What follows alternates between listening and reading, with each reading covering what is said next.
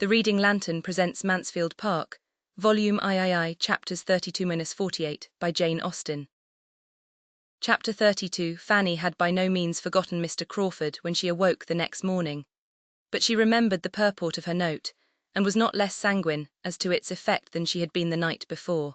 If Mr. Crawford would but go away. That was what she most earnestly desired. Go and take his sister with him, as he was to do, and as he returned to Mansfield on purpose to do. And why it was not done already she could not devise, for Miss Crawford certainly wanted no delay. Fanny had hoped in the course of his yesterday's visit to hear the day named, but he had only spoken of their journey as what would take place ere long. Having so satisfactorily settled the conviction her note would convey, she could not but be astonished to see Mr. Crawford, as she accidentally did, coming up to the house again, and at an hour as early as the day before. His coming might have nothing to do with her, but she must avoid seeing him if possible. And being then on her way upstairs, she resolved there to remain during the whole of his visit, unless actually sent for. And as Mrs. Norris was still in the house, there seemed little danger of her being wanted. She sat some time in a good deal of agitation, listening, trembling, and fearing to be sent for every moment. But as no footsteps approached the east room, she grew gradually composed, could sit down, and be able to employ herself, and able to hope that Mr. Crawford had come and would go without her being obliged to know anything of the matter. Nearly half an hour had passed, and she was growing very comfortable, when suddenly the sound of a step in regular approach was heard. A heavy step, an unusual step in that part of the house. It was her uncle's. She knew it as well as his voice. She had trembled at it as often, and began to tremble again at the idea of his coming up to speak to her, whatever might be the subject. It was indeed Sir Thomas who opened the door and asked if she were there, and if he might come in.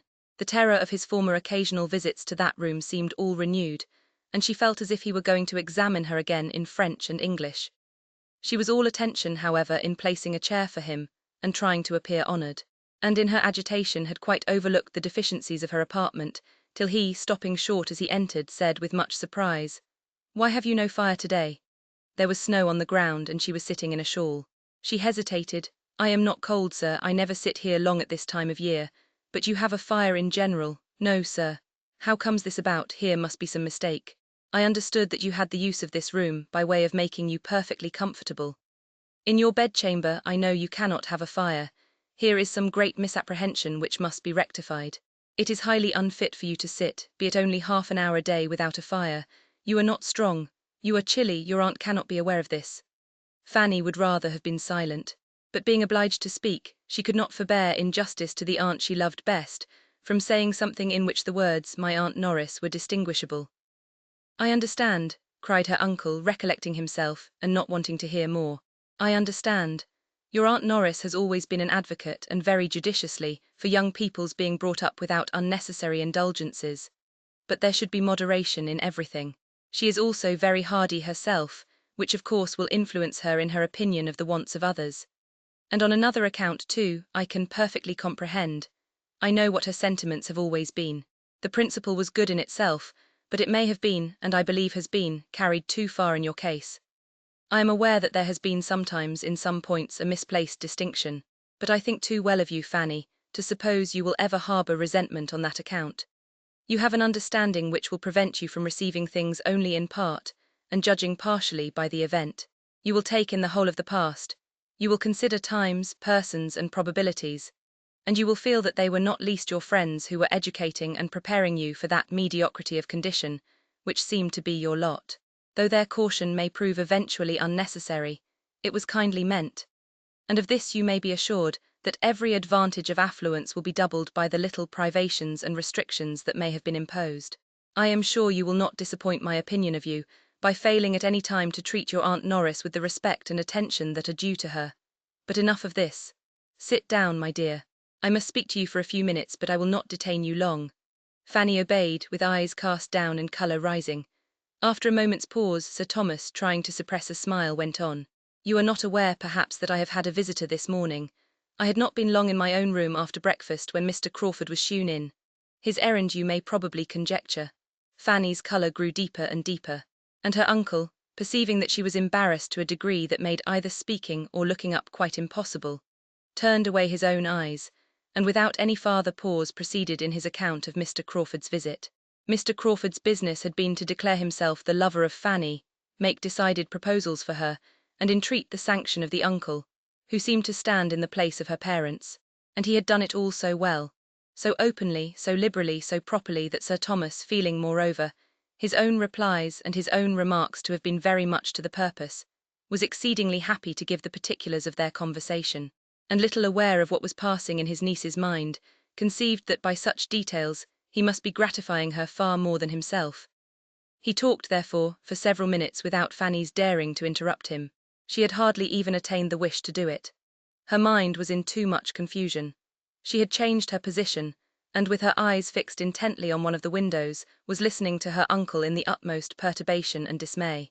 For a moment he ceased, but she had barely become conscious of it, when, rising from his chair, he said, "And now, Fanny, having performed one part of my commission, and shewn you everything placed on a basis the most assured and satisfactory, I may execute the remainder by prevailing on you to accompany me downstairs, where, though I cannot but presume on having been no unacceptable companion myself, I must submit to your finding one still better worth listening to. Mr. Crawford, as you have perhaps foreseen, is yet in the house. He is in my room and hoping to see you there." There was a look, a start, an exclamation on hearing this which astonished Sir Thomas, but what was his increase of astonishment on hearing her exclaim, "Oh, no, sir, I cannot, indeed I cannot go down to him. Mr. Crawford ought to know, he must know that. I told him enough yesterday to convince him. He spoke to me on this subject yesterday, and I told him without disguise that it was very disagreeable to me, and quite out of my power to return his good opinion." "I do not catch your meaning," said Sir Thomas, sitting down again. "Out of your power to return his good opinion. What is all this? I know he spoke to you yesterday, and, as far as I understand, received as much encouragement to proceed as a well-judging young woman could permit herself to give. I was very much pleased with what I collected to have been your behaviour on the occasion. It showed a discretion highly to be commended. But now, when he has made his overtures so properly and honourably, what are your scruples now?" "You are mistaken, sir," cried Fanny, forced by the anxiety of the moment even to tell her uncle that he was wrong. "You are quite mistaken. How could Mr. Crawford say such a thing? I gave him no encouragement yesterday. On the contrary, I told him, I cannot recollect my exact words, but I am sure I told him that I would not listen to him, that it was very unpleasant to me in every respect, and that I begged him never to talk to me in that manner again. I am sure I said as much as that and more, and I should have said still more if I had been quite certain of his meaning anything seriously. But I did not like to be, I could not bear to be, imputing more than might be intended. I thought it might all pass for nothing with him." She could say no more, her breath was almost gone. "Am I to understand," said Sir Thomas after a few moments' silence, "that you mean to refuse Mr. Crawford?" "Yes, sir." "Refuse him?" "Yes, sir." "Refuse Mr. Crawford? Upon what plea, for what reason?" I cannot like him, sir, well enough to marry him." "This is very strange," said Sir Thomas in a voice of calm displeasure. "There is something in this which my comprehension does not reach. Here is a young man wishing to pay his addresses to you, with everything to recommend him. Not merely situation in life, fortune, and character, but with more than common agreeableness, with address and conversation pleasing to everybody. And he is not an acquaintance of today, you have now known him some time. His sister, moreover, is your intimate friend, and he has been doing that for your brother, which I should suppose would have been almost sufficient recommendation to you, had there been no other. It is very uncertain when my interest might have got William on. He has done it already."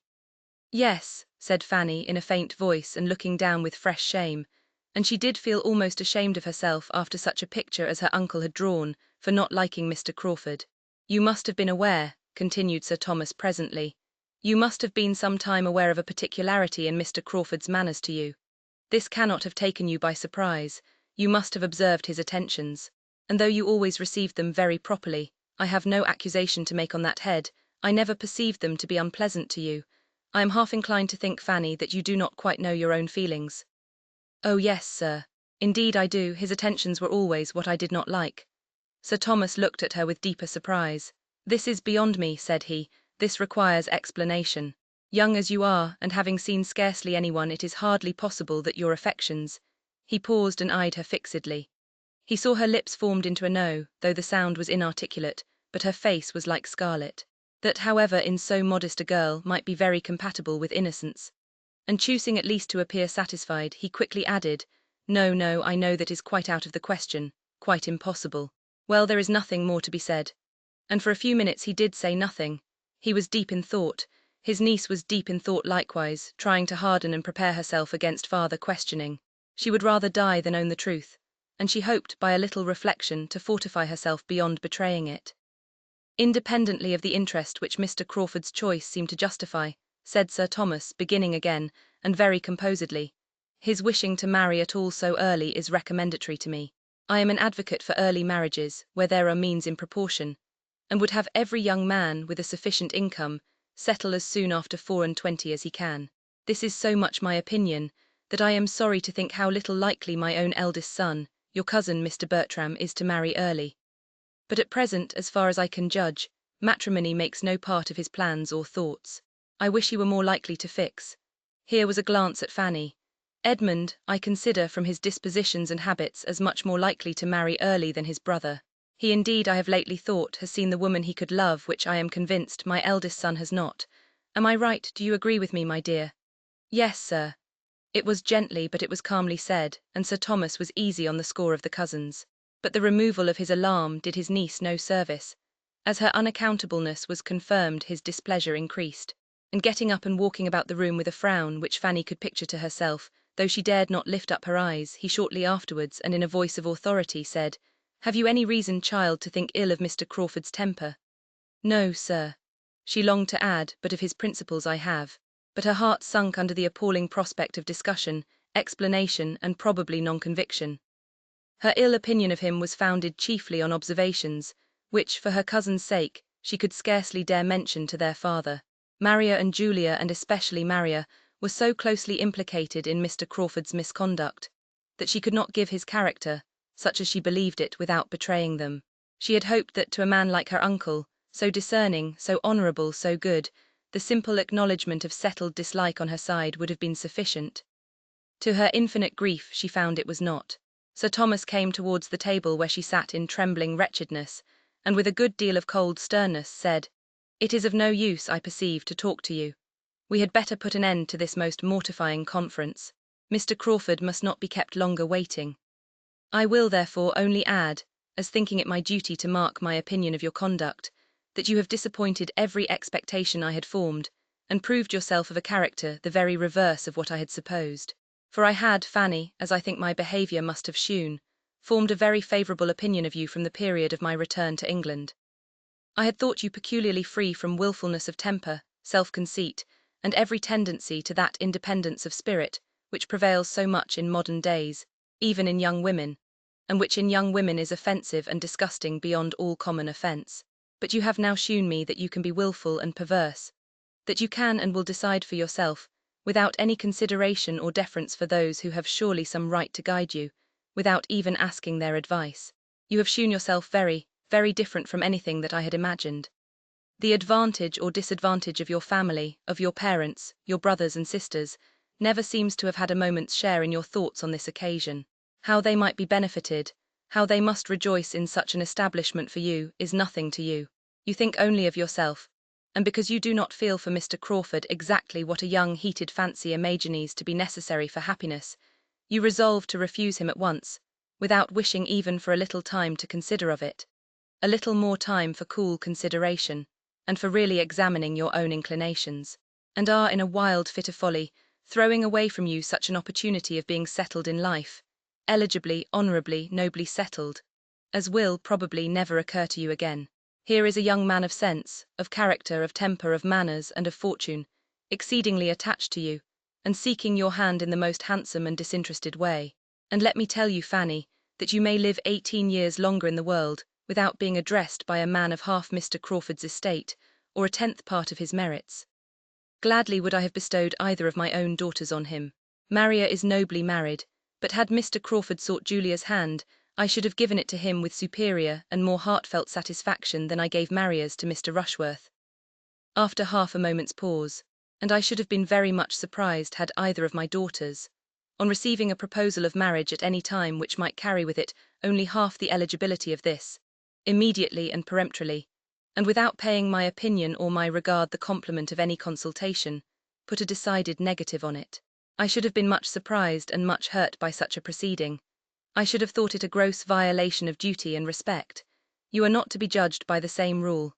You do not owe me the duty of a child. But Fanny, if your heart can acquit you of ingratitude," he ceased. Fanny was by this time crying so bitterly that, angry as he was, he would not press that article farther. Her heart was almost broke by such a picture of what she appeared to him, by such accusations, so heavy, so multiplied, so rising in dreadful gradation. Self-willed, obstinate, selfish, and ungrateful. He thought her all this. She had deceived his expectations, she had lost his good opinion. What was to become of her? "I am very sorry," said she inarticulately through her tears. "I am very sorry indeed." "Sorry, yes, I hope you are sorry. And you will probably have reason to be long sorry for this day's transactions." "If it were possible for me to do otherwise," said she, with another strong effort, "but I am so perfectly convinced that I could never make him happy, and that I should be miserable myself." Another burst of tears. But in spite of that burst, and in spite of that great black word miserable which served to introduce it, Sir Thomas began to think a little relenting, a little change of inclination, might have something to do with it, and to augur favourably from the personal entreaty of the young man himself. He knew her to be very timid and exceedingly nervous, and thought it not improbable that her mind might be in such a state as a little time, a little pressing, a little patience, and a little impatience, a judicious mixture of all on the lover's side, might work their usual effect on. If the gentleman would but persevere, if he had but love enough to persevere, Sir Thomas began to have hopes. And these reflections having passed across his mind and cheered it, "Well," said he, in a tone of becoming gravity, but of less anger, "well, child, dry up your tears. There is no use in these tears, they can do no good. You must now come downstairs with me. Mr. Crawford has been kept waiting too long already. You must give him your own answer. We cannot expect him to be satisfied with less. And you only can explain to him the grounds of that misconception of your sentiments, which, unfortunately for himself, he certainly has imbibed. I am totally unequal to it." But Fanny showed such reluctance, such misery at the idea of going down to him, that Sir Thomas, after a little consideration, judged it better to indulge her. His hopes from both gentleman and lady suffered a small depression in consequence. But when he looked at his niece, and saw the state of feature and complexion which her crying had brought her into, he thought there might be as much lost as gained by an immediate interview. With a few words, therefore, of no particular meaning, he walked off by himself, leaving his poor niece to sit and cry over what had passed, with very wretched feelings. Her mind was all disorder. The past, present, future, everything was terrible. But her uncle's anger gave her the severest pain of all. Selfish and ungrateful, to have appeared so to him, she was miserable for ever. She had no one to take her part, to counsel or speak for her. Her only friend was absent. He might have softened his father, but all, perhaps all, would think her selfish and ungrateful. She might have to endure the reproach again and again. She might hear it, or see it, or know it to exist for ever in every connection about her. She could not but feel some resentment against Mr. Crawford. Yet if he really loved her, and were unhappy too, it was all wretchedness together. In about a quarter of an hour her uncle returned. She was almost ready to faint at the sight of him. He spoke calmly, however, without austerity, without reproach, and she revived a little.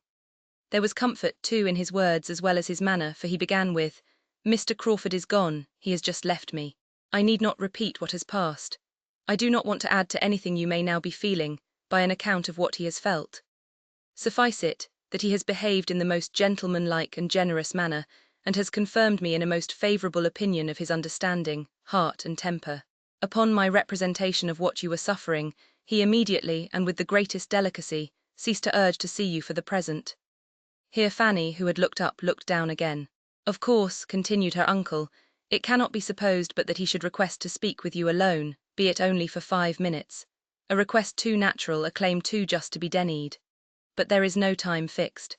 Perhaps tomorrow, or whenever your spirits are composed enough. For the present you have only to tranquilize yourself. Check these tears, they do but exhaust you. If, as I am willing to suppose, you wish to show me any observance, you will not give way to these emotions, but endeavour to reason yourself into a stronger frame of mind. I advise you to go out. The air will do you good. Go out for an hour on the gravel. You will have the shrubbery to yourself, and will be the better for air and exercise.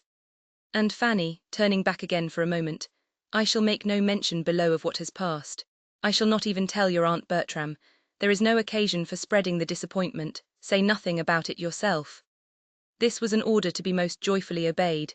This was an act of kindness which Fanny felt at her heart. To be spared from her Aunt Norris's interminable reproaches, he left her in a glow of gratitude. Anything might be bearable rather than such reproaches. Even to see Mr. Crawford would be less overpowering. She walked out directly as her uncle recommended, and followed his advice throughout as far as she could. Did check her tears, did earnestly try to compose her spirits and strengthen her mind. She wished to prove to him that she did desire his comfort, and sought to regain his favour. And he had given her another strong motive for exertion, in keeping the whole affair from the knowledge of her aunts. Not to excite suspicion by her look or manner was now an object worth attaining, and she felt equal to almost anything that might save her from her Aunt Norris. She was struck, quite struck, when on returning from her walk and going into the East Room again, the first thing which caught her eye was a fire lighted and burning. A fire, it seemed too much. Just at that time to be giving her such an indulgence was exciting even painful gratitude. She wondered that Sir Thomas could have leisure to think of such a trifle again, but she soon found, from the voluntary information of the housemaid, who came in to attend it, that so it was to be every day. Sir Thomas had given orders for it. "I must be a brute indeed if I can be really ungrateful," said she in soliloquy. "Heaven defend me from being ungrateful." She saw nothing more of her uncle, nor of her Aunt Norris, till they met at dinner. Her uncle's behaviour to her was then as nearly as possible what it had been before. She was sure he did not mean there should be any change, and that it was only her own conscience that could fancy any. But her aunt was soon quarrelling with her, and when she found how much and how unpleasantly her having only walked out without her aunt's knowledge could be dwelt on, she felt all the reason she had to bless the kindness which saved her from the same spirit of reproach, exerted on a more momentous subject. "If I had known you were going out, I should have got you just to go as far as my house with some orders for Nanny," said she, "which I have since, to my very great inconvenience, been obliged to go and carry myself. I could very ill spare the time, and you might have saved me the trouble, if you would only have been so good as to let us know you were going out. It would have made no difference to you, I suppose, whether you had walked in the shrubbery or gone to my house." "I recommended the shrubbery to Fanny as the driest place," said Sir Thomas. "Oh," said Mrs. Norris with a moment's check, "that was very kind of you, Sir Thomas, but you do not know how dry the path is to my house. Fanny would have had quite as good a walk there, I assure you, with the advantage of being of some use and obliging her aunt. It is all her fault. If she would but have let us know she was going out, but there is a something about Fanny, I have often observed it before, she likes to go her own way to work. She does not like to be dictated to. She takes her own independent walk whenever she can. She certainly has a little spirit of secrecy and independence and nonsense about her, which I would advise her to get the better of." As a general reflection on Fanny, Sir Thomas thought nothing could be more unjust, though he had been so lately expressing the same sentiments himself, and he tried to turn the conversation, tried repeatedly before he could succeed. For Mrs. Norris had not discernment enough to perceive, either now, or at any other time, to what degree he thought well of his niece, or how very far he was from wishing to have his own children's merits set off by the depreciation of hers. She was talking at Fanny, and resenting this private walk half through the dinner. It was over, however, at last, and the evening set in with more composure to Fanny, and more cheerfulness of spirits than she could have hoped for after so stormy a morning. But she trusted, in the first place, that she had done right, that her judgment had not misled her. For the purity of her intentions she could answer, and she was willing to hope, secondly, that her uncle's displeasure was abating, and would abate farther as he considered the matter with more impartiality, and felt, as a good man must feel, how wretched and how unpardonable, how hopeless, and how wicked it was to marry without affection. When the meeting with which she was threatened for the morrow was past, she could not but flatter herself that the subject would be finally concluded, and Mr. Crawford once gone from Mansfield, that everything would soon be as if no such subject had existed. She could not believe that Mr. Crawford's affection for her could distress him long. His mind was not of that sort. London would soon bring its cure. In London he would soon learn to wonder at his infatuation, and be thankful for the right reason in her which had saved him from its evil consequences. While Fanny's mind was engaged in these sort of hopes, her uncle was, soon after tea, called out of the room, an occurrence too common to strike her, and she thought nothing of it till the butler reappeared 10 minutes afterwards, and advancing decidedly towards herself, said, "Sir Thomas wishes to speak with you, ma'am, in his own room." Then it occurred to her what might be going on. A suspicion rushed over her mind which drove the colour from her cheeks. But instantly rising, she was preparing to obey, when Mrs. Norris called out, "Stay, stay, Fanny. What are you about? Where are you going? Don't be in such a hurry. Depend upon it, it is not you who are wanted. Depend upon it, it is me," looking at the butler. "But you are so very eager to put yourself forward. What should Sir Thomas want you for? It is me, Baddeley, you mean. I am coming this moment. You mean me Baddeley, I am sure. Sir Thomas wants me, not Miss Price. But Baddeley was stout. No, ma'am, it is Miss Price. I am certain of its being Miss Price. And there was a half-smile with the words, which meant, I do not think you would answer the purpose at all. Mrs. Norris, much discontented, was obliged to compose herself to work again, and Fanny, walking off in agitating consciousness, found herself, as she anticipated, in another minute alone with Mr. Crawford. Chapter 33. The conference was neither so short nor so conclusive as the lady had designed. The gentleman was not so easily satisfied.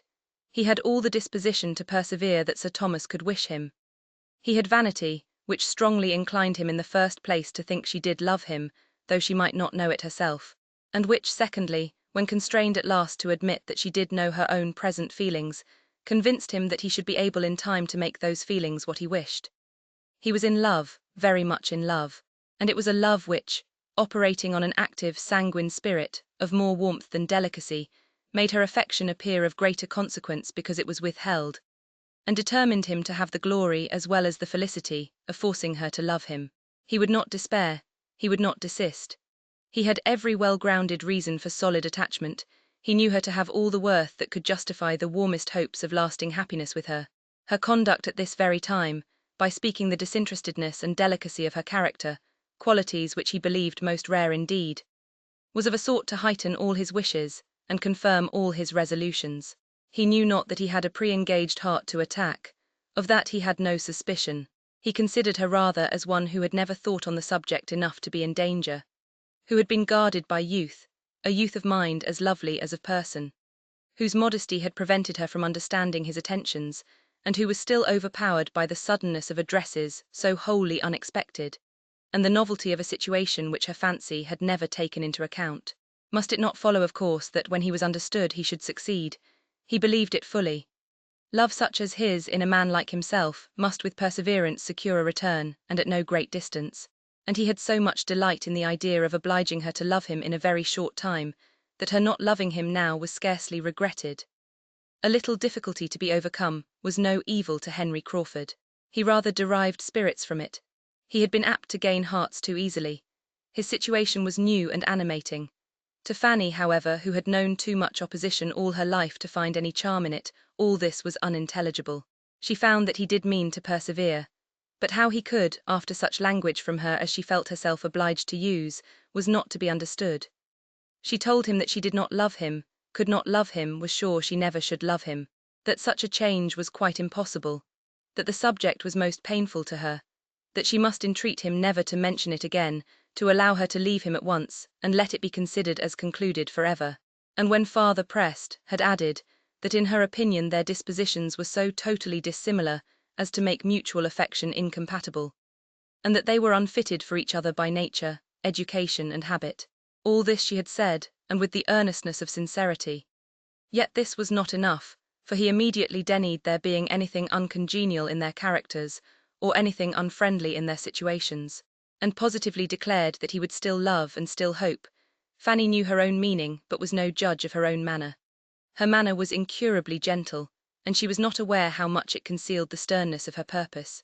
Her diffidence, gratitude, and softness made every expression of indifference seem almost an effort of self-denial. Seem, at least, to be giving nearly as much pain to herself as to him. Mr. Crawford was no longer the Mr. Crawford who, as the clandestine, insidious, treacherous admirer of Maria Bertram, had been her abhorrence, whom she had hated to see or to speak to, in whom she could believe no good quality to exist, and whose power even of being agreeable she had barely acknowledged. He was now the Mr. Crawford who was addressing herself with ardent, disinterested love, whose feelings were apparently become all that was honourable and upright, whose views of happiness were all fixed on a marriage of attachment, who was pouring out his sense of her merits, describing and describing again his affection, proving as far as words could prove it, and in the language, tone, and spirit of a man of talent too, that he sought her for her gentleness and her goodness. And to complete the whole, he was now the Mr. Crawford who had procured William's promotion. Here was a change, and here were claims which could not but operate. She might have disdained him in all the dignity of angry virtue, in the grounds of Southerton, or the theatre at Mansfield Park, but he approached her now with rights that demanded different treatment. She must be courteous, and she must be compassionate. She must have a sensation of being honoured, and whether thinking of herself or her brother, she must have a strong feeling of gratitude. The effect of the whole was a manner so pitying and agitated, and words intermingled with her refusal so expressive of obligation and concern, that to a temper of vanity and hope like Crawford's, the truth, or at least the strength of her indifference, might well be questionable, and he was not so irrational as Fanny considered him, in the professions of persevering, assiduous, and not desponding attachment which closed the interview. It was with reluctance that he suffered her to go, but there was no look of despair in parting to belie his words, or give her hopes of his being less unreasonable than he professed himself. Now she was angry. Some resentment did arise at a perseverance so selfish and ungenerous. Here was again a want of delicacy and regard for others which had formerly so struck and disgusted her. Here was again a something of the same Mr. Crawford whom she had so reprobated before. How evidently was there a gross want of feeling and humanity where his own pleasure was concerned. And, alas, how always known no principle to supply as a duty what the heart was deficient in. Had her own affections been as free, as perhaps they ought to have been, he never could have engaged them. So thought Fanny, in good truth and sober sadness, as she sat musing over that too great indulgence and luxury of a fire upstairs, wondering at the past and present, wondering at what was yet to come, and in a nervous agitation which made nothing clear to her, but the persuasion of her being never under any circumstances able to love Mr. Crawford, and the felicity of having a fire to sit over and think of it. Sir Thomas was obliged, or obliged himself, to wait till the morrow for a knowledge of what had passed between the young people. He then saw Mr. Crawford, and received his account. The first feeling was disappointment. He had hoped better things. He had thought that an hour's entreaty from a young man like Crawford could not have worked so little change on a gentle-tempered girl like Fanny. But there was speedy comfort in the determined views and sanguine perseverance of the lover, and when seeing such confidence of success in the principal, Sir Thomas was soon able to depend on it himself. Nothing was omitted on his side of civility, compliment, or kindness that might assist the plan. Mr. Crawford's steadiness was honoured, and Fanny was praised, and the connection was still the most desirable in the world. At Mansfield Park Mr. Crawford would always be welcome. He had only to consult his own judgment and feelings as to the frequency of his visits, at present or in future. In all his niece's family and friends there could be but one opinion, one wish on the subject. The influence of all who loved her must incline one way. Everything was said that could encourage, every encouragement received with grateful joy, and the gentlemen parted the best of friends. Satisfied that the cause was now on a footing the most proper and hopeful, Sir Thomas resolved to abstain from all farther importunity with his niece, and to show no open interference. Upon her disposition he believed kindness might be the best way of working. Entreaty should be from one quarter only. The forbearance of her family on a point, respecting which she could be in no doubt of their wishes, might be their surest means of forwarding it. Accordingly, on this principle, Sir Thomas took the first opportunity of saying to her, with a mild gravity intended to be overcoming, "Well, Fanny, I have seen Mr. Crawford again, and learned from him exactly how matters stand between you. He is a most extraordinary young man, and whatever be the event, you must feel that you have created an attachment of no common character. Though young as you are, and little acquainted with the transient, varying, unsteady nature of love, as it generally exists, you cannot be struck as I am with all that is wonderful in a perseverance of this sort against discouragement. With him it is entirely a matter of feeling, he claims no merit in it, perhaps is entitled to none. Yet, having chosen so well, his constancy has a respectable stamp. Had his choice been less unexceptionable, I should have condemned his persevering." "Indeed, sir," said Fanny, "I am very sorry that Mr. Crawford should continue to. I know that it is paying me a very great compliment, and I feel most undeservedly honoured. But I am so perfectly convinced, and I have told him so, that it never will be in my power." "My dear," interrupted Sir Thomas, "there is no occasion for this. Your feelings are as well known to me as my wishes and regrets must be to you. There is nothing more to be said or done. From this hour the subject is never to be revived between us. You will have nothing to fear or to be agitated about. You cannot suppose me capable of trying to persuade you to marry against your inclinations. Your happiness and advantage are all that I have in view, and nothing is required of you but to bear with Mr. Crawford's endeavours to convince you that they may not be incompatible with his. He proceeds at his own risk. You are on safe ground. I have engaged for your seeing him whenever he calls, as you might have done had nothing of this sort occurred.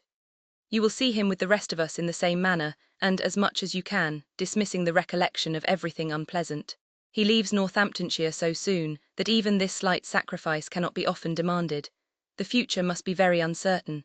And now, my dear Fanny, this subject is closed between us. The promised departure was all that Fanny could think of with much satisfaction.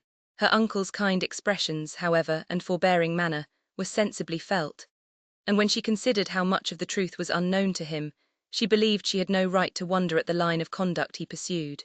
He who had married a daughter to Mr. Rushworth, romantic delicacy was certainly not to be expected from him. She must do her duty, and trust that time might make her duty easier than it now was. She could not, though only 18, suppose Mr. Crawford's attachment would hold out forever. She could not but imagine that steady, unceasing discouragement from herself would put an end to it in time. How much time she might, in her own fancy, allot for its dominion, is another concern. It would not be fair to inquire into a young lady's exact estimate of her own perfections. In spite of his intended silence, Sir Thomas found himself once more obliged to mention the subject to his niece, to prepare her briefly for its being imparted to her aunts. A measure which he would still have avoided, if possible, but which became necessary from the totally opposite feelings of Mr. Crawford as to any secrecy of proceeding. He had no idea of concealment. It was all known at the parsonage, where he loved to talk over the future with both his sisters, and it would be rather gratifying to him to have enlightened witnesses of the progress of his success. When Sir Thomas understood this, he felt the necessity of making his own wife and sister-in-law acquainted with the business without delay. Though, on Fanny's account, he almost dreaded the effect of the communication to Mrs. Norris as much as Fanny herself. He deprecated her mistaken but well-meaning zeal. Sir Thomas, indeed, was, by this time, not very far from classing Mrs. Norris as one of those well-meaning people who are always doing mistaken and very disagreeable things. Mrs. Norris, however, relieved him. He pressed for the strictest forbearance and silence towards their niece. She not only promised but did observe it. She only looked her increased ill will. Angry she was, bitterly angry, but she was more angry with Fanny for having received such an offer than for refusing it. It was an injury and affront to Julia, who ought to have been Mr. Crawford's choice, and independently of that, she disliked Fanny because she had neglected her, and she would have grudged such an elevation to one whom she had been always trying to depress. Sir Thomas gave her more credit for discretion on the occasion than she deserved, and Fanny could have blessed her for allowing her only to see her displeasure, and not to hear it. Lady Bertram took it differently. She had been a beauty, and a prosperous beauty, all her life, and beauty and wealth were all that excited her respect. To know Fanny to be sought in marriage by a man of fortune raised her, therefore, very much in her opinion. By convincing her that Fanny was very pretty, which she had been doubting about before, and that she would be advantageously married, it made her feel a sort of credit in calling her niece. "Well, Fanny," said she, as soon as they were alone together afterwards, and she really had known something like impatience to be alone with her, and her countenance as she spoke had extraordinary animation. "Well, Fanny, I have had a very agreeable surprise this morning. I must just speak of it once. I told Sir Thomas I must once, and then I shall have done. I give you joy, my dear niece." And looking at her complacently, she added, "Humph, we certainly are a handsome family." Fanny coloured and doubted at first what to say. When, hoping to assail her on her vulnerable side, she presently answered, "My dear aunt, you cannot wish me to do differently from what I have done, I am sure. You cannot wish me to marry, for you would miss me, should not you? Yes, I am sure you would miss me too much for that." "No, my dear, I should not think of missing you, when such an offer as this comes in your way. I could do very well without you if you were married to a man of such good estate as Mr. Crawford. And you must be aware, Fanny, that it is every young woman's duty to accept such a very unexceptionable offer as this." This was almost the only rule of conduct, the only piece of advice, which Fanny had ever received from her aunt in the course of 8 years and a half. It silenced her. She felt how unprofitable contention would be. If her aunt's feelings were against her, nothing could be hoped from attacking her understanding. Lady Bertram was quite talkative. "I will tell you what, Fanny," said she, "I am sure he fell in love with you at the ball. I am sure the mischief was done that evening. You did look remarkably well. Everybody said so. Sir Thomas said so. And you know you had Chapman to help you to dress. I am very glad I sent Chapman to you. I shall tell Sir Thomas that I am sure it was done that evening." And still pursuing the same cheerful thoughts, she soon afterwards added, "And I will tell you what, Fanny, which is more than I did for Maria. The next time Pug has a litter you shall have a puppy." Chapter 34. Edmund had great things to hear on his return. Many surprises were awaiting him. The first that occurred was not least in interest. The appearance of Henry Crawford and his sister walking together through the village as he rode into it. He had concluded, he had meant them to be far distant. His absence had been extended beyond a fortnight purposely to avoid Miss Crawford. He was returning to Mansfield with spirits ready to feed on melancholy remembrances and tender associations, when her own fair self was before him, leaning on her brother's arm, and he found himself receiving a welcome, unquestionably friendly, from the woman whom, 2 moments before, he had been thinking of as 70 miles off, and as farther, much farther, from him in inclination than any distance could express. Her reception of him was of a sort which he could not have hoped for, had he expected to see her. Coming as he did from such a purport fulfilled as had taken him away, he would have expected anything rather than a look of satisfaction, and words of simple, pleasant meaning. It was enough to set his heart in a glow, and to bring him home in the properest state for feeling the full value of the other joyful surprises at hand. William's promotion, with all its particulars, he was soon master of, and with such a secret provision of comfort within his own breast to help the joy. He found in it a source of most gratifying sensation and unvarying cheerfulness all dinner time. After dinner, when he and his father were alone, he had Fanny's history, and then all the great events of the last fortnight and the present situation of matters at Mansfield were known to him. Fanny suspected what was going on. They sat so much longer than usual in the dining parlour that she was sure they must be talking of her. And when tea at last brought them away, and she was to be seen by Edmund again, she felt dreadfully guilty. He came to her, sat down by her, took her hand and pressed it kindly. And at that moment she thought that, but for the occupation and the scene which the tea things afforded, she must have betrayed her emotion in some unpardonable excess. He was not intending, however, by such action, to be conveying to her that unqualified approbation and encouragement which her hopes drew from it. It was designed only to express his participation in all that interested her, and to tell her that he had been hearing what quickened every feeling of affection. He was, in fact, entirely on his father's side of the question. His surprise was not so great as his father's at her refusing Crawford, because, so far from supposing her to consider him with anything like a preference, he had always believed it to be rather the reverse, and could imagine her to be taken perfectly unprepared. But Sir Thomas could not regard the connection as more desirable than he did. It had every recommendation to him, and while honouring her for what she had done under the influence of her present indifference, honouring her in rather stronger terms than Sir Thomas could quite echo, he was most earnest in hoping, and sanguine in believing, that it would be a match at last, and that, united by mutual affection, it would appear that their dispositions were as exactly fitted to make them blessed in each other, as he was now beginning seriously to consider them. Crawford had been too precipitate. He had not given her time to attach herself. He had begun at the wrong end. With such powers as his, however, and such a disposition as hers, Edmund trusted that everything would work out a happy conclusion. Meanwhile, he saw enough of Fanny's embarrassment to make him scrupulously guard against exciting it a second time, by any word or look or movement. Crawford called the next day, and on the score of Edmund's return, Sir Thomas felt himself more than licensed to ask him to stay dinner. It was really a necessary compliment. He stayed, of course, and Edmund had then ample opportunity for observing how he sped with Fanny, and what degree of immediate encouragement for him might be extracted from her manners. And it was so little, so very, very little. Every chance, every possibility of it, resting upon her embarrassment only. If there was not hope in her confusion, there was hope in nothing else, that he was almost ready to wonder at his friend's perseverance. Fanny was worth it all. He held her to be worth every effort of patience, every exertion of mind. But he did not think he could have gone on himself with any woman breathing, without something more to warm his courage than his eyes could discern in hers. He was very willing to hope that Crawford saw clearer, and this was the most comfortable conclusion for his friend that he could come to from all that he observed to pass before, and at, and after dinner. In the evening a few circumstances occurred which he thought more promising.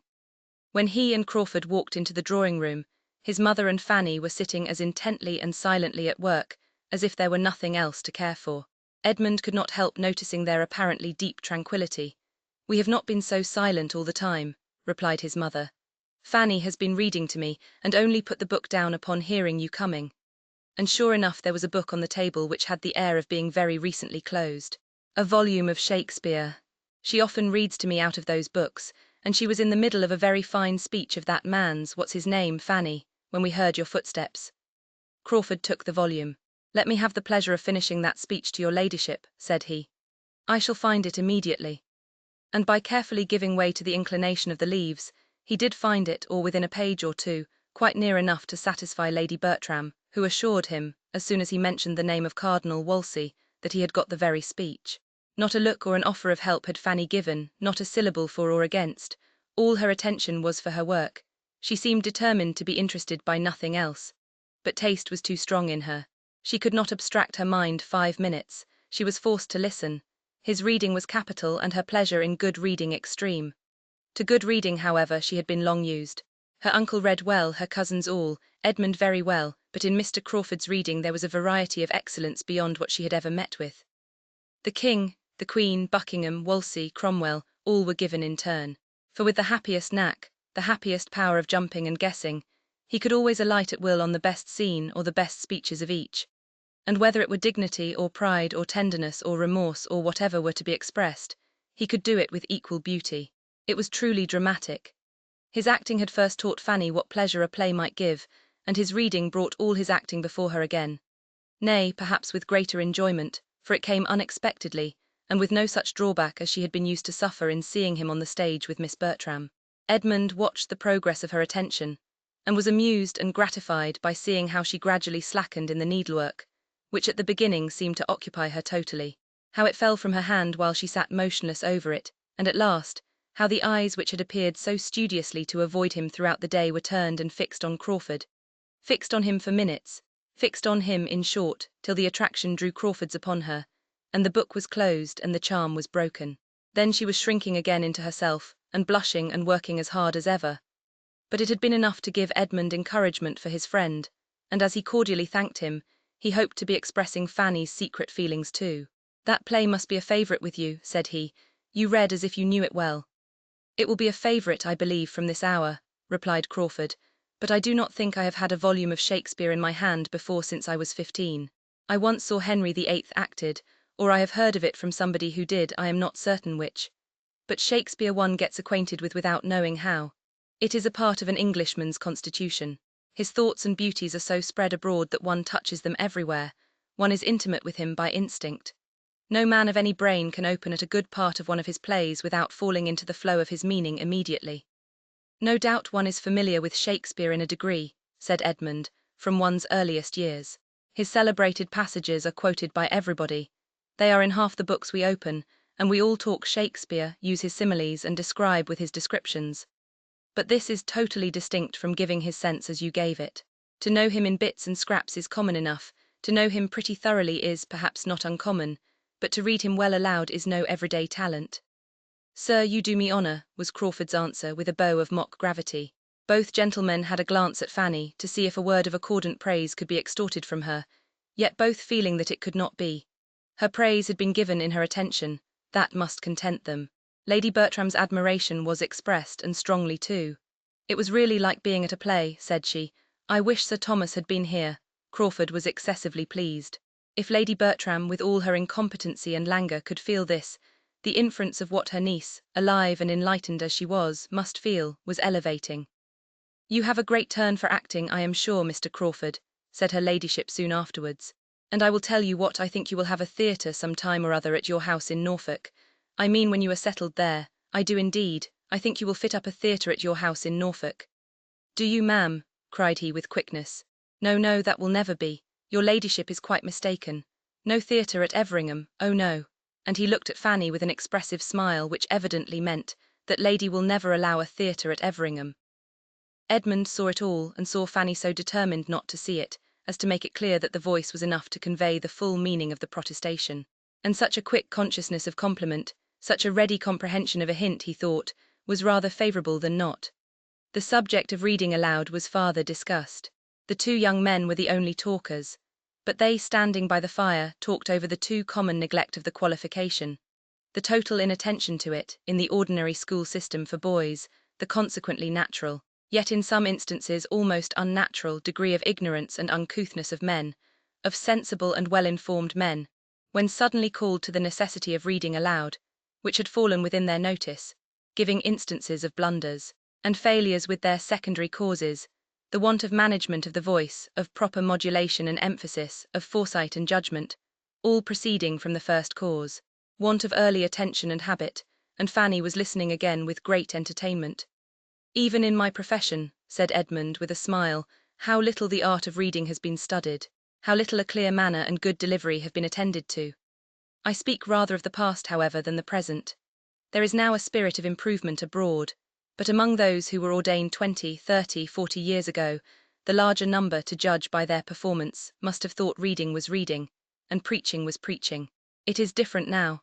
The subject is more justly considered. It is felt that distinctness and energy may have weight in recommending the most solid truths. And besides, there is more general observation and taste, a more critical knowledge diffused than formerly. In every congregation there is a larger proportion who know a little of the matter, and who can judge and criticize. Edmund had already gone through the service once since his ordination, and upon this being understood, he had a variety of questions from Crawford as to his feelings and success. Questions which being made, though with the vivacity of friendly interest and quick taste, without any touch of that spirit of banter or air of levity which Edmund knew to be most offensive to Fanny, he had true pleasure in satisfying. And when Crawford proceeded to ask his opinion and give his own as to the properest manner in which particular passages in the service should be delivered, showing it to be a subject on which he had thought before, and thought with judgment, Edmund was still more and more pleased. This would be the way to Fanny's heart. She was not to be won by all that gallantry and wit and good nature together could do. Or, at least, she would not be won by them nearly so soon, without the assistance of sentiment and feeling, and seriousness on serious subjects. Our liturgy, observed Crawford, has beauties, which not even a careless, slovenly style of reading can destroy. But it has also redundancies and repetitions which require good reading not to be felt. For myself, at least, I must confess being not always so attentive as I ought to be. Here was a glance at Fanny. That 19 times out of 20 I am thinking how such a prayer ought to be read, and longing to have it to read myself. Did you speak, stepping eagerly to Fanny and addressing her in a softened voice? And upon her saying no, he added, are you sure you did not speak? I saw your lips move. I fancied you might be going to tell me I ought to be more attentive, and not allow my thoughts to wander. Are not you going to tell me so? No, indeed, you know your duty too well for me to, even supposing. She stopped, felt herself getting into a puzzle, and could not be prevailed on to add another word, not by dint of several minutes of supplication and waiting.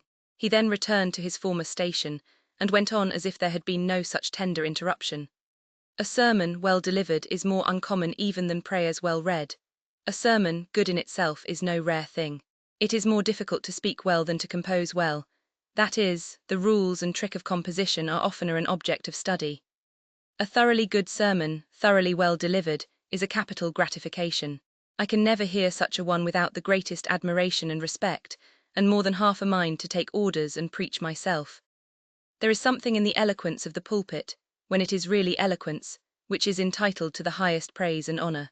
The preacher who can touch and affect such an heterogeneous mass of hearers, on subjects limited, and long worn threadbare in all common hands, who can say anything new or striking, anything that rouses the attention without offending the taste, or wearing out the feelings of his hearers, is a man whom one could not, in his public capacity, honour enough.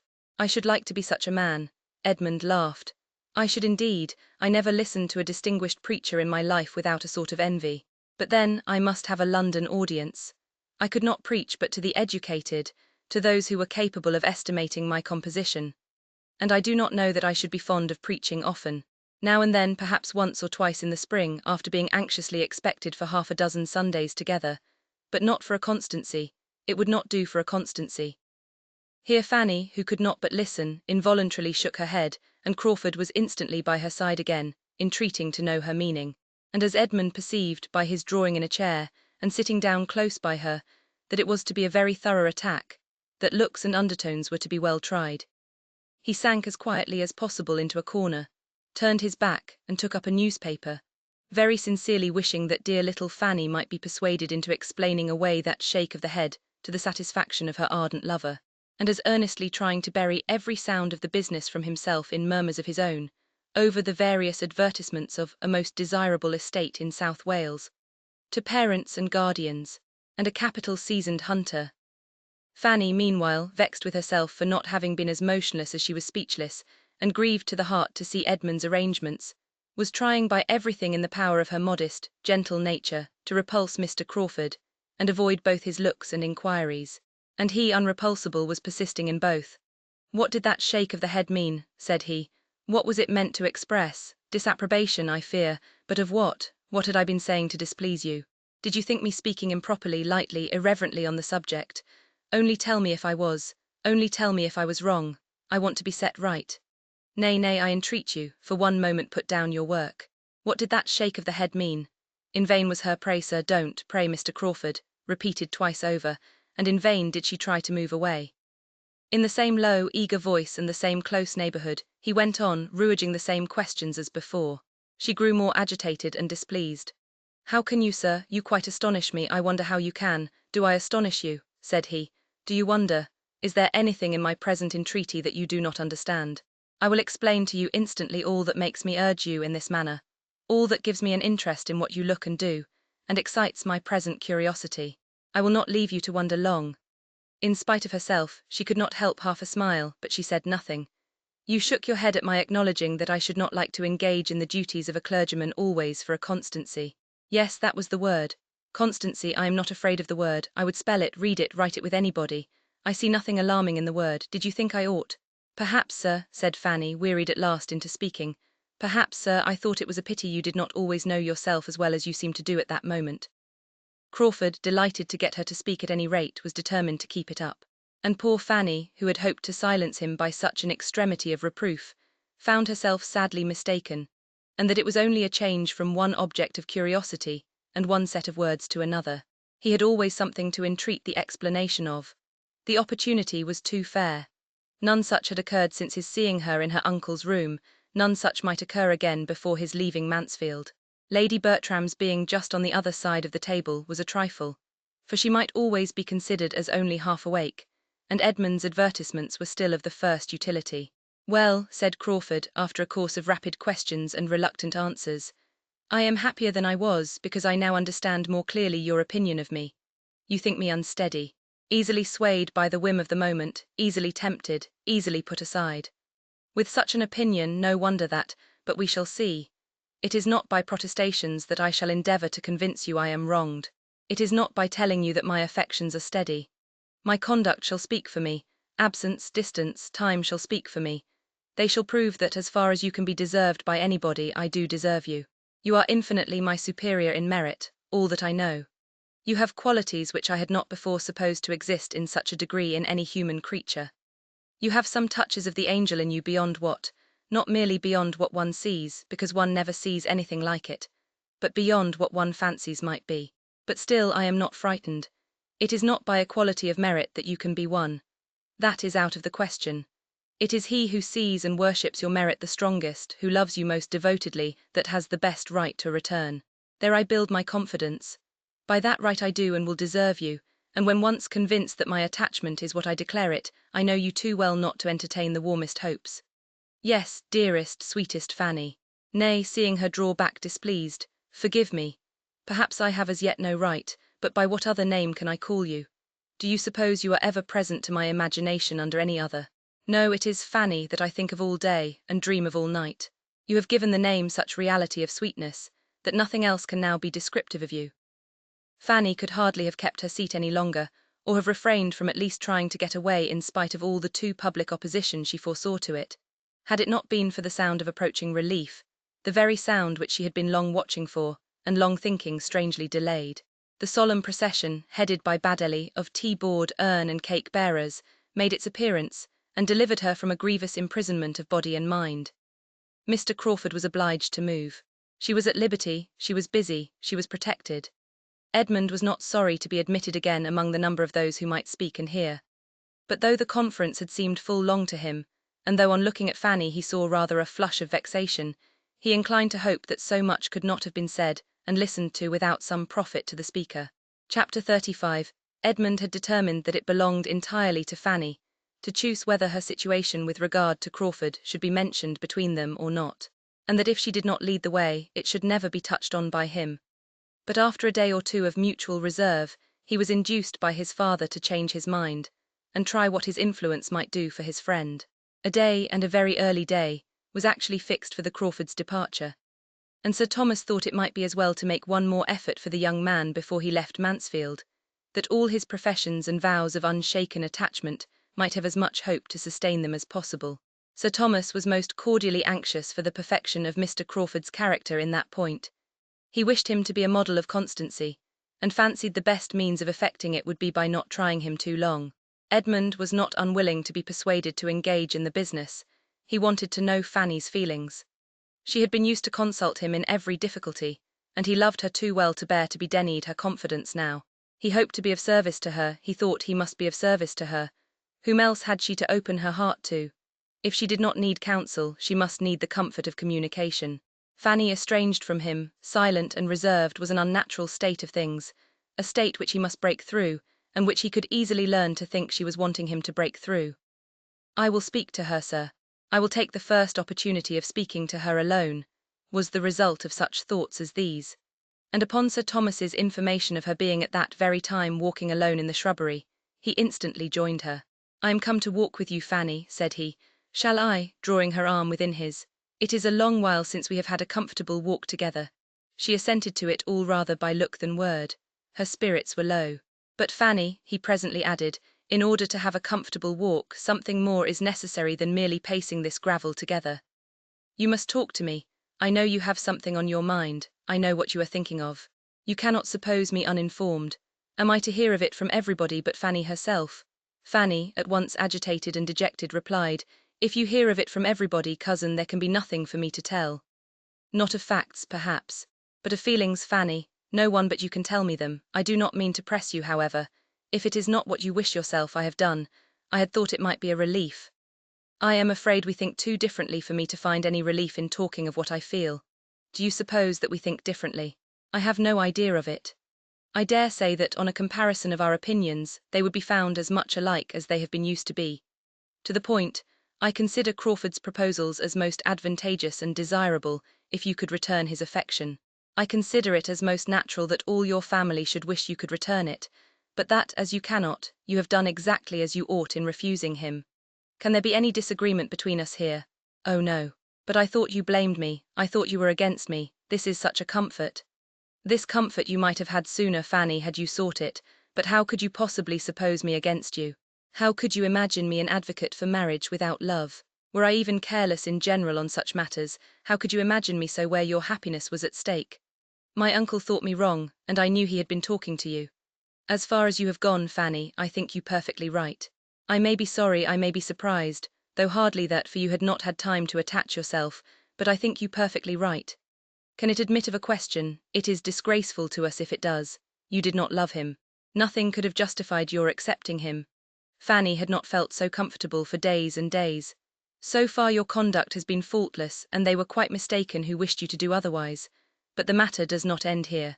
Crawford's is no common attachment. He perseveres, with the hope of creating that regard which had not been created before. This, we know, must be a work of time. But with an affectionate smile, "Let him succeed at last, Fanny, let him succeed at last. You have proved yourself upright and disinterested, prove yourself grateful and tender-hearted, and then you will be the perfect model of a woman which I have always believed you born for."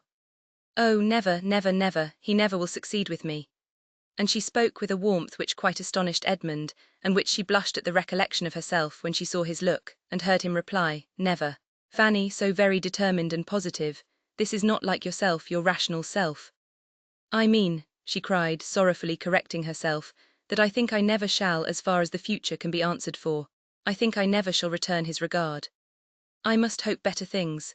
I am aware, more aware than Crawford can be, that the man who means to make you love him, you having due notice of his intentions, must have very uphill work, for there are all your early attachments and habits in battle array. And before he can get your heart for his own use, he has to unfasten it from all the holds upon things animate and inanimate, which so many years' growth have confirmed, and which are considerably tightened for the moment by the very idea of separation. I know that the apprehension of being forced to quit Mansfield will for a time be arming you against him. I wish he had not been obliged to tell you what he was trying for. I wish he had known you as well as I do, Fanny. Between us, I think we should have won you. My theoretical and his practical knowledge together could not have failed. He should have worked upon my plans. I must hope, however, that time proving him, as I firmly believe it will, to deserve you by his steady affection, will give him his reward. I cannot suppose that you have not the wish to love him, the natural wish of gratitude. You must have some feeling of that sort. You must be sorry for your own indifference. We are so totally unlike. said Fanny, avoiding a direct answer. "We are so very, very different in all our inclinations and ways that I consider it as quite impossible we should ever be tolerably happy together, even if I could like him. There never were two people more dissimilar. We have not one taste in common, we should be miserable." "You are mistaken, Fanny, the dissimilarity is not so strong. You are quite enough alike. You have tastes in common. You have moral and literary tastes in common. You have both warm hearts and benevolent feelings, and Fanny, who that heard him read and saw you listen to Shakespeare the other night, will think you unfitted as companions. You forget yourself. There is a decided difference in your tempers, I allow. He is lively, you are serious, but so much the better. His spirits will support yours. It is your disposition to be easily dejected and to fancy difficulties greater than they are. His cheerfulness will counteract this. He sees difficulties nowhere, and his pleasantness and gaiety will be a constant support to you. Your being so far unlike, Fanny, does not in the smallest degree make against the probability of your happiness together. Do not imagine it. I am myself convinced that it is rather a favourable circumstance. I am perfectly persuaded that the tempers had better be unlike. I mean unlike in the flow of the spirits, in the manners, in the inclination for much or little company, in the propensity to talk or to be silent, to be grave or to be gay. Some opposition here is, I am thoroughly convinced, friendly to matrimonial happiness. I exclude extremes, of course, and a very close resemblance in all those points would be the likeliest way to produce an extreme. A counteraction, gentle and continual, is the best safeguard of manners and conduct. Full well could Fanny guess where his thoughts were now. Miss Crawford's power was all returning. He had been speaking of her cheerfully from the hour of his coming home. His avoiding her was quite at an end. He had dined at the parsonage only the preceding day. After leaving him to his happier thoughts for some minutes, Fanny, feeling it due to herself, returned to Mr. Crawford and said, "It is not merely in temper that I consider him as totally unsuited to myself, though in that respect I think the difference between us too great, infinitely too great. His spirits often oppress me, but there is something in him which I object to still more. I must say, cousin, that I cannot approve his character. I have not thought well of him from the time of the play. I then saw him behaving, as it appeared to me, so very improperly and unfeelingly. I may speak of it now because it is all over, so improperly by poor Mr. Rushworth, not seeming to care how he exposed or hurt him, and paying attentions to my cousin Maria, which in short at the time of the play I received an impression which will never be got over." "My dear Fanny," replied Edmund, scarcely hearing her to the end, "let us not, any of us, be judged by what we appeared at that period of general folly. The time of the play is a time which I hate to recollect. Maria was wrong, Crawford was wrong, we were all wrong together, but none so wrong as myself. Compared with me, all the rest were blameless. I was playing the fool with my eyes open. As a bystander," said Fanny, "perhaps I saw more than you did, and I do think that Mr. Rushworth was sometimes very jealous. Very possibly, no wonder. Nothing could be more improper than the whole business. I am shocked whenever I think that Maria could be capable of it, but if she could undertake the part, we must not be surprised at the rest. Before the play, I am much mistaken if Julia did not think he was paying her attentions. Julia. I have heard before from someone of his being in love with Julia, but I could never see anything of it. And Fanny, though I hope I do justice to my sister's good qualities, I think it very possible that they might, one or both, be more desirous of being admired by Crawford, and might show that desire rather more unguardedly than was perfectly prudent. I can remember that they were evidently fond of his society. And with such encouragement, a man like Crawford, lively, and it may be, a little unthinking, might be led on to. There could be nothing very striking, because it is clear that he had no pretensions. His heart was reserved for you, and I must say that its being for you has raised him inconceivably in my opinion. It does him the highest honour. It shows his proper estimation of the blessing of domestic happiness and pure attachment. It proves him unspoilt by his uncle. It proves him, in short, everything that I had been used to wish to believe him, and feared he was not. I am persuaded that he does not think as he ought on serious subjects. Say, rather, that he has not thought at all upon serious subjects, which I believe to be a good deal the case. How could it be otherwise, with such an education and adviser? Under the disadvantages, indeed, which both have had, is it not wonderful that they should be what they are? Crawford's feelings, I am ready to acknowledge, have hitherto been too much his guides. Happily, those feelings have generally been good. You will supply the rest. And a most fortunate man he is to attach himself to such a creature, to a woman who, firm as a rock in her own principles, has a gentleness of character so well adapted to recommend them. He has chosen his partner, indeed, with rare felicity. He will make you happy, Fanny. I know he will make you happy, but you will make him everything." "I would not engage in such a charge," cried Fanny in a shrinking accent, "in such an office of high responsibility. As usual, believing yourself unequal to anything, fancying everything too much for you. Well, though I may not be able to persuade you into different feelings, you will be persuaded into them, I trust. I confess myself sincerely anxious that you may. I have no common interest in Crawford's well-doing. Next to your happiness, Fanny, his has the first claim on me. You are aware of my having no common interest in Crawford." Fanny was too well aware of it to have anything to say, and they walked on together some 50 yards in mutual silence and abstraction. Edmund first began again. "I was very much pleased by her manner of speaking of it yesterday, particularly pleased, because I had not depended upon her seeing everything in so just a light. I knew she was very fond of you, but yet I was afraid of her not estimating your worth to her brother quite as it deserved, and of her regretting that he had not rather fixed on some woman of distinction or fortune. I was afraid of the bias of those worldly maxims, which she has been too much used to hear. But it was very different. She spoke of you, Fanny, just as she ought. She desires the connection as warmly as your uncle or myself. We had a long talk about it. I should not have mentioned the subject, though very anxious to know her sentiments. But I had not been in the room 5 minutes before she began introducing it with all that openness of heart, and sweet peculiarity of manner, that spirit and ingenuousness which are so much a part of herself. Mrs. Grant laughed at her for her rapidity. Was Mrs. Grant in the room then?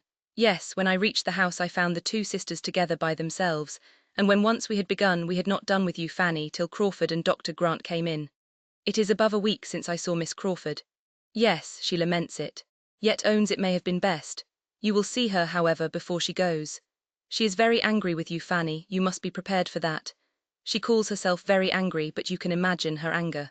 It is the regret and disappointment of a sister, who thinks her brother has a right to everything he may wish for at the first moment. She is hurt, as you would be for William, but she loves and esteems you with all her heart. I knew she would be very angry with me. My dearest Fanny, cried Edmund, pressing her arm closer to him, do not let the idea of her anger distress you. It is anger to be talked of rather than felt. Her heart is made for love and kindness, not for resentment. I wish you could have overheard her tribute of praise. I wish you could have seen her countenance when she said that you should be Henry's wife. And I observed that she always spoke of you as Fanny, which she was never used to do, and it had a sound of most sisterly cordiality. And Mrs. Grant, did she speak? Was she there all the time? Yes, she was agreeing exactly with her sister. The surprise of your refusal, Fanny, seems to have been unbounded. That you could refuse such a man as Henry Crawford seems more than they can understand.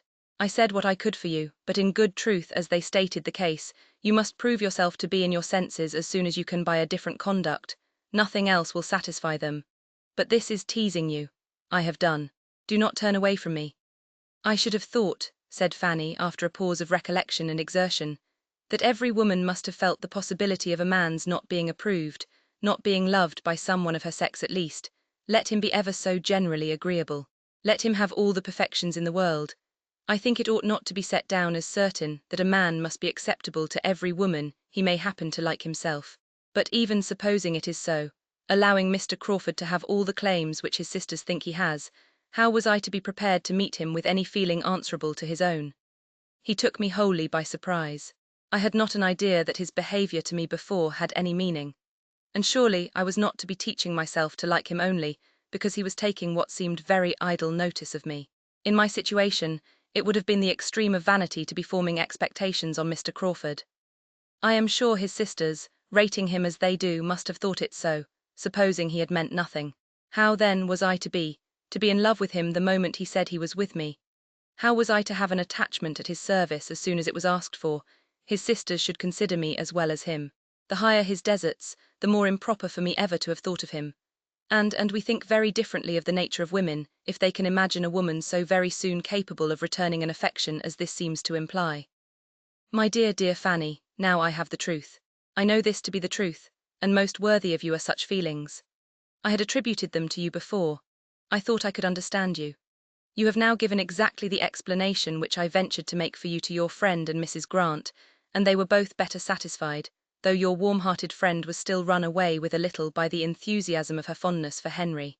I told them that you were of all human creatures the one over whom habit had most power and novelty least, and that the very circumstance of the novelty of Crawford's addresses was against him.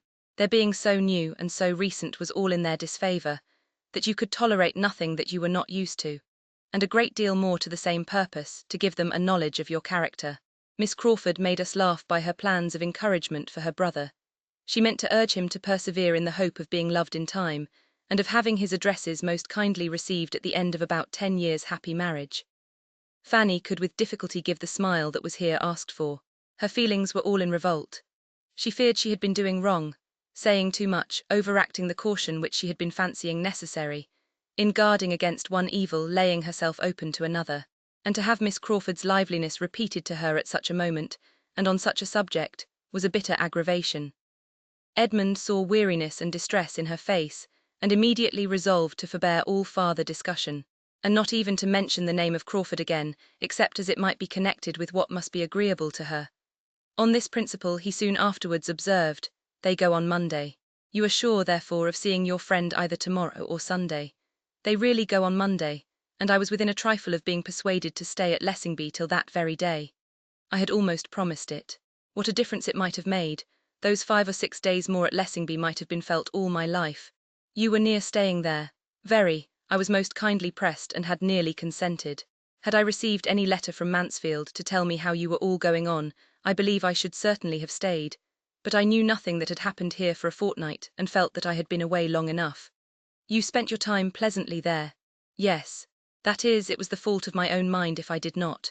They were all very pleasant. I doubt their finding me so.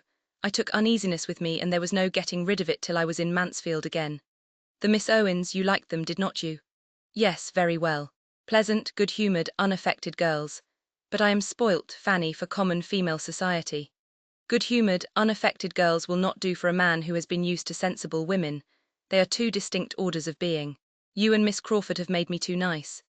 Still, however, Fanny was oppressed and wearied. He saw it in her looks, it could not be talked away.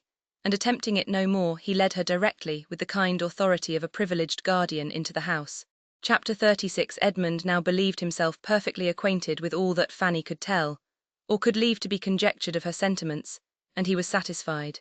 It had been, as he before presumed, too hasty a measure on Crawford's side, and time must be given to make the idea first familiar, and then agreeable to her. She must be used to the consideration of his being in love with her, and then a return of affection might not be very distant. He gave this opinion as the result of the conversation to his father, and recommended there being nothing more said to her, no farther attempts to influence or persuade, but that everything should be left to Crawford's assiduities and the natural workings of her own mind. Sir Thomas promised that it should be so. Edmund's account of Fanny's disposition he could believe to be just. He supposed she had all those feelings, but he must consider it as very unfortunate that she had, for less willing than his son to trust to the future, he could not help fearing that if such very long allowances of time and habit were necessary for her, she might not have persuaded herself into receiving his addresses properly, before the young man's inclination for paying them were over. There was nothing to be done, however, but to submit quietly and hope the best.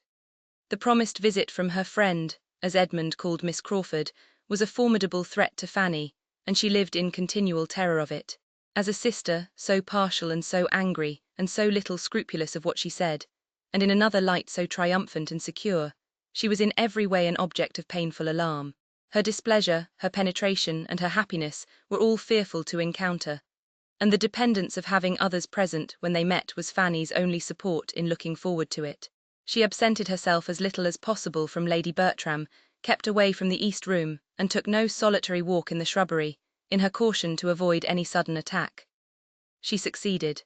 She was safe in the breakfast-room with her aunt, when Miss Crawford did come. And the first misery over, and Miss Crawford looking and speaking with much less particularity of expression than she had anticipated, Fanny began to hope there would be nothing worse to be endured than a half-hour of moderate agitation. But here she hoped too much. Miss Crawford was not the slave of opportunity. She was determined to see Fanny alone, and therefore said to her tolerably soon, in a low voice, "I must speak to you for a few minutes somewhere." Words that Fanny felt all over her, in all her pulses and all her nerves. Denial was impossible. Her habits of ready submission, on the contrary, made her almost instantly rise and lead the way out of the room. She did it with wretched feelings, but it was inevitable. They were no sooner in the hall than all restraint of countenance was over on Miss Crawford's side. She immediately shook her head at Fanny with arch, yet affectionate reproach, and taking her hand, seemed hardly able to help beginning directly. She said nothing, however, but, sad, sad girl, I do not know when I shall have done scolding you, and had discretion enough to reserve the rest till they might be secure of having four walls to themselves. Fanny naturally turned upstairs, and took her guest to the apartment which was now always fit for comfortable use, opening the door, however, with a most aching heart, and feeling that she had a more distressing scene before her than ever that spot had yet witnessed. But the evil ready to burst on her was at least delayed by the sudden change in Miss Crawford's ideas, by the strong effect on her mind which the finding herself in the East Room again produced. "Ha!" she cried with instant animation, "am I here again, the East Room? Once only was I in this room before." And after stopping to look about her and seemingly to retrace all that had then passed, she added, "Once only before. Do you remember it? I came to rehearse. Your cousin came too, and we had a rehearsal. You were our audience and prompter. A delightful rehearsal, I shall never forget it. Here we were just in this part of the room, here was your cousin, here was I, here were the chairs. Oh, why will such things ever pass away?" Happily for her companion, she wanted no answer. Her mind was entirely self-engrossed. She was in a reverie of sweet remembrances. The scene we were rehearsing was so very remarkable, the subject of it so very, what shall I say? He was to be describing and recommending matrimony to me. I think I see him now, trying to be as demure and composed as Anhalt ought, through the two long speeches. When two sympathetic hearts meet in the marriage state, matrimony may be called a happy life. I suppose no time can ever wear out the impression I have of his looks and voice as he said those words. It was curious, very curious, that we should have such a scene to play. If I had the power of recalling any one week of my existence, it should be that week, that acting week. Say what you would, Fanny, it should be that. For I never knew such exquisite happiness in any other. His sturdy spirit to bend as it did, oh, it was sweet beyond expression. But alas, that very evening destroyed it all. That very evening brought your most unwelcome uncle. Poor Sir Thomas, who was glad to see you. Yet, Fanny, do not imagine I would now speak disrespectfully of Sir Thomas, though I certainly did hate him for many a week. No, I do him justice now. He is just what the head of such a family should be. Nay, in sober sadness, I believe I now love you all. And having said so, with a degree of tenderness and consciousness which Fanny had never seen in her before, and now thought only too becoming, she turned away for a moment to recover herself. "I have had a little fit since I came into this room, as you may perceive," said she presently with a playful smile, "but it is over now, so let us sit down and be comfortable. For as to scolding you, Fanny, which I came fully intending to do, I have not the heart for it when it comes to the point." And embracing her very affectionately, "Good, gentle Fanny, when I think of this being the last time of seeing you for I do not know how long, I feel it quite impossible to do anything but love you." Fanny was affected. She had not foreseen anything of this, and her feelings could seldom withstand the melancholy influence of the word last. She cried as if she had loved Miss Crawford more than she possibly could, and Miss Crawford, yet farther softened by the sight of such emotion, hung about her with fondness and said, "I hate to leave you. I shall see no one half so amiable where I am going. Who says we shall not be sisters? I know we shall. I feel that we are born to be connected, and those tears convince me that you feel it too, dear Fanny." Fanny roused herself, and replying only in part, said, "But you are only going from one set of friends to another. You are going to a very particular friend." "Yes, very true. Mrs. Fraser has been my intimate friend for years, but I have not the least inclination to go near her. I can think only of the friends I am leaving. My excellent sister, yourself, and the Bertrams in general. You have all so much more heart among you than one finds in the world at large. You all give me a feeling of being able to trust and confide in you, which in common intercourse one knows nothing of. I wish I had settled with Mrs. Fraser not to go to her till after Easter, a much better time for the visit, but now I cannot put her off. And when I have done with her I must go to her sister, Lady Stornoway, because she was rather my most particular friend of the two, but I have not cared much for her these 3 years." After this speech the two girls sat many minutes silent, each thoughtful. Fanny meditating on the different sorts of friendship in the world, Mary on something of less philosophic tendency. She first spoke again. "How perfectly I remember my resolving to look for you upstairs, and setting off to find my way to the East Room, without having an idea whereabouts it was. How well I remember what I was thinking of as I came along, and my looking in and seeing you here sitting at this table at work. And then your cousin's astonishment, when he opened the door at seeing me here. To be sure, your uncle's returning that very evening, there never was anything quite like it." Another short fit of abstraction followed when, shaking it off, she thus attacked her companion. Why, Fanny, you are absolutely in a reverie. Thinking, I hope, of one who is always thinking of you.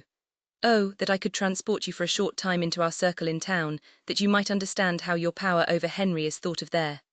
Oh, the envyings and heartburnings of dozens and dozens, the wonder, the incredulity that will be felt at hearing what you have done. For as to secrecy, Henry is quite the hero of an old romance, and glories in his chains. You should come to London to know how to estimate your conquest, if you were to see how he is courted, and how I am courted for his sake. Now, I am well aware that I shall not be half so welcome to Mrs. Fraser in consequence of his situation with you. When she comes to know the truth she will, very likely, wish me in Northamptonshire again, for there is a daughter of Mr. Fraser by a first wife, whom she is wild to get married and wants Henry to take. Oh, she has been trying for him to such a degree. Innocent and quiet as you sit here, you cannot have an idea of the sensation that you will be occasioning, of the curiosity there will be to see you, of the endless questions I shall have to answer. Poor Margaret Fraser will be at me forever about your eyes and your teeth, and how you do your hair, and who makes your shoes. I wish Margaret were married, for my poor friend's sake, for I look upon the Frasers to be about as unhappy as most other married people. And yet it was a most desirable match for Janet at the time. We were all delighted. She could not do otherwise than accept him, for he was rich and she had nothing. But he turns out ill-tempered and exigeant, and wants a young woman, a beautiful young woman of 25, to be as steady as himself. And my friend does not manage him well. She does not seem to know how to make the best of it. There is a spirit of irritation which, to say nothing worse, is certainly very ill-bred.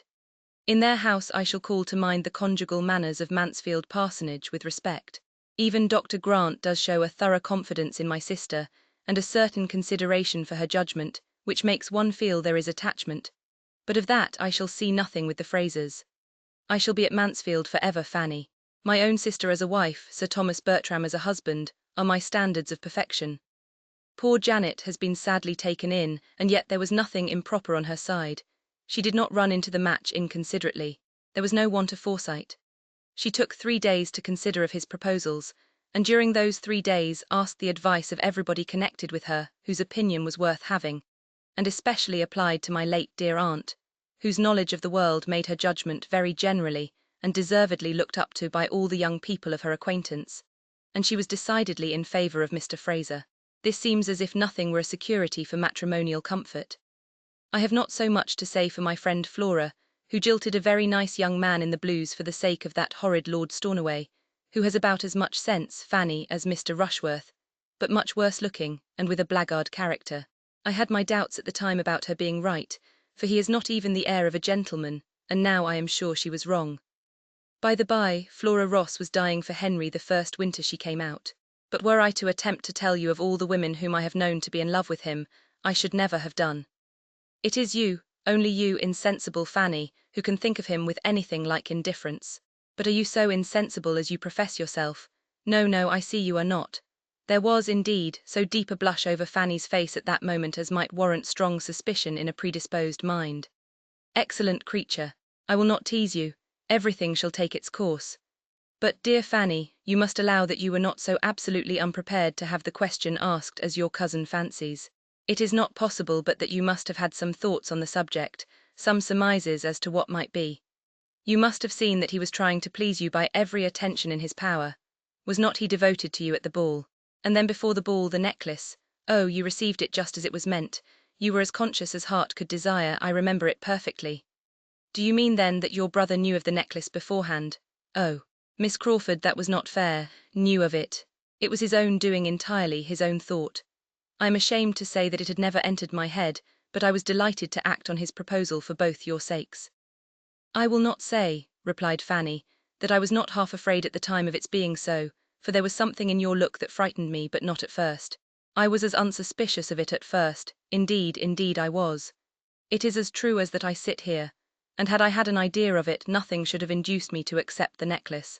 As to your brother's behaviour, certainly I was sensible of a particularity. I had been sensible of it some little time, perhaps 2 or 3 weeks. But then I considered it as meaning nothing. I put it down as simply being his way, and was as far from supposing as from wishing him to have any serious thoughts of me. I had not, Miss Crawford, been an inattentive observer of what was passing between him and some part of this family in the summer and autumn. I was quiet, but I was not blind. I could not but see that Mr. Crawford amused himself in gallantries which did mean nothing. Ah, I cannot deny it. He has now and then been a sad flirt, and cared very little for the havoc he might be making in young ladies' affections. I have often scolded him for it, but it is his only fault. And there is this to be said, that very few young ladies have any affections worth caring for. And then, Fanny, the glory of fixing one who has been shot at by so many, of having it in one's power to pay off the debts of one's sex. Oh, I am sure it is not in woman's nature to refuse such a triumph. Fanny shook her head. I cannot think well of a man who sports with any woman's feelings, and there may often be a great deal more suffered than a stand-by can judge of. I do not defend him. I leave him entirely to your mercy, and when he has got you at Everingham, I do not care how much you lecture him. But this I will say, that his fault, the liking to make girls a little in love with him, is not half so dangerous to a wife's happiness as a tendency to fall in love himself, which he has never been addicted to. And I do seriously and truly believe that he is attached to you in a way that he never was to any woman before, that he loves you with all his heart, and will love you as nearly forever as possible. If any man ever loved a woman forever, I think Henry will do as much for you. Fanny could not avoid a faint smile, but had nothing to say. I cannot imagine Henry ever to have been happier, continued Mary presently, than when he had succeeded in getting your brother's commission. She had made a sure push at Fanny's feelings here. Oh yes, how very, very kind of him. I know he must have exerted himself very much, for I know the parties he had to move. The Admiral hates trouble and scorns asking favours, and there are so many young men's claims to be attended to in the same way, that a friendship and energy, not very determined, is easily put by. What a happy creature William must be. I wish we could see him. Poor Fanny's mind was thrown into the most distressing of all its varieties. The recollection of what had been done for William was always the most powerful disturber of every decision against Mr. Crawford, and she sat thinking deeply of it till Mary, who had been first watching her complacently, and then musing on something else, suddenly called her attention by saying, I should like to sit talking with you here all day, but we must not forget the ladies below, and so good. Bye, my dear, my amiable, my excellent Fanny. For though we shall nominally part in the breakfast parlour, I must take leave of you here. And I do take leave, longing for a happy reunion, and trusting that when we meet again, it will be under circumstances which may open our hearts to each other without any remnant or shadow of reserve. A very, very kind embrace and some agitation of manner accompanied these words. I shall see your cousin in town soon. He talks of being there tolerably soon. And Sir Thomas, I dare say, in the course of the spring. And your eldest cousin and the Rushworths and Julia, I am sure of meeting again and again, and all but you. I have 2 favours to ask, Fanny. One is your correspondence. You must write to me. And the other, that you will often call on Mrs. Grant and make her amends for my being gone. The first at least of these favours Fanny would rather not have been asked, but it was impossible for her to refuse the correspondence. It was impossible for her even not to accede to it more readily than her own judgment authorized. There was no resisting so much apparent affection. Her disposition was peculiarly calculated to value a fond treatment, and from having hitherto known so little of it, she was the more overcome by Miss Crawford's. Besides, there was gratitude towards her, for having made their tête-à-tête so much less painful than her fears had predicted. It was over, and she had escaped without reproaches and without detection. Her secret was still her own, and while that was the case, she thought she could resign herself to almost everything. In the evening there was another parting. Henry Crawford came and sat some time with them, and her spirits not being previously in the strongest state, her heart was softened for a while towards him, because he really seemed to feel. Quite unlike his usual self, he scarcely said anything. He was evidently oppressed, and Fanny must grieve for him, though hoping she might never see him again till he were the husband of some other woman. When it came to the moment of parting, he would take her hand, he would not be denied it. He said nothing, however, or nothing that she heard, and when he had left the room, she was better pleased that such a token of friendship had passed. On the morrow the Crawfords were gone. Chapter 37. Mr. Crawford gone. Sir Thomas's next object was that he should be missed, and he entertained great hope that his niece would find a blank in the loss of those attentions which at the time she had felt, or fancied, an evil. She had tasted of consequence in its most flattering form, and he did hope that the loss of it, the sinking again into nothing, would awaken very wholesome regrets in her mind. He watched her with this idea, but he could hardly tell with what success. He hardly knew whether there were any difference in her spirits or not. She was always so gentle and retiring that her emotions were beyond his discrimination. He did not understand her. He felt that he did not. and therefore applied to Edmund to tell him how she stood affected on the present occasion, and whether she were more or less happy than she had been. Edmund did not discern any symptoms of regret, and thought his father a little unreasonable in supposing the first 3 or 4 days could produce any. What chiefly surprised Edmund was that Crawford's sister, the friend and companion who had been so much to her, should not be more visibly regretted. He wondered that Fanny spoke so seldom of her, and had so little voluntarily to say of her concern at this separation. Alas, it was this sister, this friend and companion, who was now the chief bane of Fanny's comfort. If she could have believed Mary's future fate as unconnected with Mansfield as she was determined the brothers should be, if she could have hoped her return thither to be as distant as she was much inclined to think his, she would have been light of heart indeed. But the more she recollected and observed, the more deeply was she convinced that everything was now in a fairer train for Miss Crawford's marrying Edmund than it had ever been before. On his side the inclination was stronger, on hers less equivocal. His objections, the scruples of his integrity, seemed all done away, nobody could tell how, and the doubts and hesitations of her ambition were equally got over, and equally without apparent reason. It could only be imputed to increasing attachment. His good and her bad feelings yielded to love, and such love must unite them. He was to go to town as soon as some business relative to Thornton Lacey were completed, perhaps within a fortnight. He talked of going, he loved to talk of it, and when once with her again, Fanny could not doubt the rest. Her acceptance must be as certain as his offer, and yet there were bad feelings still remaining which made the prospect of it most sorrowful to her, independently, she believed, independently of self. In their very last conversation, Miss Crawford, in spite of some amiable sensations and much personal kindness, had still been Miss Crawford, still shewn a mind led astray and bewildered, and without any suspicion of being so. Darkened, yet fancying itself light, she might love, but she did not deserve Edmund by any other sentiment. Fanny believed there was scarcely a second feeling in common between them, and she may be forgiven by older sages for looking on the chance of Miss Crawford's future improvement as nearly desperate, for thinking that if Edmund's influence in this season of love had already done so little in clearing her judgment, and regulating her notions, his worth would be finally wasted on her, even in years of matrimony. Experience might have hoped more for any young people so circumstanced, and impartiality would not have denied to Miss Crawford's nature that participation of the general nature of women, which would lead her to adopt the opinions of the man she loved and respected as her own. But as such were Fanny's persuasions, she suffered very much from them, and could never speak of Miss Crawford without pain. Sir Thomas, meanwhile, went on with his own hopes and his own observations, still feeling a right, by all his knowledge of human nature, to expect to see the effect of the loss of power and consequence on his niece's spirits, and the past attentions of the lover producing a craving for their return. And he was soon afterwards able to account for his not yet completely and indubitably seeing all this, by the prospect of another visitor, whose approach he could allow to be quite enough to support the spirits he was watching. William had obtained a 10 days' leave of absence to be given to Northamptonshire, and was coming, the happiest of lieutenants, because the latest made, to show his happiness and describe his uniform. He came, and he would have been delighted to show his uniform there too, had not cruel custom prohibited its appearance except on duty. So the uniform remained at Portsmouth, and Edmund conjectured that before Fanny had any chance of seeing it, all its own freshness and all the freshness of its wearer's feelings must be worn away. It would be sunk into a badge of disgrace. For what can be more unbecoming or more worthless than the uniform of a lieutenant, who has been a lieutenant a year or two, and sees others made commanders before him? So reasoned Edmund, till his father made him the confidant of a scheme which placed Fanny's chance of seeing the second lieutenant of HMS Thrush in all his glory in another light. This scheme was that she should accompany her brother back to Portsmouth and spend a little time with her own family. It had occurred to Sir Thomas in one of his dignified musings as a right and desirable measure, but before he absolutely made up his mind, he consulted his son. Edmund considered it every way and saw nothing but what was right. The thing was good in itself and could not be done at a better time, and he had no doubt of it being highly agreeable to Fanny.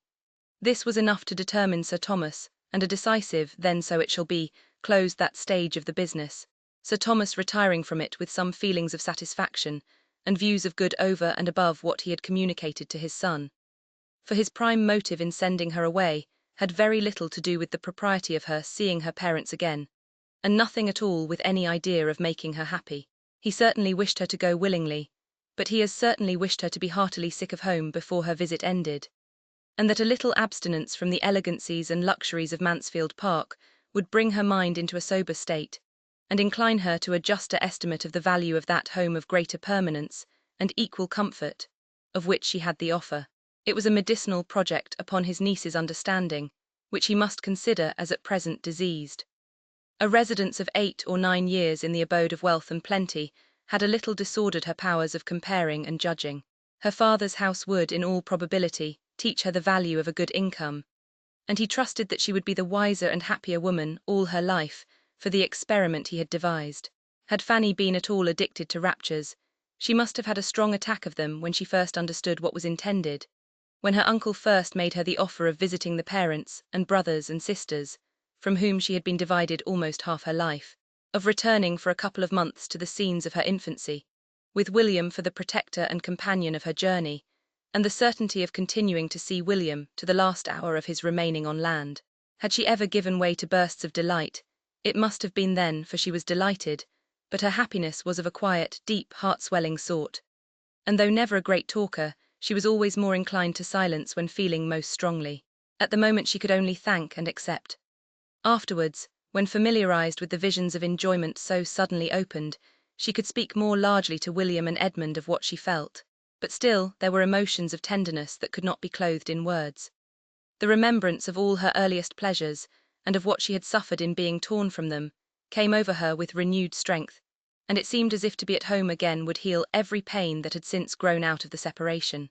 To be in the centre of such a circle, loved by so many, and more loved by all than she had ever been before. To feel affection without fear or restraint. To feel herself the equal of those who surrounded her. To be at peace from all mention of the Crawfords, safe from every look which could be fancied a reproach on their account. This was a prospect to be dwelt on with a fondness that could be but half acknowledged. Edmund, too, to be 2 months from him, and perhaps she might be allowed to make her absence 3, must do her good. At a distance, unassailed by his looks or his kindness, and safe from the perpetual irritation of knowing his heart, and striving to avoid his confidence, she should be able to reason herself into a proper estate. She should be able to think of him as in London, and arranging everything there, without wretchedness. What might have been hard to bear at Mansfield was to become a slight evil at Portsmouth. The only drawback was the doubt of her Aunt Bertram's being comfortable without her. She was of use to no one else, but there she might be missed to a degree that she did not like to think of, and that part of the arrangement was, indeed, the hardest for Sir Thomas to accomplish, and what only he could have accomplished at all. But he was master at Mansfield Park. When he had really resolved on any measure, he could always carry it through.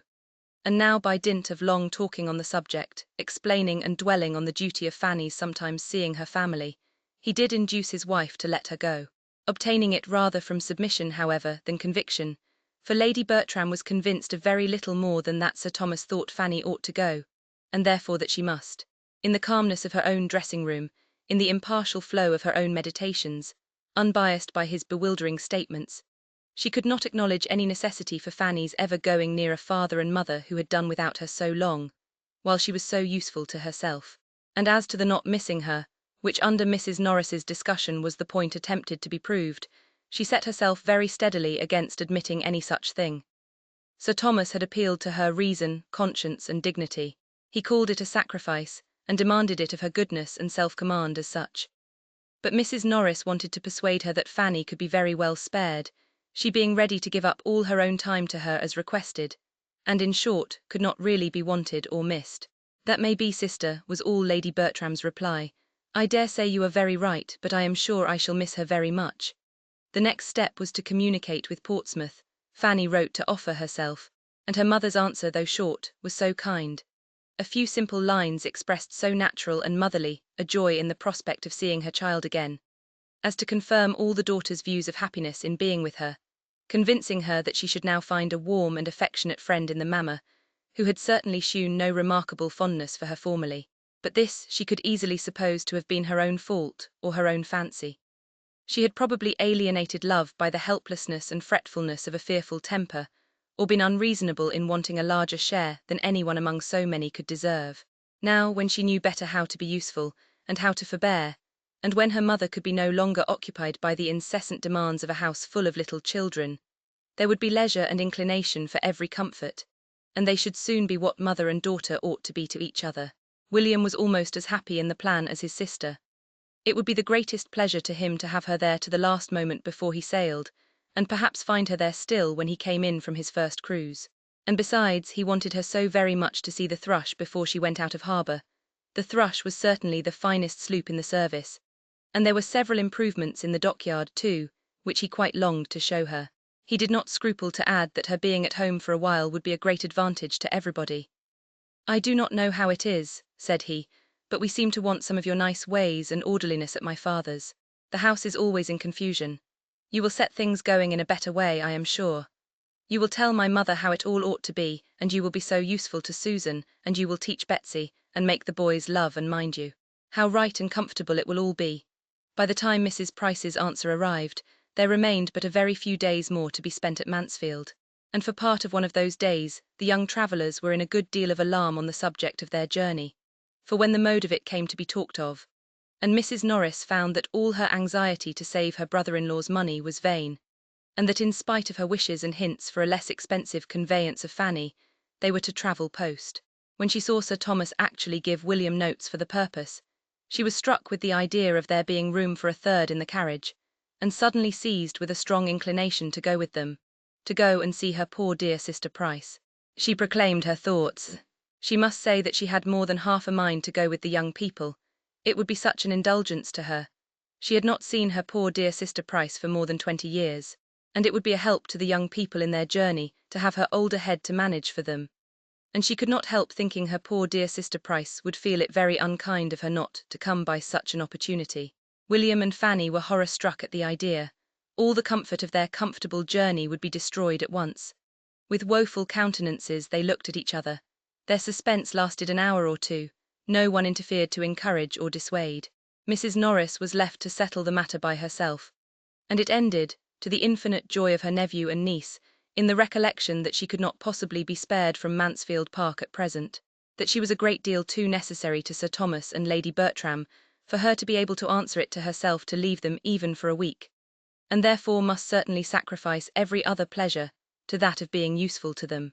It had in fact occurred to her that though taken to Portsmouth for nothing, it would be hardly possible for her to avoid paying her own expenses back again. So her poor dear sister Price was left to all the disappointment of her missing such an opportunity, and another 20 years' absence perhaps begun. Edmund's plans were affected by this Portsmouth journey, this absence of Fanny's. He too had a sacrifice to make to Mansfield Park as well as his aunt. He had intended about this time to be going to London, but he could not leave his father and mother just when everybody else of most importance to their comfort was leaving them. And with an effort, felt but not boasted of, he delayed for a week or two longer a journey which he was looking forward to with the hope of its fixing his happiness forever. He told Fanny of it. She knew so much already that she must know everything. It made the substance of one other confidential discourse about Miss Crawford, and Fanny was the more affected from feeling it to be the last time in which Miss Crawford's name would ever be mentioned between them with any remains of liberty. Once afterwards she was alluded to by him. Lady Bertram had been telling her niece in the evening to write to her soon and often, and promising to be a good correspondent herself, and Edmund at a convenient moment then added in a whisper, "And I shall write to you, Fanny, when I have anything worth writing about, anything to say that I think you will like to hear, and that you will not hear so soon from any other quarter." Had she doubted his meaning while she listened, the glow in his face when she looked up at him would have been decisive. For this letter she must try to arm herself. That a letter from Edmund should be a subject of terror. She began to feel that she had not yet gone through all the changes of opinion and sentiment which the progress of time and variation of circumstances occasion in this world of changes. The vicissitudes of the human mind had not yet been exhausted by her. Poor Fanny, though going as she did willingly and eagerly, the last evening at Mansfield Park must still be wretchedness. Her heart was completely sad at parting. She had tears for every room in the house, much more for every beloved inhabitant. She clung to her aunt because she would miss her. She kissed the hand of her uncle with struggling sobs because she had displeased him. And as for Edmund, she could neither speak, nor look, nor think, when the last moment came with him. And it was not till it was over that she knew he was giving her the affectionate farewell of a brother. All this passed overnight, for the journey was to begin very early in the morning. And when the small, diminished party met at breakfast, William and Fanny were talked of as already advanced one stage. Chapter 38. The novelty of travelling, and the happiness of being with William, soon produced their natural effect on Fanny's spirits, when Mansfield Park was fairly left behind, and by the time their first stage was ended, and they were to quit Sir Thomas's carriage, she was able to take leave of the old coachman and send back proper messages with cheerful looks. Of pleasant talk between the brother and sister there was no end. Everything supplied an amusement to the high glee of William's mind, and he was full of frolic and joke in the intervals of their higher-toned subjects, all of which ended, if they did not begin, in praise of the thrush, conjectures how she would be employed, schemes for an action with some superior force, which, supposing the first lieutenant out of the way, and William was not very merciful to the first lieutenant, was to give himself the next step as soon as possible, or speculations upon prize money, which was to be generously distributed at home, with only the reservation of enough to make the little cottage comfortable, in which he and Fanny were to pass all their middle and later life together. Fanny's immediate concerns, as far as they involved Mr. Crawford, made no part of their conversation. William knew what had passed, and from his heart lamented that his sister's feelings should be so cold towards a man whom he must consider as the first of human characters. But he was of an age to be all for love, and therefore unable to blame, and knowing her wish on the subject, he would not distress her by the slightest allusion. She had reason to suppose herself not yet forgotten by Mr. Crawford. She had heard repeatedly from his sister within the 3 weeks which had passed since their leaving Mansfield, and in each letter there had been a few lines from himself, warm and determined like his speeches. It was a correspondence which Fanny found quite as unpleasant as she had feared. Miss Crawford's style of writing, lively and affectionate, was itself an evil, independent of what she was thus forced into reading from the brother's pen, for Edmund would never rest till she had read the chief of the letter to him, and then she had to listen to his admiration of her language, and the warmth of her attachments. There had, in fact, been so much of message, of allusion, of recollection, so much of Mansfield in every letter, that Fanny could not but suppose it meant for him to hear, and to find herself forced into a purpose of that kind, compelled into a correspondence which was bringing her the addresses of the man she did not love, and obliging her to administer to the adverse passion of the man she did, was cruelly mortifying. Here, too, her present removal promised advantage.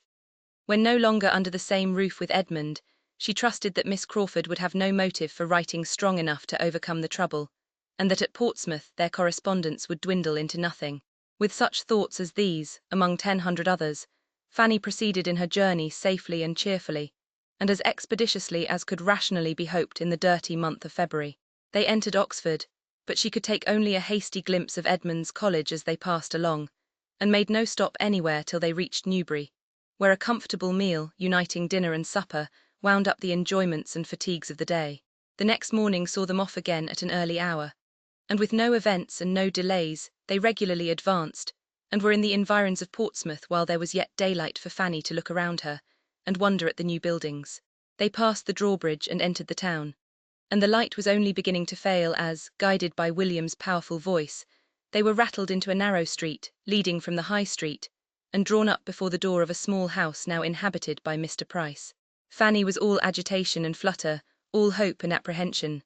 The moment they stopped, a trollopy-looking maidservant, seemingly in waiting for them at the door, stepped forward, and more intent on telling the news than giving them any help, immediately began with, "The thrush is gone out of harbour, please sir, and one of the officers has been here too."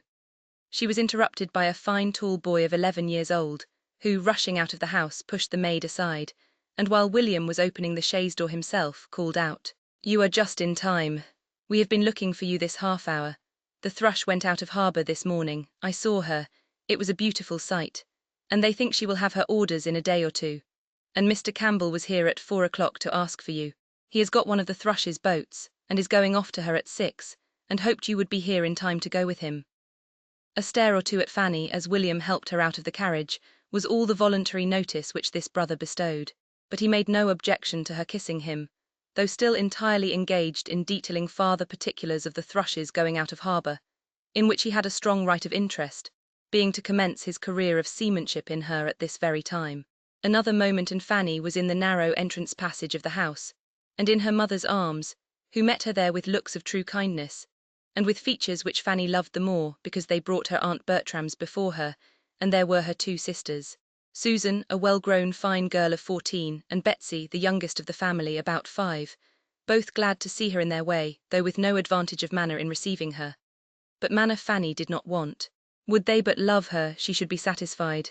She was then taken into a parlour, so small that her first conviction was of its being only a passage-room to something better, and she stood for a moment expecting to be invited on.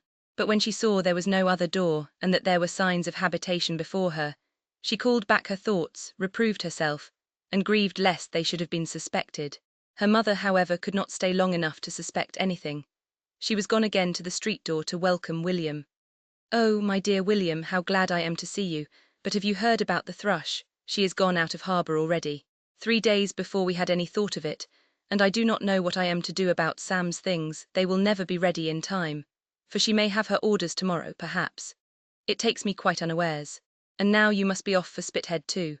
Campbell has been here, quite in a worry about you, and now what shall we do? I thought to have had such a comfortable evening with you, and here everything comes upon me at once." Her son answered cheerfully, telling her that everything was always for the best, and making light of his own inconvenience in being obliged to hurry away so soon.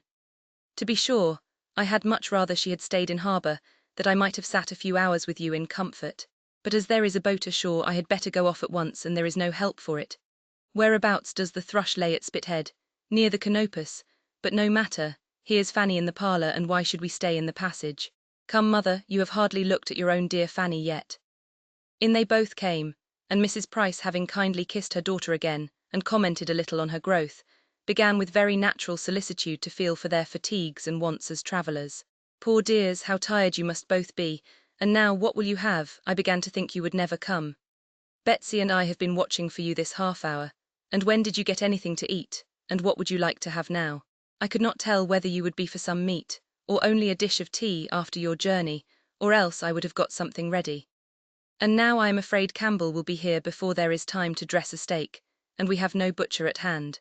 It is very inconvenient to have no butcher in the street. We were better off in our last house. Perhaps you would like some tea as soon as it can be got."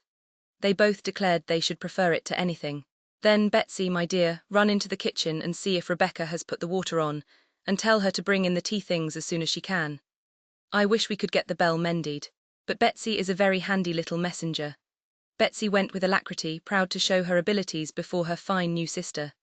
"Dear me," continued the anxious mother, "what a sad fire we have got, and I dare say you are both starved with cold. Draw your chair nearer, my dear. I cannot think what Rebecca has been about. I am sure I told her to bring some coals half an hour ago. Susan, you should have taken care of the fire." "I was upstairs, mamma, moving my things," said Susan, in a fearless, self-defending tone which startled Fanny. "You know you had but just settled that my sister Fanny and I should have the other room, and I could not get Rebecca to give me any help." Farther discussion was prevented by various bustles. First, the driver came to be paid. Then there was a squabble between Sam and Rebecca about the manner of carrying up his sister's trunk, which he would manage all his own way. And lastly in walked Mr. Price himself, his own loud voice preceding him. As with something of the oath kind, he kicked away his son's portmanteau and his daughter's bandbox in the passage, and called out for a candle. No candle was brought, however, and he walked into the room.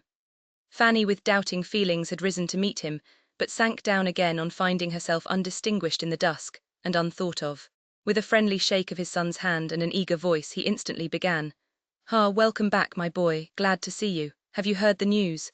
The thrush went out of harbour this morning. Sharp is the word, you see. By G, you are just in time. The doctor has been here inquiring for you. He has got one of the boats, and is to be off for Spithead by 6, so you had better go with him. I have been to Turner's about your mess. It is all in a way to be done. I should not wonder if you had your orders tomorrow, but you cannot sail with this wind if you are to cruise to the westward. And Captain Walsh thinks you will certainly have a cruise to the westward with the Elephant. By G, I wish you may. But old Scoley was saying just now that he thought you would be sent first to the Texel. Well, well, we are ready whatever happens, but by G, you lost a fine sight by not being here in the morning to see the thrush go out of harbour. I would not have been out of the way for £1,000. Old Scoley ran in at breakfast time to say she had slipped her moorings and was coming out. I jumped up and made but 2 steps to the platform. If ever there was a perfect beauty afloat, she is one, and there she lays at Spithead, and anybody in England would take her for an 8&20. I was upon the platform 2 hours this afternoon looking at her. She lays close to the Endymion between her and the Cleopatra, just to the eastward of the sheer hulk. Ha, cried William, that's just where I should have put her myself. It's the best berth at Spithead, but here is my sister, sir.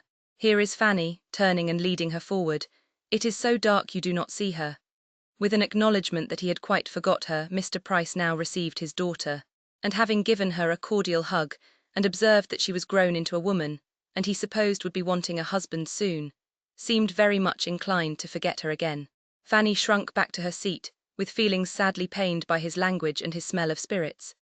And he talked on only to his son, and only of the thrush, though William, warmly interested as he was in that subject, more than once tried to make his father think of Fanny, and her long absence and long journey. After sitting some time longer, a candle was obtained, but as there was still no appearance of tea nor, from Betsy's reports from the kitchen, much hope of any under a considerable period, William determined to go and change his dress, and make the necessary preparations for his removal on board directly, that he might have his tea in comfort afterwards. As he left the room, 2 rosy-faced boys, ragged and dirty, about 8 and 9 years old, rushed into it just released from school and coming eagerly to see their sister and tell that the thrush was gone out of harbour. Tom and Charles.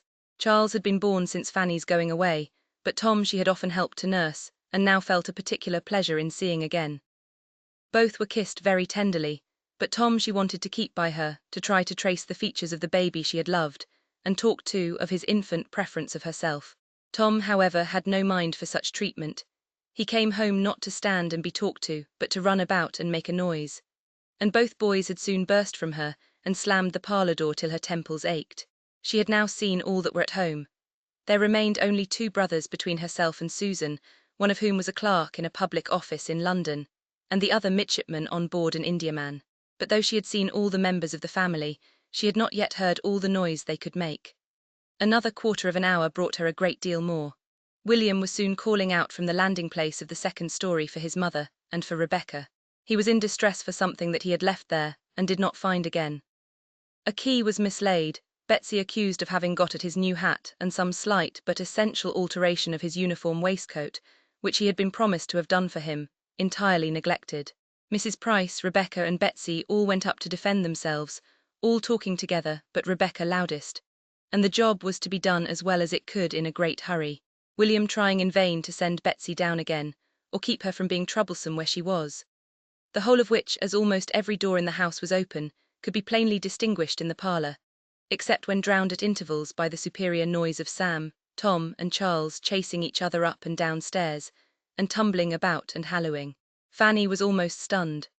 The smallness of the house and thinness of the walls brought everything so close to her that, added to the fatigue of her journey and all her recent agitation, she hardly knew how to bear it. Within the room all was tranquil enough, for Susan having disappeared with the others, there were soon only her father and herself remaining.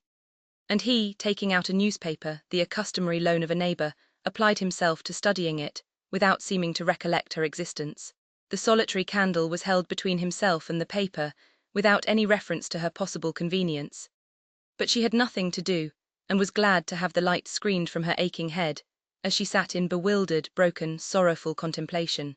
She was at home, but alas, it was not such a home, she had not such a welcome. As she checked herself, she was unreasonable. What right had she to be of importance to her family? She could have none so long lost sight of. William's concerns must be dearest, they always had been, and he had every right. Yet to have so little said or asked about herself, to have scarcely an inquiry made after Mansfield. It did pain her to have Mansfield forgotten, the friends who had done so much, the dear, dear friends. But here one subject swallowed up all the rest. Perhaps it must be so. The destination of the thrush must be now preeminently interesting. A day or 2 might show the difference. She only was to blame, yet she thought it would not have been so at Mansfield. No, in her uncle's house there would have been a consideration of times and seasons, a regulation of subject, a propriety, an attention towards everybody which there was not here. The only interruption which thoughts like these received for nearly half an hour was from a sudden burst of her father's, not at all calculated to compose them.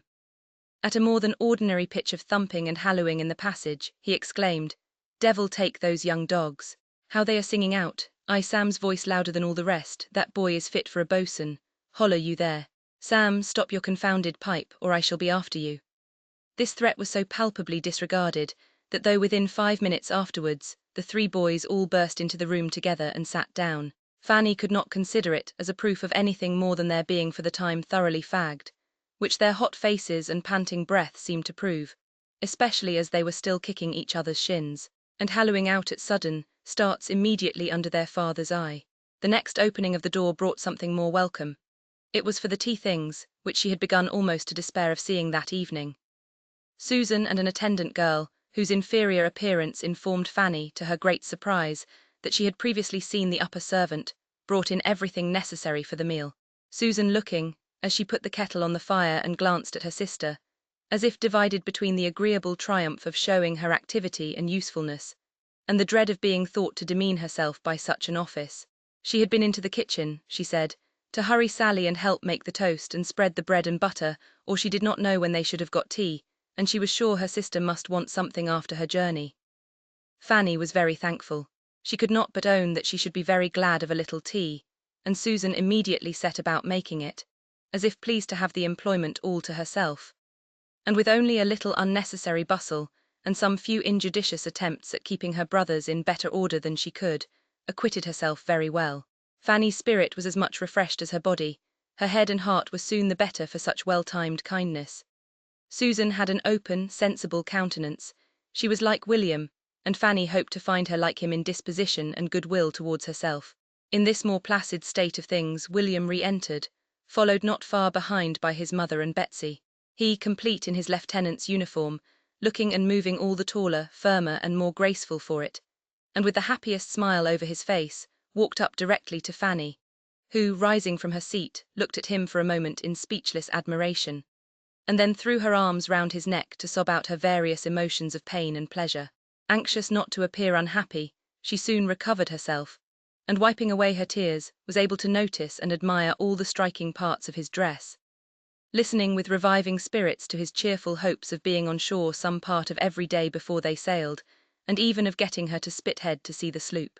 The next bustle brought in Mr. Campbell, the surgeon of the Thrush, a very well-behaved young man, who came to call for his friend, and for whom there was with some contrivance found a chair, and with some hasty washing of the young tea-makers, a cup and saucer, and after another quarter of an hour of earnest talk between the gentlemen, noise rising upon noise, and bustle upon bustle, men and boys at last all in motion together, the moment came for setting off. Everything was ready, William took leave, and all of them were gone. For the three boys, in spite of their mother's entreaty, determined to see their brother and Mr. Campbell to the Sally Port, and Mr. Price walked off at the same time to carry back his neighbour's newspaper. Something like tranquillity might now be hoped for, and accordingly, when Rebecca had been prevailed on to carry away the tea things, and Mrs. Price had walked about the room some time looking for a shirt sleeve, which Betsy at last hunted out from a drawer in the kitchen, the small party of females were pretty well composed, and the mother, having lamented again over the impossibility of getting Sam ready in time, was at leisure to think of her eldest daughter and the friends she had come from. A few inquiries began, but one of the earliest: how did Sister Bertram manage about her servants? Was she as much plagued as herself to get tolerable servants? Soon led her mind away from Northamptonshire, and fixed it on her own domestic grievances, and the shocking character of all the Portsmouth servants, of whom she believed her own two were the very worst, engrossed her completely. The Bertrams were all forgotten in detailing the faults of Rebecca, against whom Susan had also much to depose, and little Betsy a great deal more, and who did seem so thoroughly without a single recommendation, that Fanny could not help modestly presuming that her mother meant to part with her when her year was up. "Her year," cried Mrs. Price. "I am sure I hope I shall be rid of her before she has stayed a year, for that will not be up till November. Servants are come to such a pass, my dear, in Portsmouth, that it is quite a miracle if one keeps them more than half a year. I have no hope of ever being settled, and if I was to part with Rebecca, I should only get something worse. And yet I do not think I am a very difficult mistress to please, and I am sure the place is easy enough, for there is always a girl under her, and I often do half the work myself." Fanny was silent, but not from being convinced that there might not be a remedy found for some of these evils. As she now sat looking at Betsy, she could not but think particularly of another sister, a very pretty little girl, whom she had left there not much younger when she went into Northamptonshire, who had died a few years afterwards. There had been something remarkably amiable about her. Fanny in those early days had preferred her to Susan, and when the news of her death had at last reached Mansfield, had for a short time been quite afflicted. The sight of Betsy brought the image of little Mary back again, but she would not have pained her mother by alluding to her for the world. While considering her with these ideas, Betsy, at a small distance, was holding out something to catch her eyes, meaning to screen it at the same time from Susan's. "What have you got there, my love?" said Fanny. "Come and show it to me." It was a silver knife. Up jumped Susan, claiming it as her own and trying to get it away.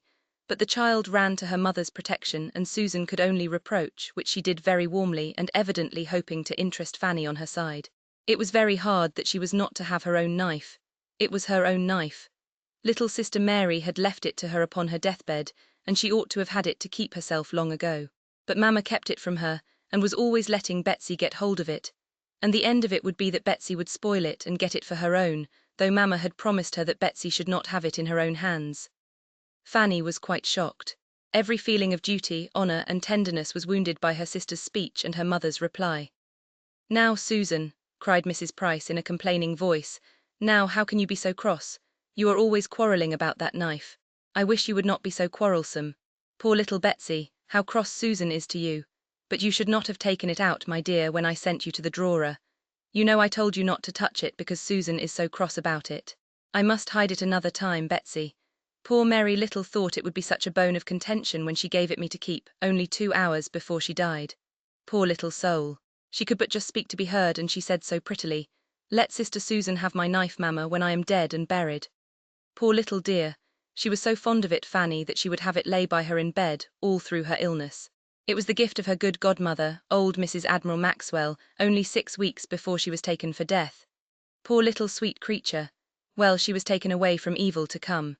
My own Betsy, fondling her, you have not the luck of such a good godmother. Aunt Norris lives too far off to think of such little people as you."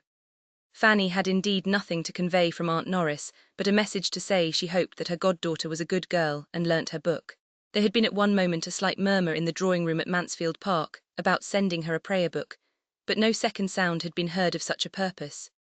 Mrs. Norris, however, had gone home and taken down 2 old prayer books of her husband with that idea. But upon examination, the ardour of generosity went off. One was found to have too small a print for a child's eyes, and the other to be too cumbersome for her to carry about. Fanny, fatigued and fatigued again, was thankful to accept the first invitation of going to bed. And before Betsy had finished her cry at being allowed to sit up only 1 hour extraordinary in honour of sister, she was off, leaving all below in confusion and noise again. The boys begging for toasted cheese, her father calling out for his rum and water, and Rebecca never where she ought to be. There was nothing to raise her spirits in the confined and scantily furnished chamber that she was to share with Susan. The smallness of the rooms above and below, indeed, and the narrowness of the passage and staircase, struck her beyond her imagination. She soon learned to think with respect of her own little attic at Mansfield Park, in that house reckoned too small for anybody's comfort. Chapter 39. Could Sir Thomas have seen all his niece's feelings, when she wrote her first letter to her aunt, he would not have despaired. For though a good night's rest, a pleasant morning, the hope of soon seeing William again, and the comparatively quiet state of the house from Tom and Charles being gone to school, Sam on some project of his own, and her father on his usual lounges, enabled her to express herself cheerfully on the subject of home. There were still, to her own perfect consciousness, many drawbacks suppressed. Could he have seen only half that she felt before the end of a week, he would have thought Mr. Crawford sure of her, and been delighted with his own sagacity. Before the week ended, it was all disappointment. In the first place, William was gone. The Thrush had had her orders, the wind had changed, and he was sailed within 4 days from their reaching Portsmouth. And during those days she had seen him only twice in a short and hurried way, when he had come ashore on duty.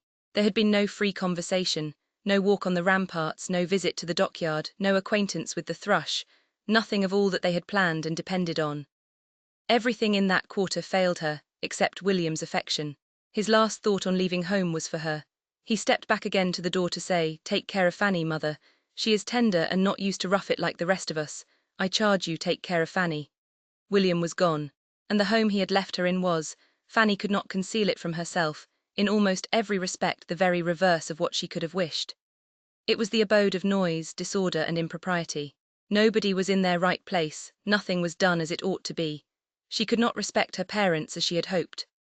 On her father her confidence had not been sanguine, but he was more negligent of his family, his habits were worse and his manners coarser than she had been prepared for. He did not want abilities, but he had no curiosity, and no information beyond his profession. He read only the newspaper and the Navy List. He talked only of the dockyard, the harbour, Spithead, and the Mother Bank. He swore and he drank, He was dirty and gross. She had never been able to recall anything approaching to tenderness in his former treatment of herself. There had remained only a general impression of roughness and loudness, and now he scarcely ever noticed her, but to make her the object of a coarse joke. Her disappointment in her mother was greater. There she had hoped much and found almost nothing. Every flattering scheme of being of consequence to her soon fell to the ground. Mrs. Price was not unkind, but instead of gaining on her affection and confidence, and becoming more and more dear, her daughter never met with greater kindness from her than on the first day of her arrival. The instinct of nature was soon satisfied, and Mrs. Price's attachment had no other source. Her heart and her time were already quite full. She had neither leisure nor affection to bestow on Fanny. Her daughters never had been much to her. She was fond of her sons, especially of William, but Betsy was the first of her girls whom she had ever much regarded. To her she was most injudiciously indulgent. William was her pride, Betsy her darling, and John, Richard, Sam, Tom, and Charles occupied all the rest of her maternal solicitude, alternately her worries and her comforts. These shared her heart. Her time was given chiefly to her house and her servants. Her days were spent in a kind of slow bustle. All was busy without getting on, always behindhand and lamenting it without altering her ways. Wishing to be an economist without contrivance or regularity.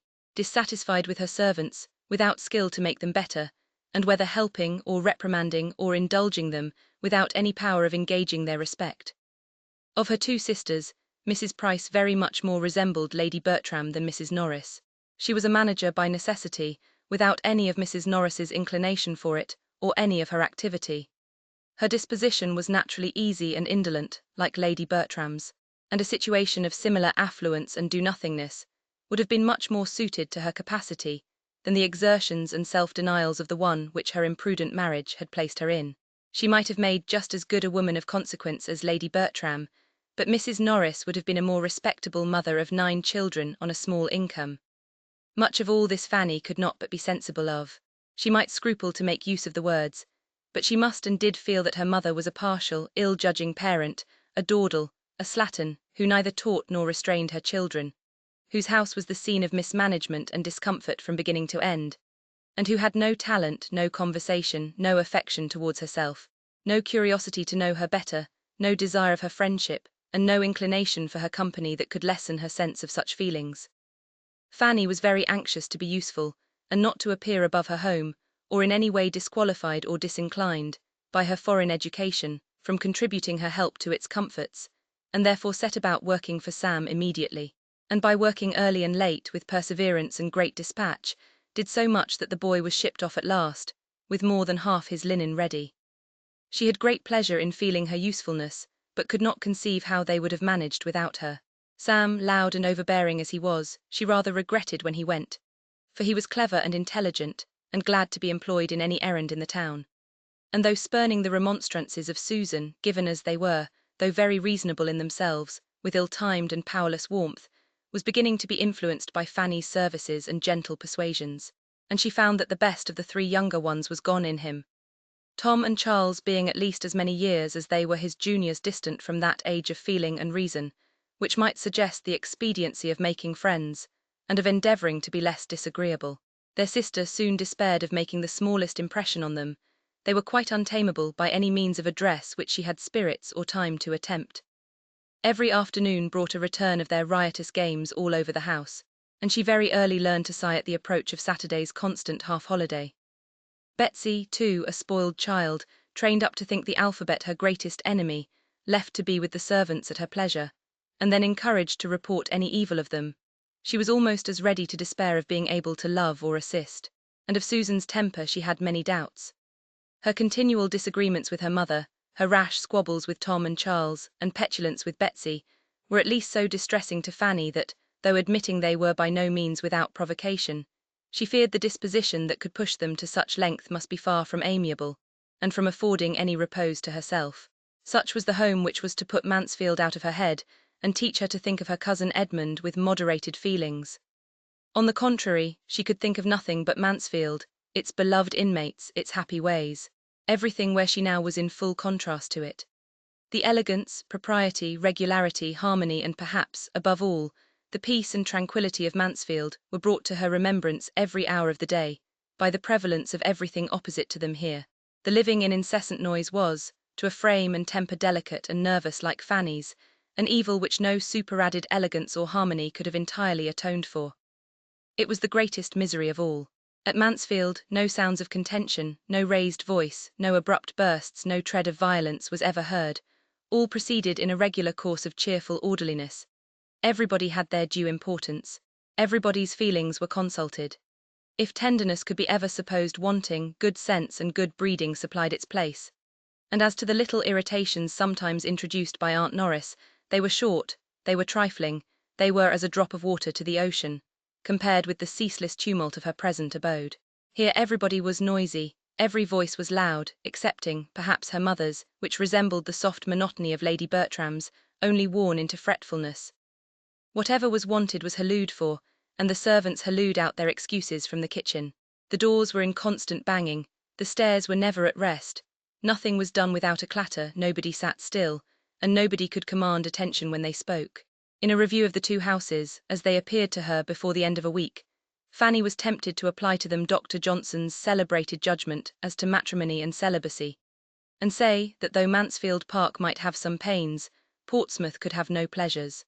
Chapter 40. Fanny was right enough in not expecting to hear from Miss Crawford now at the rapid rate in which their correspondence had begun. Mary's next letter was after a decidedly longer interval than the last, but she was not right in supposing that such an interval would be felt a great relief to herself. Here was another strange revolution of mind. She was really glad to receive the letter when it did come. In her present exile from good society and distance from everything that had been wont to interest her, a letter from one belonging to the set where her heart lived, written with affection and some degree of elegance, was thoroughly acceptable. The usual plea of increasing engagements was made an excuse for not having written to her earlier.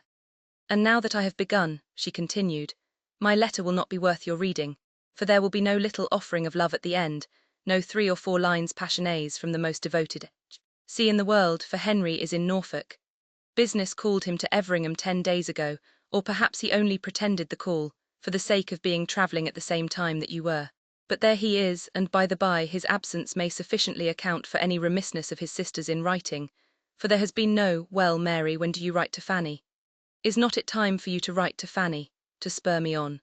At last, after various attempts at meeting, I have seen your cousins, dear Julia and dearest Mrs. Rushworth. They found me at home yesterday, and we were glad to see each other again. We seemed very glad to see each other, and I do really think we were a little. We had a vast deal to say. Shall I tell you how Mrs. Rushworth looked when your name was mentioned? I did not use to think her wanting in self-possession, but she had not quite enough for the demands of yesterday. Upon the whole, Julia was in the best looks of the two, at least after you were spoken of. There was no recovering the complexion from the moment that I spoke of Fanny, and spoke of her as a sister should. But Mrs. Rushworth's day of good looks will come. We have cards for her first party on the 28th. Then she will be in beauty, for she will open one of the best houses in Wimpole Street. I was in it 2 years ago when it was Lady Lascelles, and prefer it to almost any I know in London, and certainly she will then feel, to use a vulgar phrase, that she has got her pennyworth for her penny. Henry could not have afforded her such a house. I hope she will recollect it, and be satisfied as well as she may with moving the queen of a palace, though the king may appear best in the background, and as I have no desire to tease her, I shall never force your name upon her again. She will grow sober by degrees. From all that I hear and guess, Baron Waldenheim's attentions to Julia continue, but I do not know that he has any serious encouragement. She ought to do better. A poor honourable is no catch, and I cannot imagine any liking in the case, for take away his rents and the poor baron has nothing. What a difference a vowel makes, if his rents were but equal to his rants. Your cousin Edmund moves slowly, detained perchance by parish duties. There may be some old woman at Thornton Lacey to be converted. I am unwilling to fancy myself neglected for a young one. Adieu. My dear sweet Fanny, this is a long letter from London. Write me a pretty one in reply to gladden Henry's eyes when he comes back, and send me an account of all the dashing young captains whom you disdain for his sake. There was great food for meditation in this letter, and chiefly for unpleasant meditation. And yet, with all the uneasiness it supplied, it connected her with the absent. It told her of people and things about whom she had never felt so much curiosity as now, and she would have been glad to have been sure of such a letter every week. Her correspondence with her Aunt Bertram was her only concern of higher interest.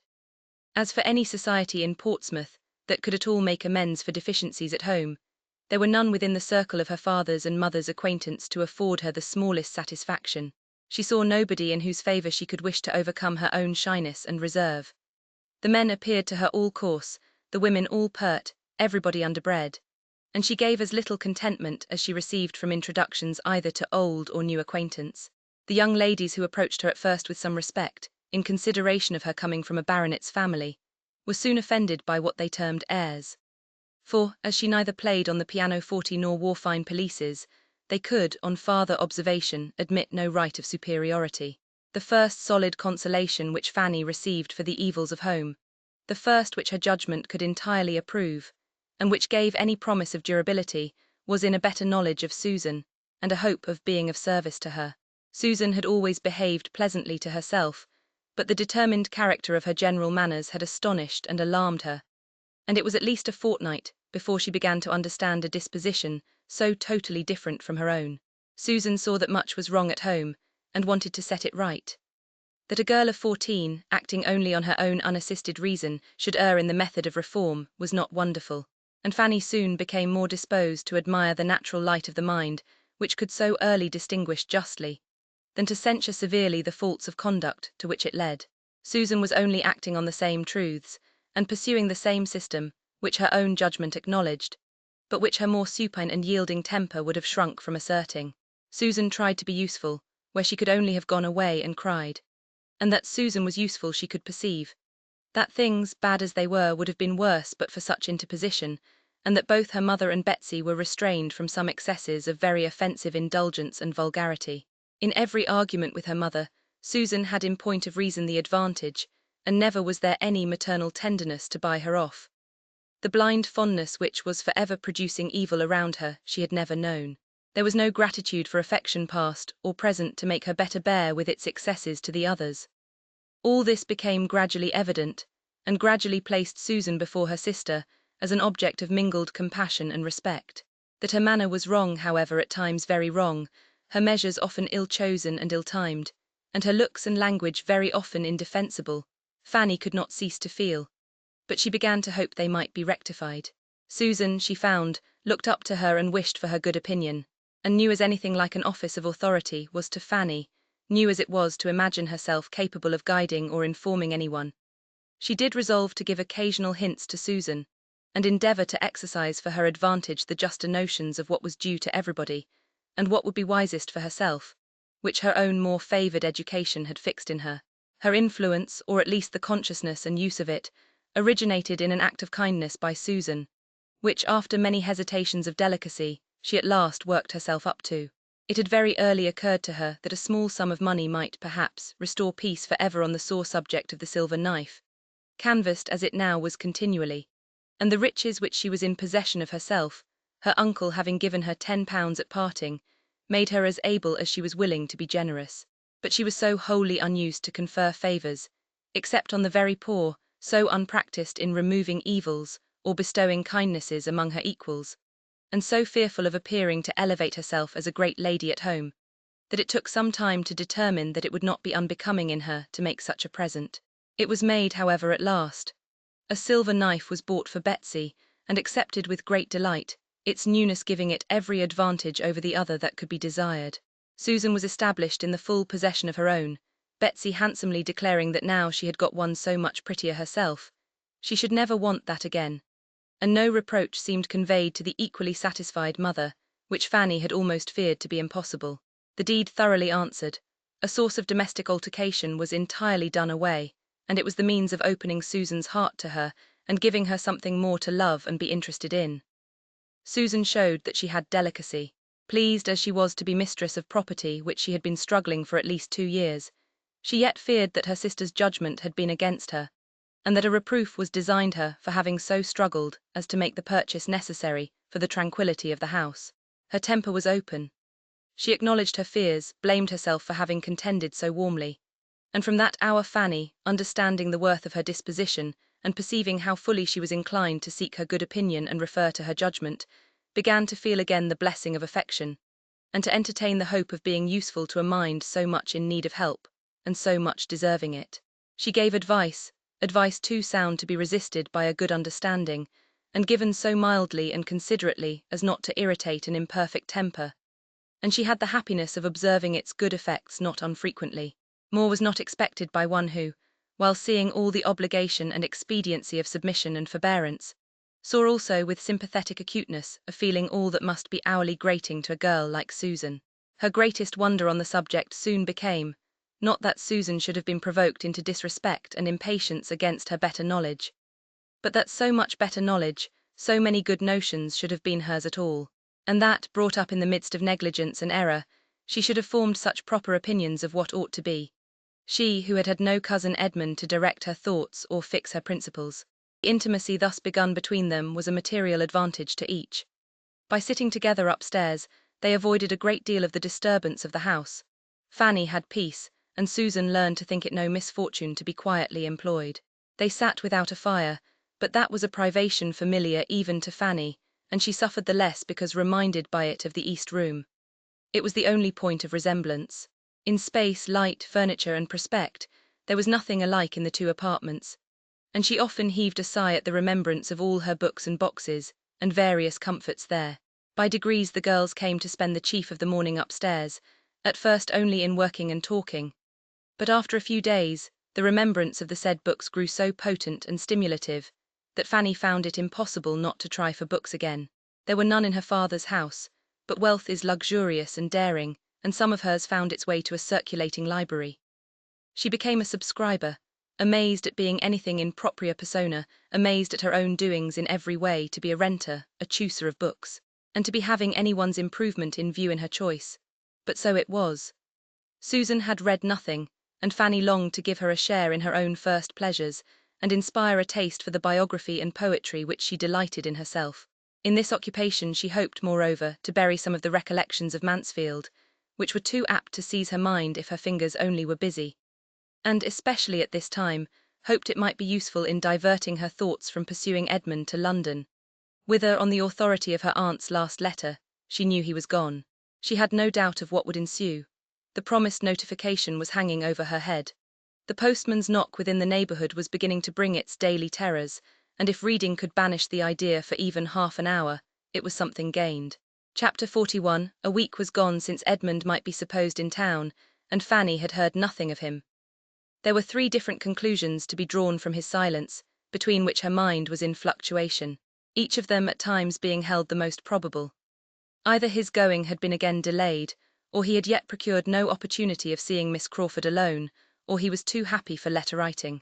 One morning about this time, Fanny having now been nearly 4 weeks from Mansfield, a point which she never failed to think over and calculate every day, as she and Susan were preparing to remove, as usual upstairs, they were stopped by the knock of a visitor, whom they felt they could not avoid, from Rebecca's alertness in going to the door, a duty which always interested her beyond any other. It was a gentleman's voice. It was a voice that Fanny was just turning pale about, when Mr. Crawford walked into the room. Good sense, like hers, will always act when really called upon, and she found that she had been able to name him to her mother, and recall her remembrance of the name, as that of William's friend, though she could not previously have believed herself capable of uttering a syllable at such a moment. The consciousness of his being known there only as William's friend was some support. Having introduced him, however, and being all reseated, the terrors that occurred of what this visit might lead to were overpowering, and she fancied herself on the point of fainting away. While trying to keep herself alive, their visitor, who had at first approached her with as animated a countenance as ever, was wisely and kindly keeping his eyes away, and giving her time to recover, while he devoted himself entirely to her mother, addressing her, and attending to her with the utmost politeness and propriety, at the same time with a degree of friendliness, of interest at least, which was making his manner perfect. Mrs. Price's manners were also at their best. Warmed by the sight of such a friend to her son, and regulated by the wish of appearing to advantage before him, she was overflowing with gratitude, artless maternal gratitude, which could not be unpleasing. Mr. Price was out, which she regretted very much. Fanny was just recovered enough to feel that she could not regret it, for to her many other sources of uneasiness was added the severe one of shame for the home in which he found her. She might scold herself for the weakness, but there was no scolding it away. She was ashamed, and she would have been yet more ashamed of her father than of all the rest. They talked of William, a subject on which Mrs. Price could never tire, and Mr. Crawford was as warm in his commendation as even her heart could wish. She felt that she had never seen so agreeable a man in her life, and was only astonished to find that, so great and so agreeable as he was, he should be come down to Portsmouth neither on a visit to the Port Admiral, nor the Commissioner, nor yet with the intention of going over to the island, nor of seeing the dockyard. Nothing of all that she had been used to think of as the proof of importance or the employment of wealth had brought him to Portsmouth. He had reached it late the night before, was come for a day or two, was staying at the Crown, had accidentally met with a navy officer or two of his acquaintance since his arrival, but had no object of that kind in coming. By the time he had given all this information, it was not unreasonable to suppose that Fanny might be looked at and spoken to, and she was tolerably able to bear his eye, and hear that he had spent half an hour with his sister the evening before his leaving London, that she had sent her best and kindest love, but had had no time for writing, that he thought himself lucky in seeing Mary for even half an hour, having spent scarcely 24 hours in London after his return from Norfolk, before he set off again, that her cousin Edmund was in town, had been in town, he understood, a few days, that he had not seen him himself but that he was well, had left them all well at Mansfield, and was to dine as yesterday with the Frasers. Fanny listened collectedly, even to the last mentioned circumstance. Nay, it seemed a relief to her worn mind to be at any certainty. And the words, "Then by this time it is all settled," passed internally, without more evidence of emotion than a faint blush. After talking a little more about Mansfield, a subject in which her interest was most apparent, Crawford began to hint at the expediency of an early walk. It was a lovely morning, and at that season of the year a fine morning so often turned off, that it was wisest for everybody not to delay their exercise, and such hints producing nothing, he soon proceeded to a positive recommendation to Mrs. Price and her daughters to take their walk without loss of time. Now they came to an understanding. Mrs. Price, it appeared, scarcely ever stirred out of doors except of a Sunday. She owned she could seldom, with her large family, find time for a walk. Would she not, then, persuade her daughters to take advantage of such weather, and allow him the pleasure of attending them? Mrs. Price was greatly obliged and very complying. Her daughters were very much confined. Portsmouth was a sad place, they did not often get out, and she knew they had some errands in the town which they would be very glad to do.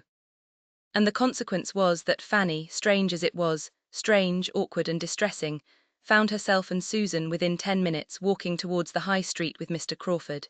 It was soon pain upon pain, confusion upon confusion, for they were hardly in the High Street before they met her father, whose appearance was not the better from its being Saturday. He stopped, and ungentlemanlike as he looked, Fanny was obliged to introduce him to Mr. Crawford. She could not have a doubt of the manner in which Mr. Crawford must be struck. He must be ashamed and disgusted altogether. He must soon give her up, and cease to have the smallest inclination for the match. And yet, though she had been so much wanting his affection to be cured, this was a sort of cure that would be almost as bad as the complaint. And I believe there is scarcely a young lady in the United Kingdoms who would not rather put up with the misfortune of being sought by a clever, agreeable man, than have him driven away by the vulgarity of her nearest relations. Mr. Crawford probably could not regard his future father-in-law with any idea of taking him for a model in dress. But as Fanny instantly, and to her great relief, discerned, her father was a very different man, a very different Mr. Price in his behaviour to this most highly respected stranger, from what he was in his own family at home. His manners now, though not polished, were more than passable. They were grateful, animated, manly. His expressions were those of an attached father and a sensible man. His loud tones did very well in the open air, and there was not a single oath to be heard. Such was his instinctive compliment to the good manners of Mr. Crawford, and be the consequence what it might, Fanny's immediate feelings were infinitely soothed. The conclusion of the two gentlemen's civilities was an offer of Mr. Price's to take Mr. Crawford into the dockyard, which Mr. Crawford, desirous of accepting as a favour what was intended as such, though he had seen the dockyard again and again, and hoping to be so much the longer with Fanny, was very gratefully disposed to avail himself of, if the Miss Prices were not afraid of the fatigue. And as it was somehow or other ascertained, or inferred, or at least acted upon, that they were not at all afraid, to the dockyard they were all to go. And but for Mr. Crawford, Mr. Price would have turned thither directly, without the smallest consideration for his daughter's errands in the High Street. He took care, however, that they should be allowed to go to the shops they came out expressly to visit. And it did not delay them long, for Fanny could so little bear to excite impatience, or be waited for, that before the gentlemen, as they stood at the door, could do more than begin upon the last naval regulations, or settle the number of 3-deckers now in commission, their companions were ready to proceed. They were then to set forward for the dockyard at once, and the walk would have been conducted, according to Mr. Crawford's opinion, in a singular manner, had Mr. Price been allowed the entire regulation of it, as the two girls, he found, would have been left to follow and keep up with them or not, as they could, while they walked on together at their own hasty pace. He was able to introduce some improvement occasionally, though by no means to the extent he wished. He absolutely would not walk away from them, and at any crossing or any crowd, when Mr. Price was only calling out, "Come, girls. Come, Fan. Come, Sue, take care of yourselves, keep a sharp lookout," he would give them his particular attendance. Once fairly in the dockyard, he began to reckon upon some happy intercourse with Fanny, as they were very soon joined by a brother lounger of Mr. Price's, who was come to take his daily survey of how things went on, and who must prove a far more worthy companion than himself. And after a time, the two officers seemed very well satisfied going about together, and discussing matters of equal and never-failing interest, while the young people sat down upon some timbers in the yard, or found a seat on board a vessel in the stocks which they all went to look at. Fanny was most conveniently in want of rest. Crawford could not have wished her more fatigued or more ready to sit down, but he could have wished her sister away.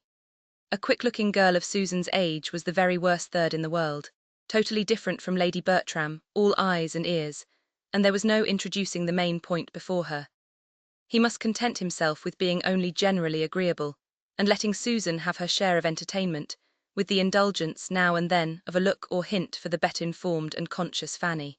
Norfolk was what he had mostly to talk of. There he had been some time, and everything there was rising in importance from his present schemes. Such a man could come from no place, no society, without importing something to amuse. His journeys and his acquaintance were all of use, and Susan was entertained in a way quite new to her. For Fanny, somewhat more was related than the accidental agreeableness of the parties he had been in. For her approbation, the particular reason of his going into Norfolk at all at this unusual time of year was given. It had been real business, relative to the renewal of a lease in which the welfare of a large and, he believed, industrious family was at stake. He had suspected his agent of some underhand dealing, of meaning to bias him against the deserving, and he had determined to go himself and thoroughly investigate the merits of the case. He had gone, had done even more good than he had foreseen, had been useful to more than his first plan had comprehended, and was now able to congratulate himself upon it, and to feel that in performing a duty, he had secured agreeable recollections for his own mind. He had introduced himself to some tenants whom he had never seen before. He had begun making acquaintance with cottagers whose very existence, though on his own estate, had been hitherto unknown to him. This was aimed, and well aimed, at Fanny. It was pleasing to hear him speak so properly. Here he had been acting as he ought to do, to be the friend of the poor and the oppressed. Nothing could be more grateful to her, and she was on the point of giving him an approving look, when it was all frightened off by his adding a something too pointed of his hoping soon to have an assistant, a friend, a guide in every plan of utility or charity for Everingham, a somebody that would make Everingham and all about it a dearer object than it had ever been yet. She turned away, and wished he would not say such things. She was willing to allow he might have more good qualities than she had been wont to suppose. She began to feel the possibility of his turning out well at last, but he was and must ever be completely unsuited to her, and ought not to think of her. He perceived that enough had been said of Everingham, and that it would be as well to talk of something else, and turned to Mansfield. He could not have chosen better. That was a topic to bring back her attention and her looks almost instantly. It was a real indulgence to her to hear or to speak of Mansfield.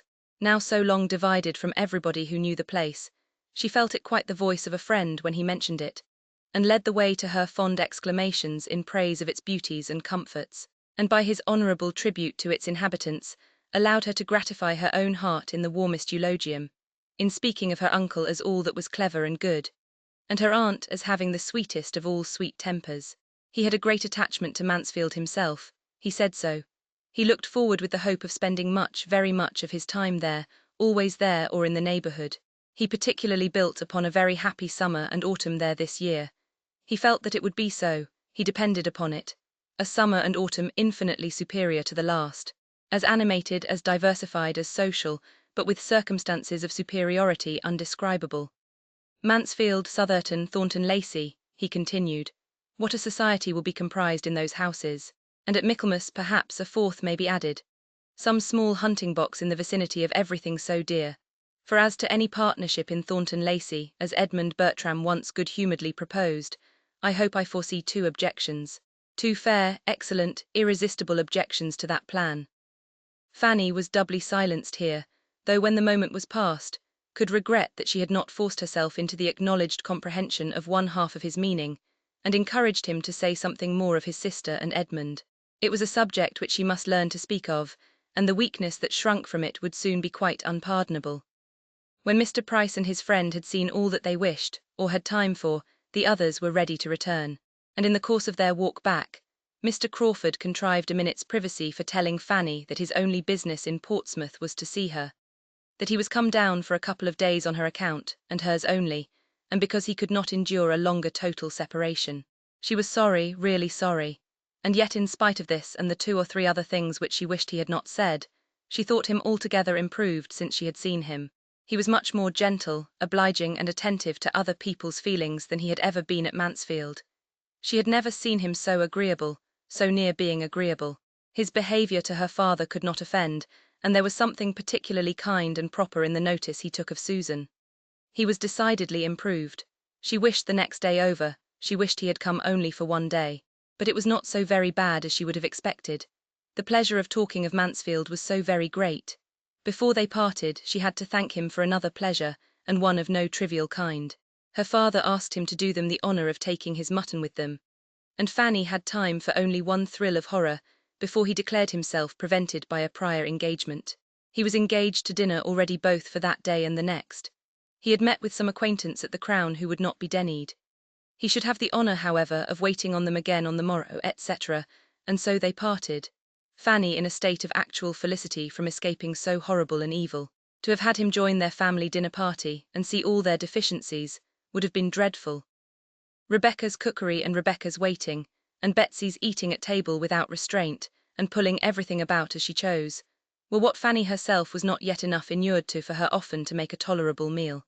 She was nice only from natural delicacy, but he had been brought up in a school of luxury and epicurism. Chapter 42. The Prices were just setting off for church the next day when Mr. Crawford appeared again. He came, not to stop, but to join them. He was asked to go with them to the garrison chapel, which was exactly what he had intended, and they all walked thither together. The family were now seen to advantage.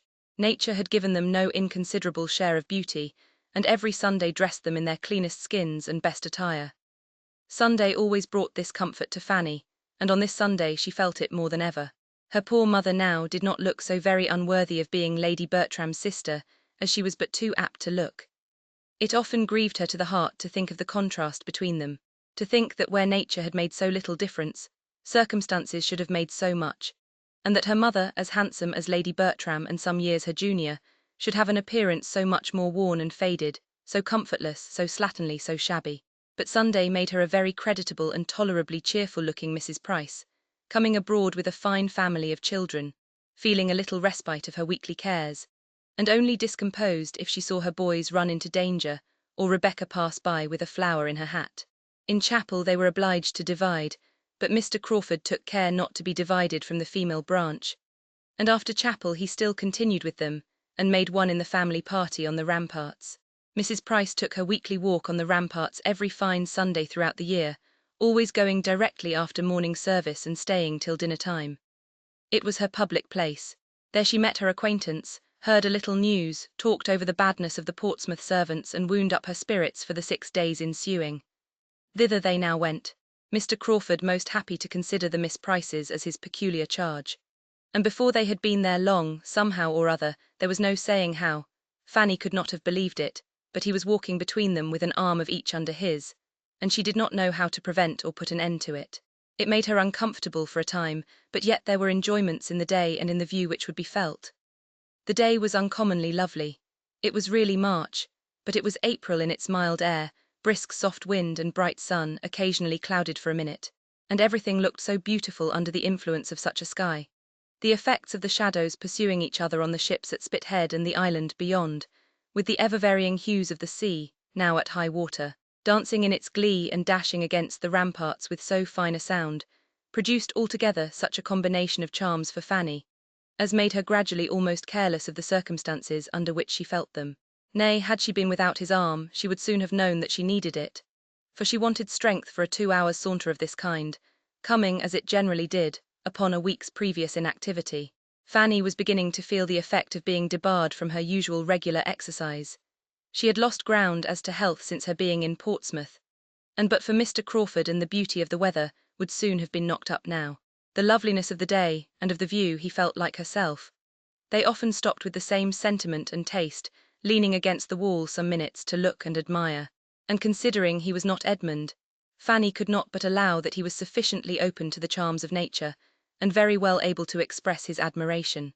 She had a few tender reveries now and then, which he could sometimes take advantage of to look in her face without detection. And the result of these looks was, that though as bewitching as ever, her face was less blooming than it ought to be. She said she was very well, and did not like to be supposed otherwise. But take it all in all, he was convinced that her present residence could not be comfortable, and therefore could not be salutary for her, and he was growing anxious for her being again at Mansfield, where her own happiness and his in seeing her must be so much greater. "You have been here a month, I think," said he. "No, not quite a month, it is only 4 weeks tomorrow since I left Mansfield." "You are a most accurate and honest reckoner. I should call that a month. I did not arrive here till Tuesday evening, and it is to be a 2 months' visit, is not?" "Yes, my uncle talked of 2 months, I suppose it will not be less." "And how are you to be conveyed back again? Who comes for you?" "I do not know, I have heard nothing about it yet from my aunt. Perhaps I may be to stay longer. It may not be convenient for me to be fetched exactly at the 2 months' end." After a moment's reflection, Mr. Crawford replied, "I know Mansfield, I know its way, I know its faults towards you. I know the danger of your being so far forgotten, as to have your comforts give way to the imaginary convenience of any single being in the family. I am aware that you may be left here week after week, if Sir Thomas cannot settle everything for coming himself, or sending your aunt's maid for you, without involving the slightest alteration of the arrangements which he may have laid down for the next quarter of a year. This will not do. 2 months is an ample allowance, I should think 6 weeks quite enough. I am considering your sister's health," said he, addressing himself to Susan, "which I think the confinement of Portsmouth unfavourable to. She requires constant air and exercise. When you know her as well as I do, I am sure you will agree that she does, and that she ought never to be long banished from the free air and liberty of the country. If therefore, turning again to Fanny, you find yourself growing unwell, and any difficulties arise about your returning to Mansfield, without waiting for the 2 months to be ended, that must not be regarded as of any consequence. If you feel yourself at all less strong or comfortable than usual, and will only let my sister know it, give her only the slightest hint, she and I will immediately come down and take you back to Mansfield. You know the ease and the pleasure with which this would be done, you know all that would be felt on the occasion." Fanny thanked him, but tried to laugh it off. "I am perfectly serious," he replied, "as you perfectly know, and I hope you will not be cruelly concealing any tendency to indisposition. Indeed, you shall not, it shall not be in your power, for so long only as you positively say in every letter to Mary, 'I am well,' and I know you cannot speak or write a falsehood, so long only shall you be considered as well." Fanny thanked him again, but was affected and distressed to a degree that made it impossible for her to say much, or even to be certain of what she ought to say. This was towards the close of their walk.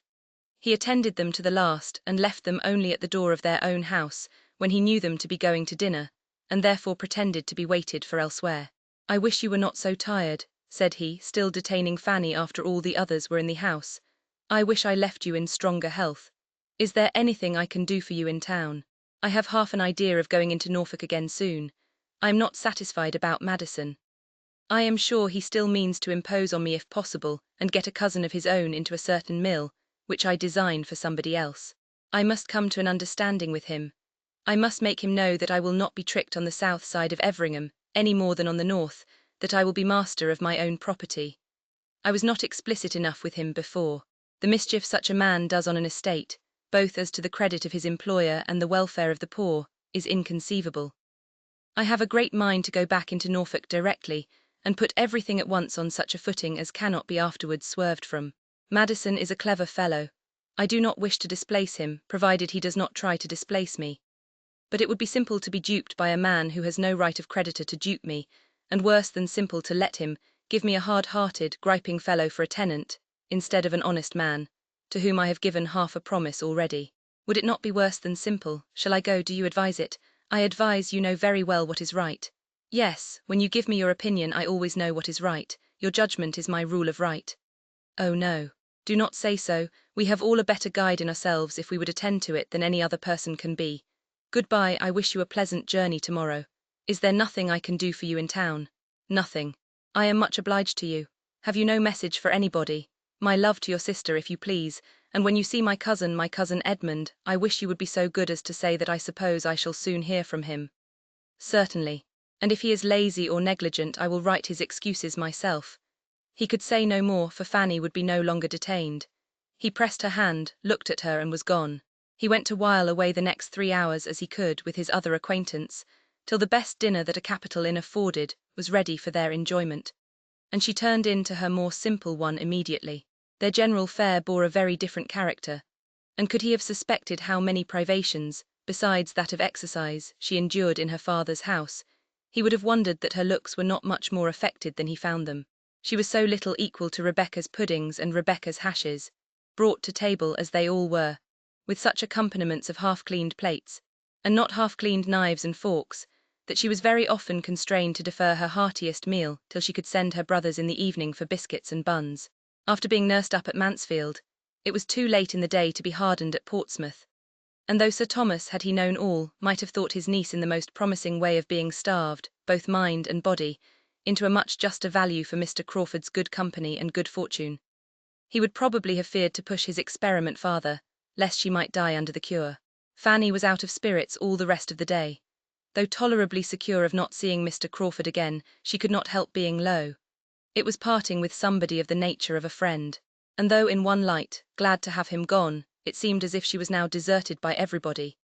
It was a sort of renewed separation from Mansfield, and she could not think of his returning to town, and being frequently with Mary and Edmund, without feelings so near akin to envy as made her hate herself for having them. Her dejection had no abatement from anything passing around her. A friend or two of her father's, as always happened if he was not with them, spent the long, long evening there, and from 6 o'clock till 9:30, there was little intermission of noise or grog. She was very low. The wonderful improvement which she still fancied in Mr. Crawford was the nearest to administering comfort of anything within the current of her thoughts. Not considering in how different a circle she had been just seeing him, nor how much might be owing to contrast, she was quite persuaded of his being astonishingly more gentle and regardful of others than formerly. And if in little things, must it not be so in great?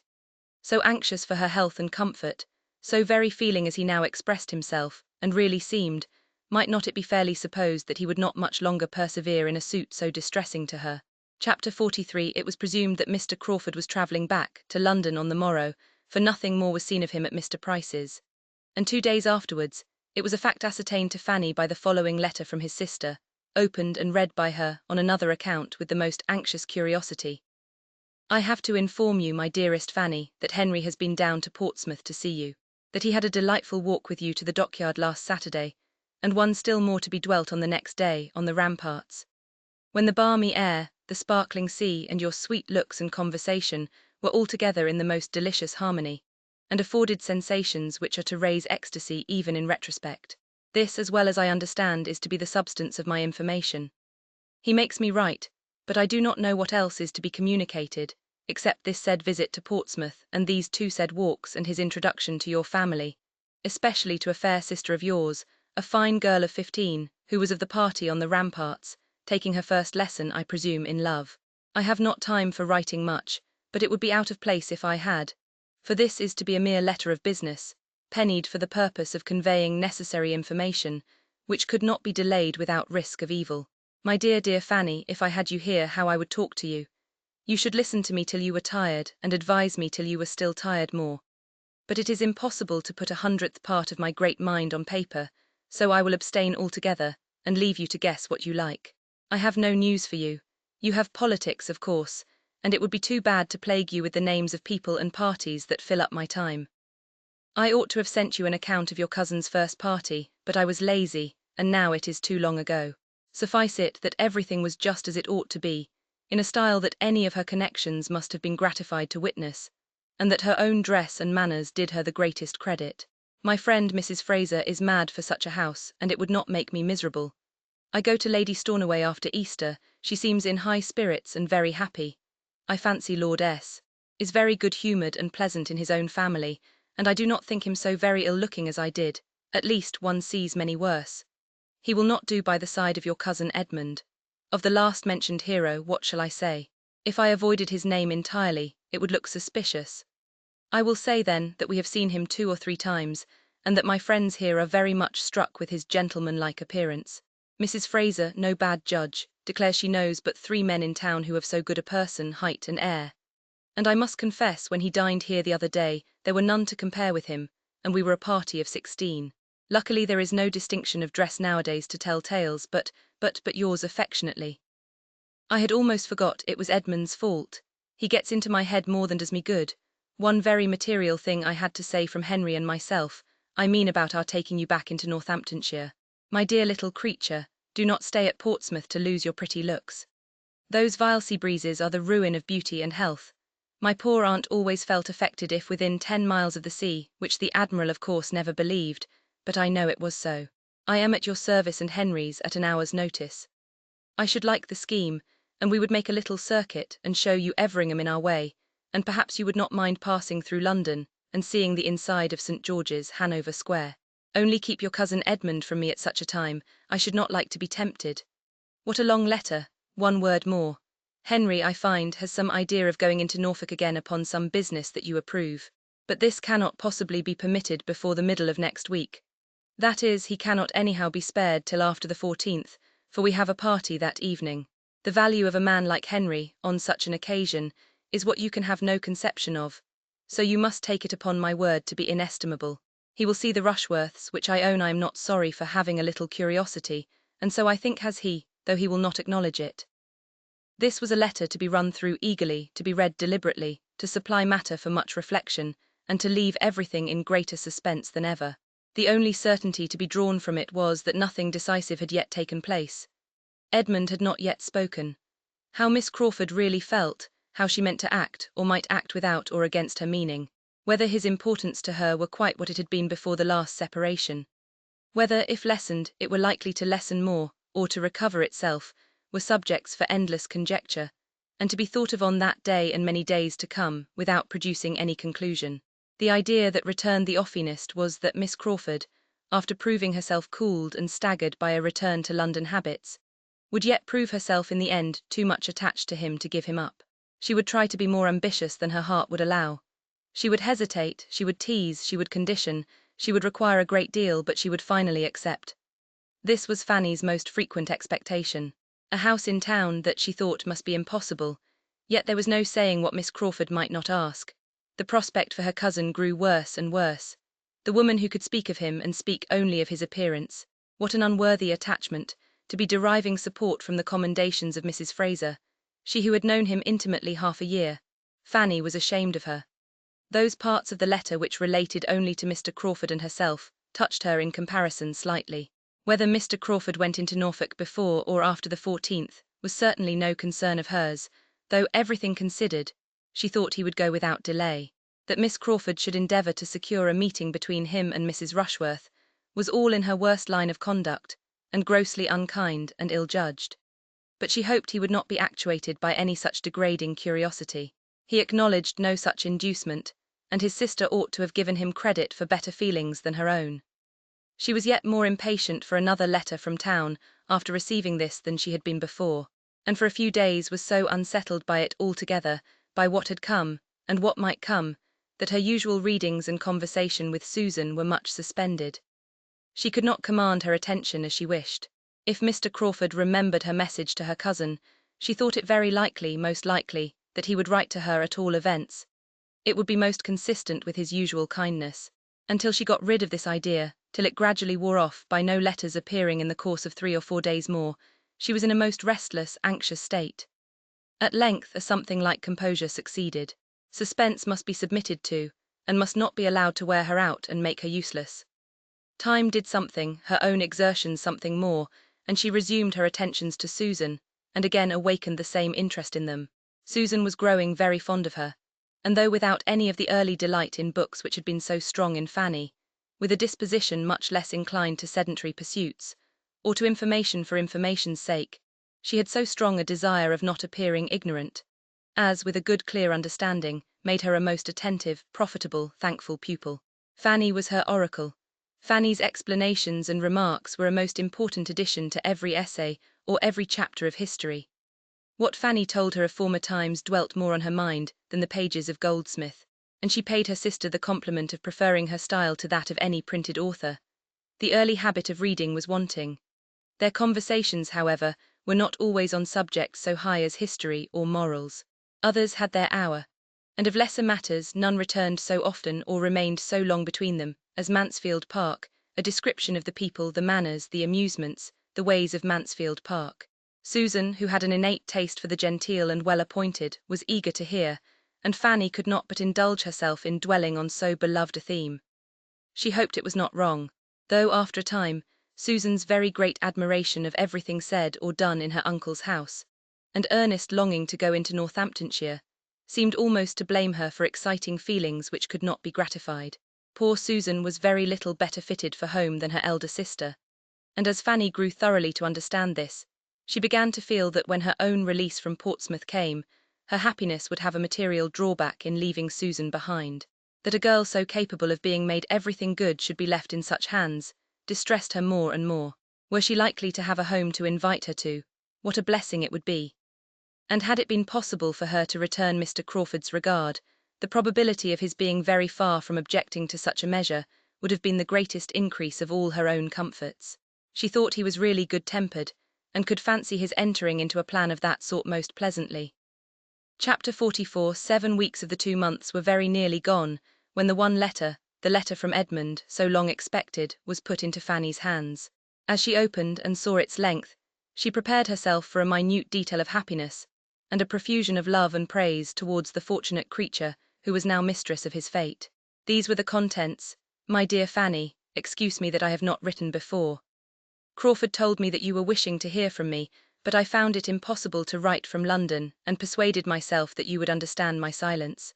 Could I have sent a few happy lines, they should not have been wanting, but nothing of that nature was ever in my power. I am returned to Mansfield in a less assured state than when I left it. My hopes are much weaker. You are probably aware of this already. So very fond of you as Miss Crawford is, it is most natural that she should tell you enough of her own feelings to furnish a tolerable guess at mine. I will not be prevented, however, from making my own communication. Our confidences in you need not clash. I ask no questions. There is something soothing in the idea that we have the same friend, and that whatever unhappy differences of opinion may exist between us, we are united in our love of you. It will be a comfort to me to tell you how things now are, and what are my present plans, if plans I can be said to have. I have been returned since Saturday. I was 3 weeks in London, and saw her, for London, very often. I had every attention from the Frasers that could be reasonably expected. I dare say I was not reasonable in carrying with me hopes of an intercourse at all like that of Mansfield.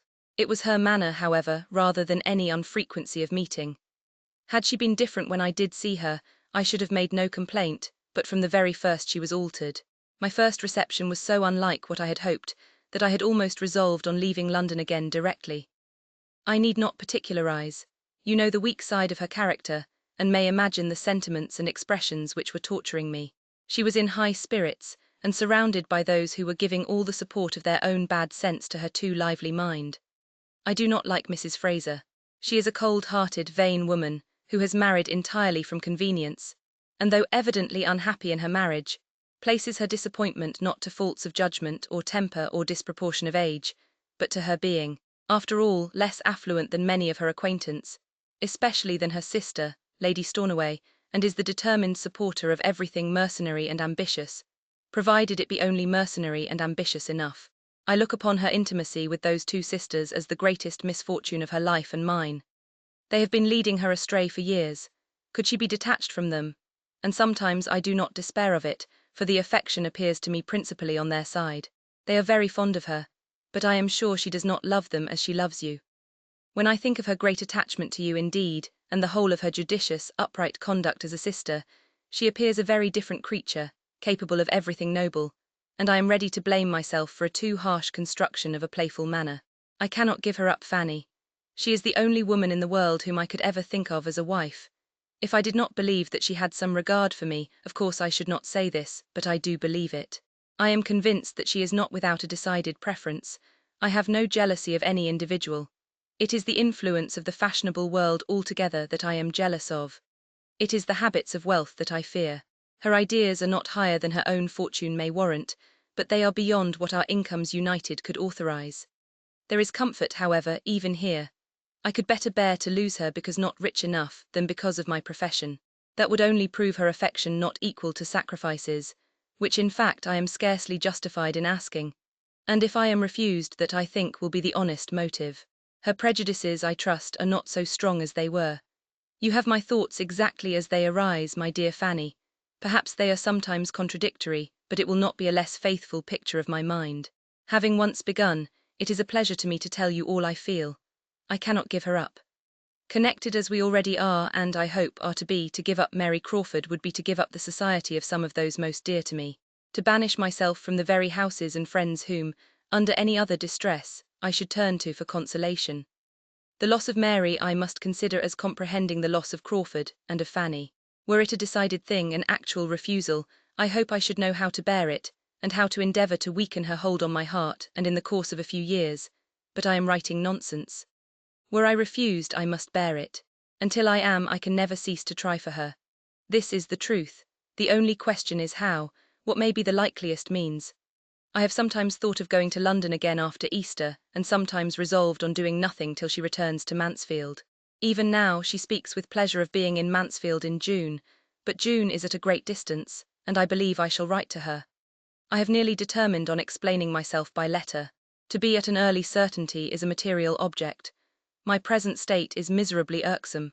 Considering everything, I think a letter will be decidedly the best method of explanation. I shall be able to write much that I could not say, and shall be giving her time for reflection before she resolves on her answer, and I am less afraid of the result of reflection than of an immediate hasty impulse. I think I am. My greatest danger would lie in her consulting Mrs. Fraser, and I at a distance unable to help my own cause. A letter exposes to all the evil of consultation, and where the mind is anything short of perfect decision, an adviser may, in an unlucky moment, lead it to do what it may afterwards regret. I must think this matter over a little. This long letter, full of my own concerns alone, will be enough to tire even the friendship of a Fanny. The last time I saw Crawford was at Mrs. Fraser's party. I am more and more satisfied with all that I see and hear of him. There is not a shadow of wavering. He thoroughly knows his own mind and acts up to his resolutions, an inestimable quality. I could not see him and my eldest sister in the same room without recollecting what you once told me, and I acknowledge that they did not meet as friends. There was marked coolness on her side. They scarcely spoke. I saw him draw back surprised, and I was sorry that Mrs. Rushworth should resent any former supposed slight to Miss Bertram. You will wish to hear my opinion of Maria's degree of comfort as a wife. There is no appearance of unhappiness. I hope they get on pretty well together. I dined twice in Wimpole Street and might have been there oftener, but it is mortifying to be with Rushworth as a brother. Julia seems to enjoy London exceedingly. I had little enjoyment there, but have less here. We are not a lively party. You are very much wanted. I miss you more than I can express. My mother desires her best love and hopes to hear from you soon. She talks of you almost every hour, and I am sorry to find how many weeks more she is likely to be without you.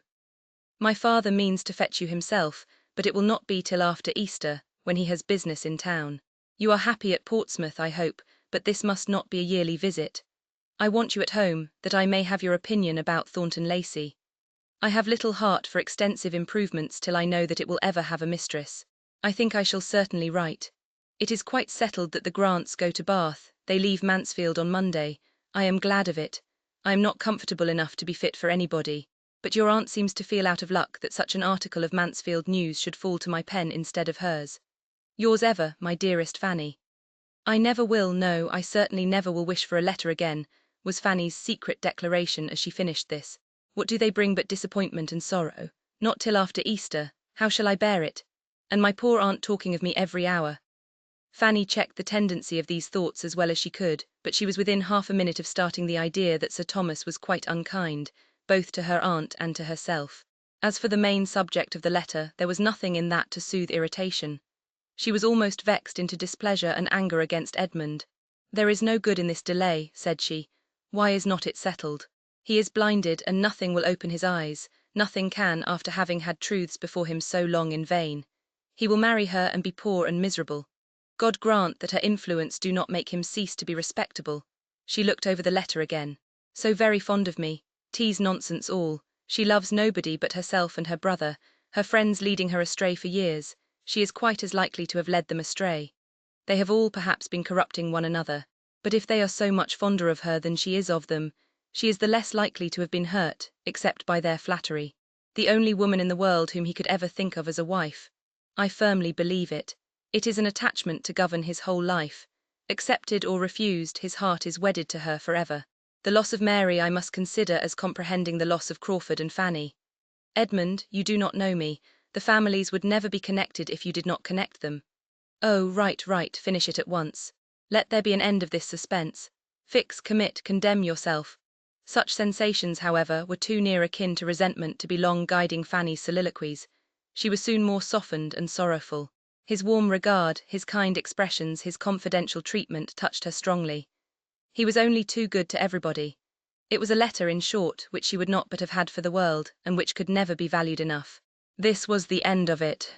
Everybody at all addicted to letter writing, without having much to say, which will include a large proportion of the female world at least, must feel with Lady Bertram that she was out of luck in having such a capital piece of Mansfield news as the certainty of the Grants going to Bath occur at a time when she could make no advantage of it, and will admit that it must have been very mortifying to her to see it fall to the share of her thankless son, and treated as concisely as possible at the end of a long letter, instead of having it to spread over the largest part of a page of her own.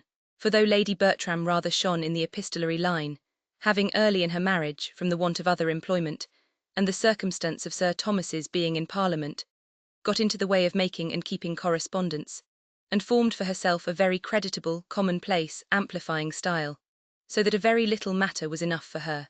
She could not do entirely without any. She must have something to write about, even to her niece.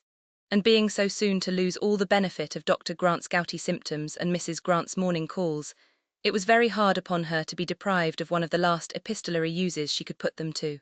There was a rich amends, however, preparing for her. Lady Bertram's hour of good luck came. Within a few days from the receipt of Edmund's letter, Fanny had one from her aunt, beginning thus: "My dear Fanny, I take up my pen to communicate some very alarming intelligence, which I make no doubt will give you much concern." This was a great deal better than to have to take up the pen to acquaint her with all the particulars of the Grants' intended journey. For the present intelligence was of a nature to promise occupation for the pen for many days to come, being no less than the dangerous illness of her eldest son, of which they had received notice by express a few hours before. Tom had gone from London with a party of young men to Newmarket, where a neglected fall and a good deal of drinking had brought on a fever, and when the party broke up, being unable to move, had been left by himself at the house of one of these young men to the comforts of sickness and solitude, and the attendance only of servants. Instead of being soon well enough to follow his friends, as he had then hoped, his disorder increased considerably, and it was not long before he thought so ill of himself as to be as ready as his physician to have a letter dispatched to Mansfield. This distressing intelligence, as you may suppose, observed her ladyship, after giving the substance of it, has agitated us exceedingly, and we cannot prevent ourselves from being greatly alarmed and apprehensive for the poor invalid, whose state Sir Thomas fears may be very critical, and Edmund kindly proposes attending his brother immediately, but I am happy to add that Sir Thomas will not leave me on this distressing occasion, as it would be too trying for me. We shall greatly miss Edmund in our small circle, but I trust and hope he will find the poor invalid in a less alarming state than might be apprehended, and that he will be able to bring him to Mansfield shortly, which Sir Thomas proposes should be done, and thinks best on every account, and I flatter myself the poor sufferer will soon be able to bear the removal without material inconvenience or injury. As I have little doubt of your feeling for us, my dear Fanny, under these distressing circumstances, I will write again very soon. Fanny's feelings on the occasion were indeed considerably more warm and genuine than her aunt's style of writing. She felt truly for them all. Tom dangerously ill, Edmund gone to attend him, and the sadly small party remaining at Mansfield, were cares to shut out every other care, or almost every other. She could just find selfishness enough to wonder whether Edmund had written to Miss Crawford before this summons came, but no sentiment dwelt long with her that was not purely affectionate and disinterestedly anxious. Her aunt did not neglect her. She wrote again and again. They were receiving frequent accounts from Edmund, and these accounts were as regularly transmitted to Fanny in the same diffuse style, and the same medley of trusts, hopes, and fears, all following and producing each other at haphazard. It was a sort of playing at being frightened. The sufferings which Lady Bertram did not see had little power over her fancy, and she wrote very comfortably about agitation and anxiety and poor invalids, till Tom was actually conveyed to Mansfield, and her own eyes had beheld his altered appearance.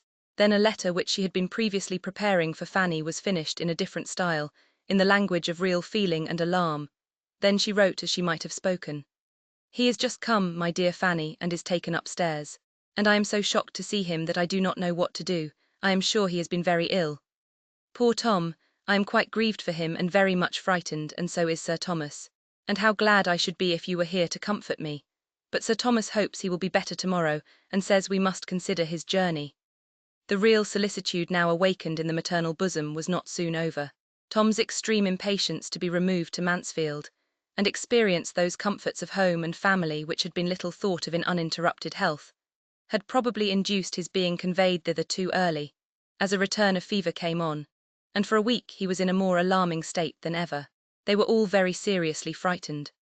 Lady Bertram wrote her daily terrors to her niece, who might now be said to live upon letters, and pass all her time between suffering from that of today and looking forward to tomorrow's.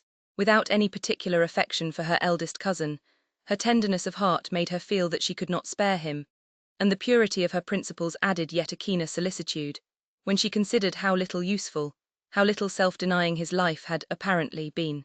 Susan was her only companion and listener on this, as on more common occasions. Susan was always ready to hear and to sympathize.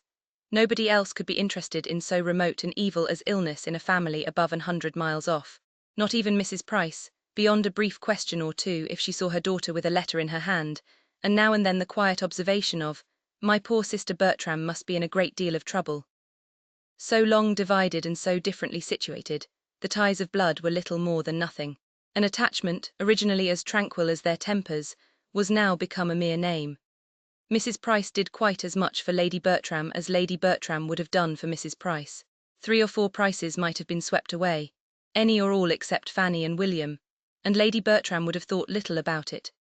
Or perhaps might have caught from Mrs. Norris's lips the cant of its being a very happy thing and a great blessing to their poor dear sister Price to have them so well provided for.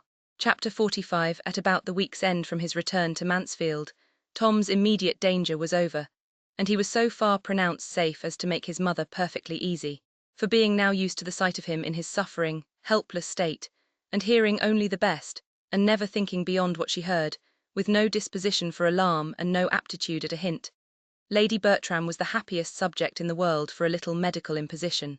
The fever was subdued, the fever had been his complaint, of course he would soon be well again.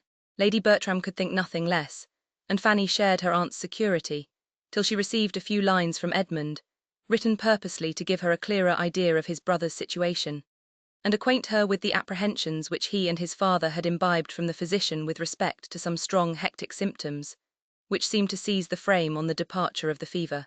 They judged it best that Lady Bertram should not be harassed by alarms which, it was to be hoped, would prove unfounded, but there was no reason why Fanny should not know the truth. They were apprehensive for his lungs. A very few lines from Edmund showed her the patient and the sick room in a juster and stronger light than all Lady Bertram's sheets of paper could do. There was hardly anyone in the house who might not have described, from personal observation, better than herself, not one who was not more useful at times to her son. She could do nothing but glide in quietly and look at him, but when able to talk or be talked to, or read to, Edmund was the companion he preferred. His aunt worried him by her cares, and Sir Thomas knew not how to bring down his conversation or his voice to the level of irritation and feebleness. Edmund was all in all. Fanny would certainly believe him so at least, and must find that her estimation of him was higher than ever when he appeared as the attendant, supporter, cheerer of a suffering brother. There was not only the debility of recent illness to assist, there was also, as she now learnt, nerves much affected, spirits much depressed to calm and raise, and her own imagination added that there must be a mind to be properly guided. The family were not consumptive, and she was more inclined to hope than fear for her cousin, except when she thought of Miss Crawford. But Miss Crawford gave her the idea of being the child of good luck, and to her selfishness and vanity, it would be good luck to have Edmund the only son. Even in the sick chamber the fortunate Mary was not forgotten, Edmund's letter had this postscript.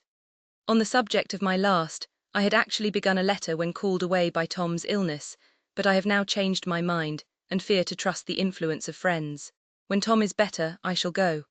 Such was the state of Mansfield, and so it continued with scarcely any change till Easter. A line occasionally added by Edmund to his mother's letter was enough for Fanny's information. Tom's amendment was alarmingly slow. Easter came particularly late this year, as Fanny had most sorrowfully considered, on first learning that she had no chance of leaving Portsmouth till after it. It came, and she had yet heard nothing of her return, nothing even of the going to London, which was to precede her return. Her aunt often expressed a wish for her, but there was no notice, no message from the uncle on whom all depended. She supposed he could not yet leave his son, but it was a cruel, a terrible delay to her. The end of April was coming on. It would soon be almost 3 months instead of 2, that she had been absent from them all, and that her days had been passing in a state of penance, which she loved them too well to hope they would thoroughly understand, and who could yet say when there might be leisure to think of or fetch her. Her eagerness, her impatience, her longings to be with them, were such as to bring a line or two of Cowper's Tiresininum for ever before her. With what intense desire she wants her home, was continually on her tongue, as the truest description of a yearning which she could not suppose any schoolboy's bosom to feel more keenly. When she had been coming to Portsmouth, she had loved to call it her home, had been fond of saying that she was going home. The word had been very dear to her, and so it still was, but it must be applied to Mansfield. That was now the home. Portsmouth was Portsmouth, Mansfield was home. They had been long so arranged in the indulgence of her secret meditations, and nothing was more consolatory to her than to find her aunt using the same language. I cannot but say I much regret your being from home at this distressing time, so very trying to my spirits. I trust and hope, and sincerely wish you may never be absent from home so long again, were most delightful sentences to her. Still, however, it was her private regale.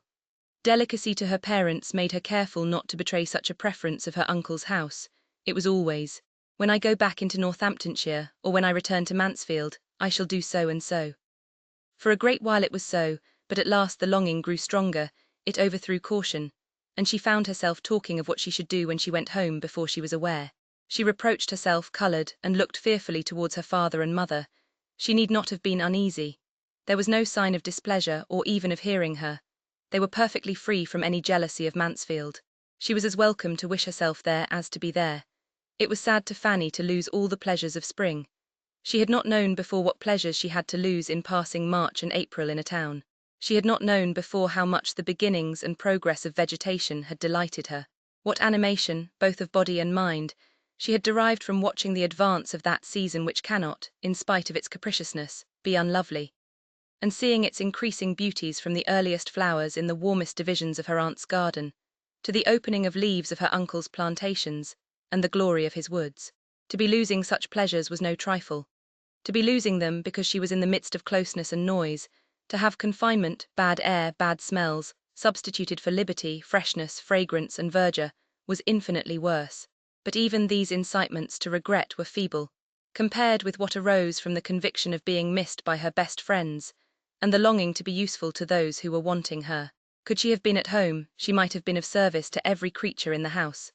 She felt that she must have been of use to all she must have saved some trouble of head or hand, and were it only in supporting the spirits of her Aunt Bertram, keeping her from the evil of solitude, or the still greater evil of a restless, officious companion, too apt to be heightening danger in order to enhance her own importance, her being there would have been a general good. She loved to fancy how she could have read to her aunt, how she could have talked to her, and tried at once to make her feel the blessing of what was, and prepare her mind for what might be, and how many walks up and down stairs she might have saved her, and how many messages she might have carried. It astonished her that Tom's sisters could be satisfied with remaining in London at such a time, through an illness which had now, under different degrees of danger, lasted several weeks. They might return to Mansfield when they chose. Travelling could be no difficulty to them, and she could not comprehend how both could still keep away. If Mrs. Rushworth could imagine any interfering obligations, Julia was certainly able to quit London whenever she chose. It appeared from one of her aunt's letters that Julia had offered to return if wanted, but this was all. It was evident that she would rather remain where she was. Fanny was disposed to think the influence of London very much at war with all respectable attachments. She saw the proof of it in Miss Crawford as well as in her cousins. Her attachment to Edmund had been respectable, the most respectable part of her character.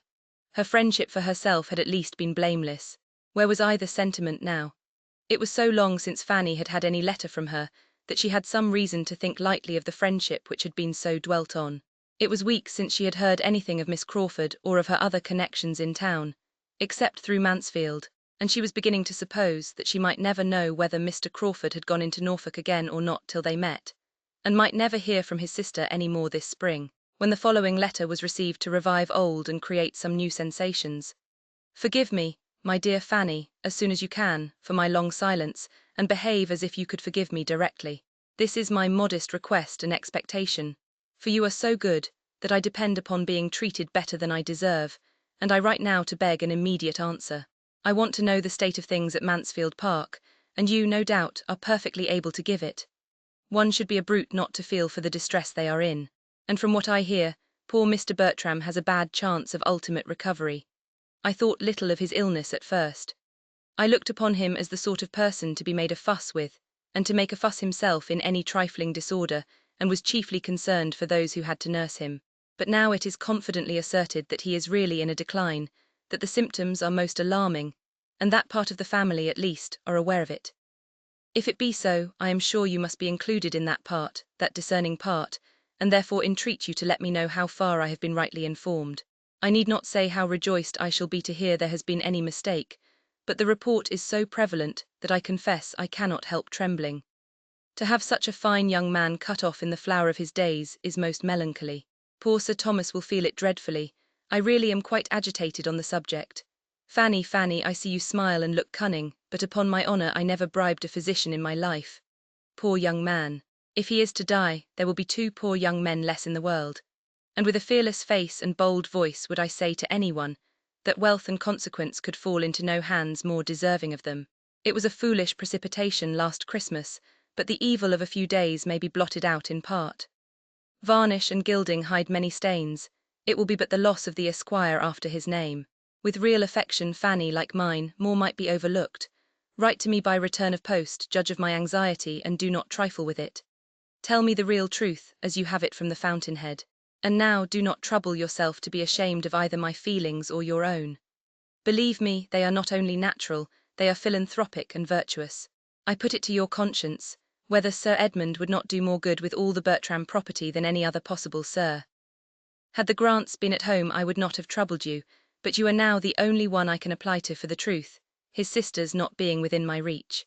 Mrs. R. has been spending the Easter with the Almers at Twickenham, as to be sure you know, and is not yet returned. And Julia is with the cousins who live near Bedford Square, but I forget their name and street.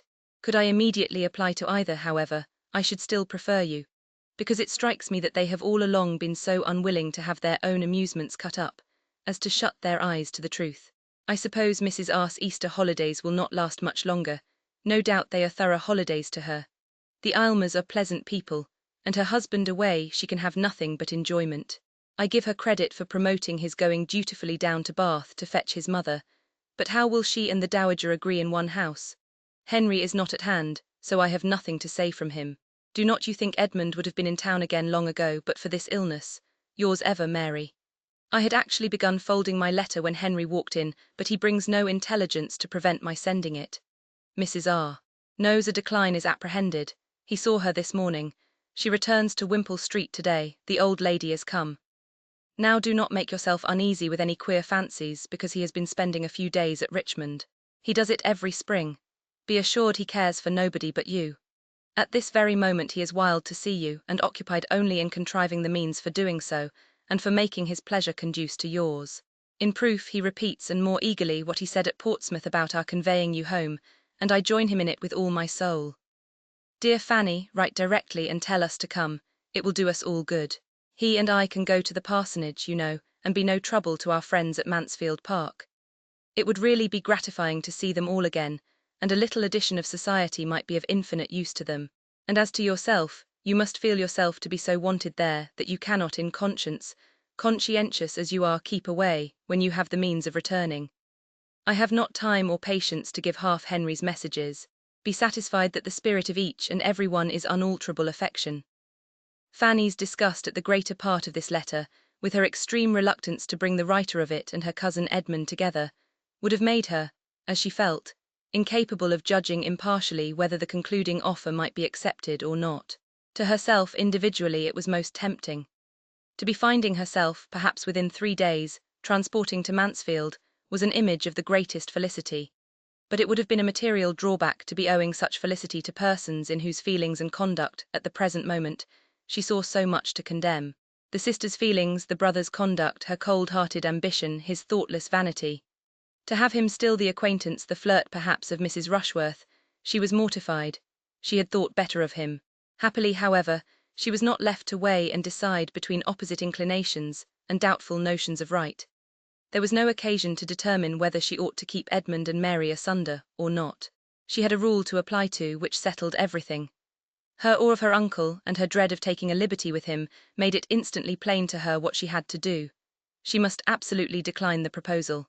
If he wanted, he would send for her, and even to offer an early return was a presumption which hardly anything would have seemed to justify. She thanked Miss Crawford, but gave a decided negative. Her uncle, she understood, meant to fetch her, and as her cousin's illness had continued so many weeks without her being thought at all necessary, she must suppose her return would be unwelcome at present, and that she should be felt an encumbrance. Her representation of her cousin's state at this time was exactly according to her own belief of it, and such as she supposed would convey to the sanguine mind of her correspondent the hope of everything she was wishing for. Edmund would be forgiven for being a clergyman, it seemed, under certain conditions of wealth. And this, she suspected, was all the conquest of prejudice which he was so ready to congratulate himself upon. She had only learnt to think nothing of consequence but money. Chapter 46. As Fanny could not doubt that her answer was conveying a real disappointment, she was rather in expectation, from her knowledge of Miss Crawford's temper, of being urged again. And though no second letter arrived for the space of a week, she had still the same feeling when it did come. On receiving it, she could instantly decide on its containing little writing, and was persuaded of its having the air of a letter of haste and business. Its object was unquestionable, and 2 moments were enough to start the probability of its being merely to give her notice that they should be in Portsmouth that very day, and to throw her into all the agitation of doubting what she ought to do in such a case. If 2 moments, however, can surround with difficulties, a third can disperse them. And before she had opened the letter, the possibility of Mr. and Miss Crawford's having applied to her uncle and obtained his permission was giving her ease. This was the letter. A most scandalous, ill-natured rumour has just reached me, and I write, dear Fanny, to warn you against giving the least credit to it, should it spread into the country. Depend upon it, there is some mistake, and that a day or 2 will clear it up. At any rate, that Henry is blameless, and in spite of a moment's étourderie, thinks of nobody but you. Say not a word of it. Hear nothing, surmise nothing, whisper nothing till I write again. I am sure it will be all hushed up, and nothing proved but Rushworth's folly. If they are gone, I would lay my life they are only gone to Mansfield Park, and Julia with them. But why would not you let us come for you? I wish you may not repent it. Yours, etc. Fanny stood aghast. As no scandalous, ill-natured rumour had reached her, it was impossible for her to understand much of this strange letter. She could only perceive that it must relate to Wimpole Street and Mr. Crawford, and only conjecture that something very imprudent had just occurred in that quarter to draw the notice of the world, and to excite her jealousy, in Miss Crawford's apprehension, if she heard it. Miss Crawford need not be alarmed for her. She was only sorry for the parties concerned and for Mansfield if the report should spread so far, but she hoped it might not. If the Rushworths were gone themselves to Mansfield, as was to be inferred from what Miss Crawford said, it was not likely that anything unpleasant should have preceded them, or at least should make any impression. As to Mr. Crawford, she hoped it might give him a knowledge of his own disposition, convince him that he was not capable of being steadily attached to any one woman in the world, and shame him from persisting any longer in addressing herself. It was very strange. She had begun to think he really loved her, and to fancy his affection for her something more than common, and his sister still said that he cared for nobody else. Yet there must have been some marked display of attentions to her cousin. There must have been some strong indiscretion, since her correspondent was not of a sort to regard a slight one. Very uncomfortable she was, and must continue, till she heard from Miss Crawford again. It was impossible to banish the letter from her thoughts, and she could not relieve herself by speaking of it to any human being. Miss Crawford need not have urged secrecy with so much warmth. She might have trusted to her sense of what was due to her cousin. The next day came and brought no second letter. Fanny was disappointed. She could still think of little else all the morning. But when her father came back in the afternoon with the daily newspaper as usual, she was so far from expecting any elucidation through such a channel that the subject was for a moment out of her head. She was deep in other musing. The remembrance of her first evening in that room, of her father and his newspaper, came across her. No candle was now wanted. The sun was yet an hour and a half above the horizon. She felt that she had indeed been 3 months there. And the sun's rays falling strongly into the parlour, instead of cheering, made her still more melancholy. For sunshine appeared to her a totally different thing in a town and in the country. Here its power was only a glare, a stifling, sickly glare, serving but to bring forward stains and dirt that might otherwise have slept. There was neither health nor gaiety in sunshine in a town.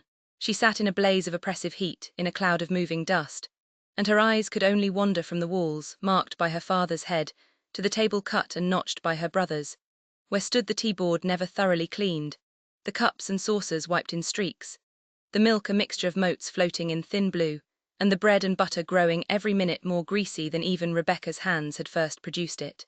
Her father read his newspaper, and her mother lamented over the ragged carpet as usual, while the tea was in preparation, and wished Rebecca would mend it.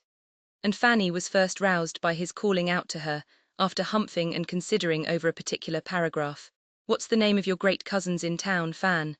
A moment's recollection enabled her to say, "Rushworth, sir." "And don't they live in Wimpole Street?" "Yes, sir." "Then there's the devil to pay among them, that's all." There, holding out the paper to her. "Much good may such fine relations do you. I don't know what Sir Thomas may think of such matters. He may be too much of the courtier and fine gentleman to like his daughter the less. But by G, if she belonged to me, I'd give her the rope's end as long as I could stand over her.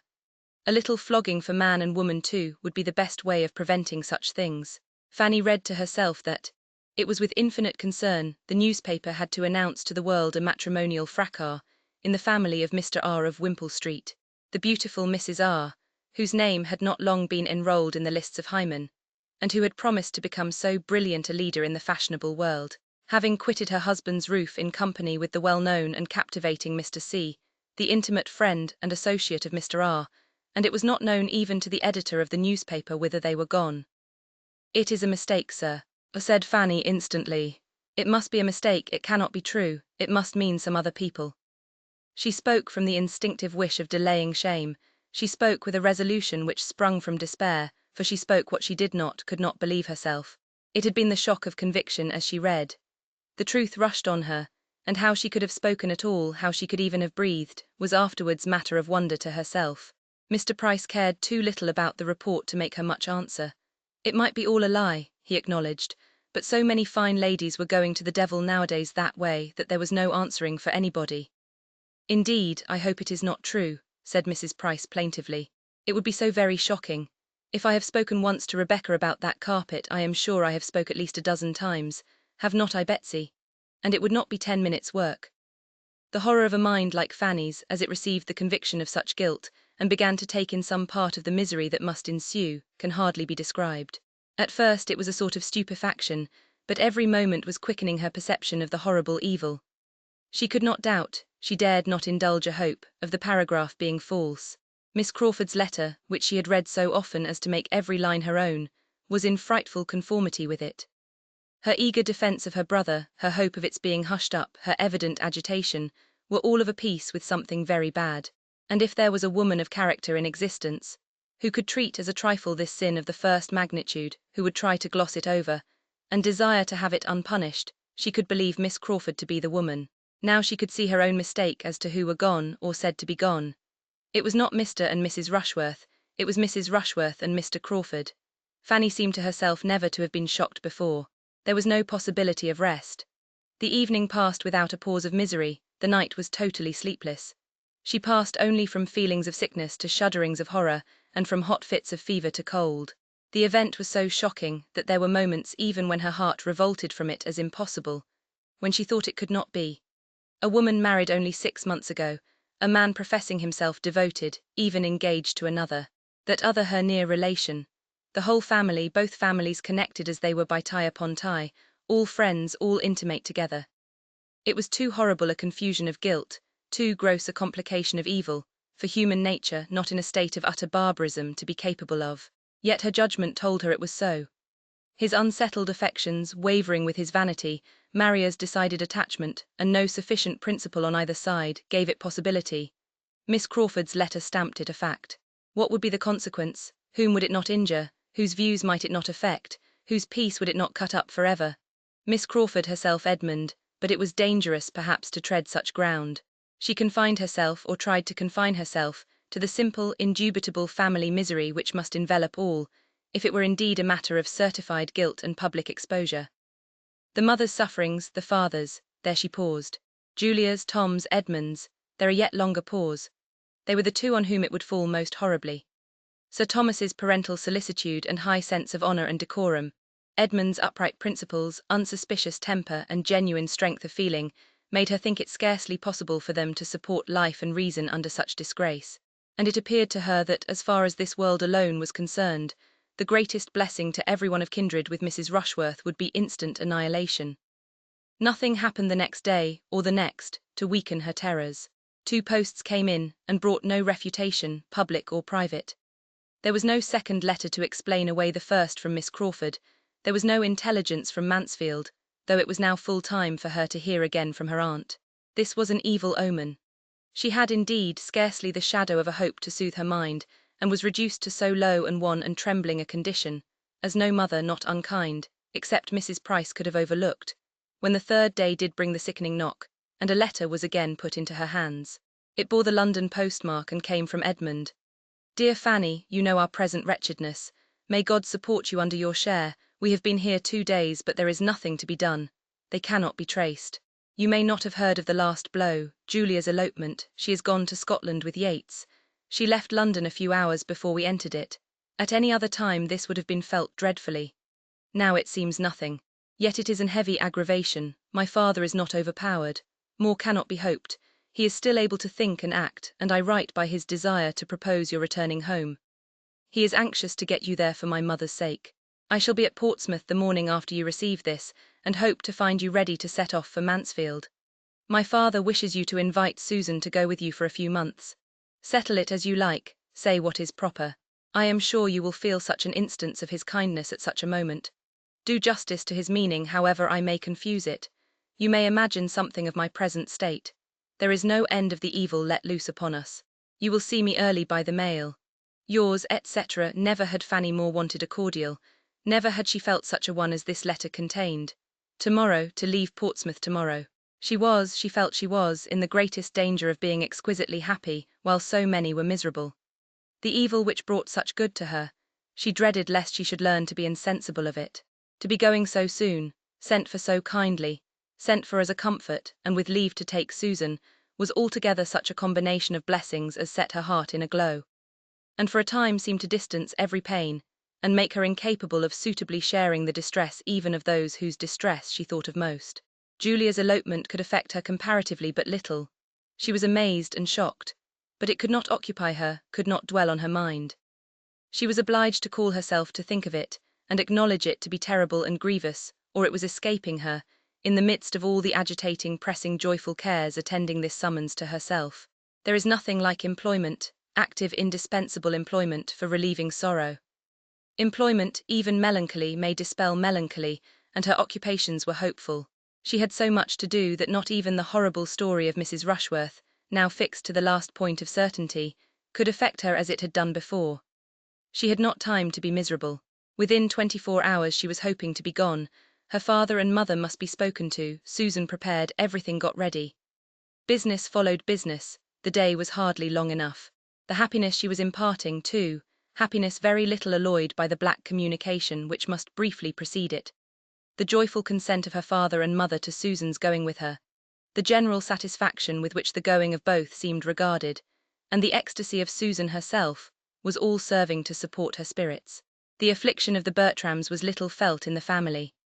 Mrs. Price talked of her poor sister for a few minutes, but how to find anything to hold Susan's clothes, because Rebecca took away all the boxes and spoilt them, was much more in her thoughts.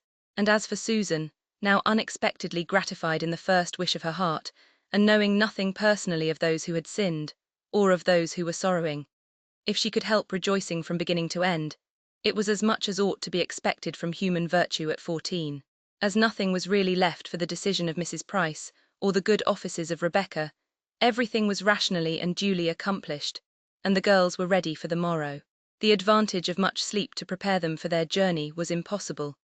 The cousin who was travelling towards them could hardly have less than visited their agitated spirits, one all happiness, the other all varying and indescribable perturbation.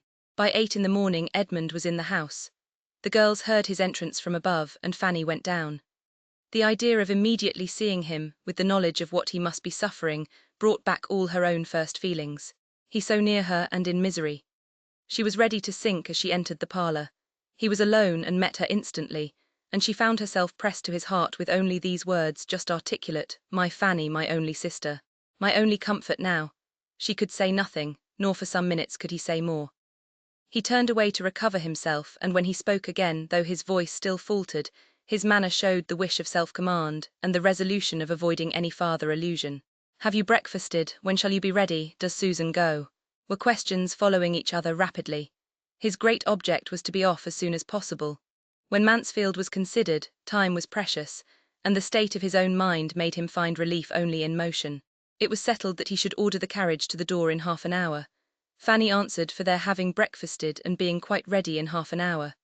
He had already ate and declined staying for their meal. He would walk round the ramparts and join them with the carriage. He was gone again, glad to get away even from Fanny. He looked very ill, evidently suffering under violent emotions which he was determined to suppress. She knew it must be so, but it was terrible to her. The carriage came, and he entered the house again at the same moment, just in time to spend a few minutes with the family and be a witness. But that he saw nothing of the tranquil manner in which the daughters were parted with, and just in time to prevent their sitting down to the breakfast table, which, by dint of much unusual activity, was quite and completely ready as the carriage drove from the door. Fanny's last meal in her father's house was in character with her first. She was dismissed from it as hospitably as she had been welcomed.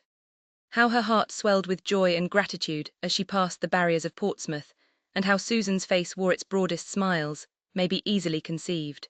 Sitting forwards, however, and screened by her bonnet, those smiles were unseen. The journey was likely to be a silent one. Edmund's deep sighs often reached Fanny. Had he been alone with her, his heart must have opened in spite of every resolution. But Susan's presence drove him quite into himself, and his attempts to talk on indifferent subjects could never be long supported. Fanny watched him with never-failing solicitude, and sometimes catching his eye, revived an affectionate smile, which comforted her. But the first day's journey passed without her hearing a word from him on the subjects that were weighing him down. The next morning produced a little more. Just before their setting out from Oxford, while Susan was stationed at a window, in eager observation of the departure of a large family from the inn, the other two were standing by the fire, and Edmund, particularly struck by the alteration in Fanny's looks, and from his ignorance of the daily evils of her father's house, attributing an undue share of the change, attributing all to the recent event, took her hand, and said in a low but very expressive tone, "No wonder, you must feel it, you must suffer. How a man who had once loved could desert you, but your regard was new compared with, Fanny, think of me." The first division of their journey occupied a long day and brought them, almost knocked up, to Oxford, but the second was over at a much earlier hour. They were in the environs of Mansfield long before the usual dinner time, and as they approached the beloved place, the hearts of both sisters sank a little. Fanny began to dread the meeting with her aunts and Tom, under so dreadful a humiliation, and Susan to feel with some anxiety that all her best manners, all her lately acquired knowledge of what was practised here, was on the point of being called into action. Visions of good and ill breeding, of old vulgarisms and new gentilities, were before her, and she was meditating much upon silver forks, napkins, and finger-glasses. Fanny had been everywhere awake to the difference of the country since February, but when they entered the park her perceptions and her pleasures were of the keenest sort. It was 3 months, full 3 months, since her quitting it, and the change was from winter to summer. Her eye fell everywhere on lawns and plantations of the freshest green, and the trees, though not fully clothed, were in that delightful state when farther beauty is known to be at hand, and when, while much is actually given to the sight, more yet remains for the imagination. Her enjoyment, however, was for herself alone. Edmund could not share it. She looked at him, but he was leaning back, sunk in a deeper gloom than ever, and with eyes closed, as if the view of cheerfulness oppressed him, and the lovely scenes of home must be shut out. It made her melancholy again, and the knowledge of what must be enduring there, invested even the house, modern, airy, and well-situated as it was, with a melancholy aspect. By one of the suffering party within they were expected with such impatience as she had never known before. Fanny had scarcely passed the solemn-looking servants, when Lady Bertram came from the drawing-room to meet her, came with no indolent step, and falling on her neck said, "Dear Fanny, now I shall be comfortable." Chapter 47. It had been a miserable party, each of the three believing themselves most miserable. Mrs. Norris, however, as most attached to Maria, was really the greatest sufferer. Maria was her first favourite, the dearest of all. The match had been her own contriving, as she had been wont with such pride of heart to feel and say, and this conclusion of it almost overpowered her. She was an altered creature, quieted, stupefied, indifferent to everything that passed.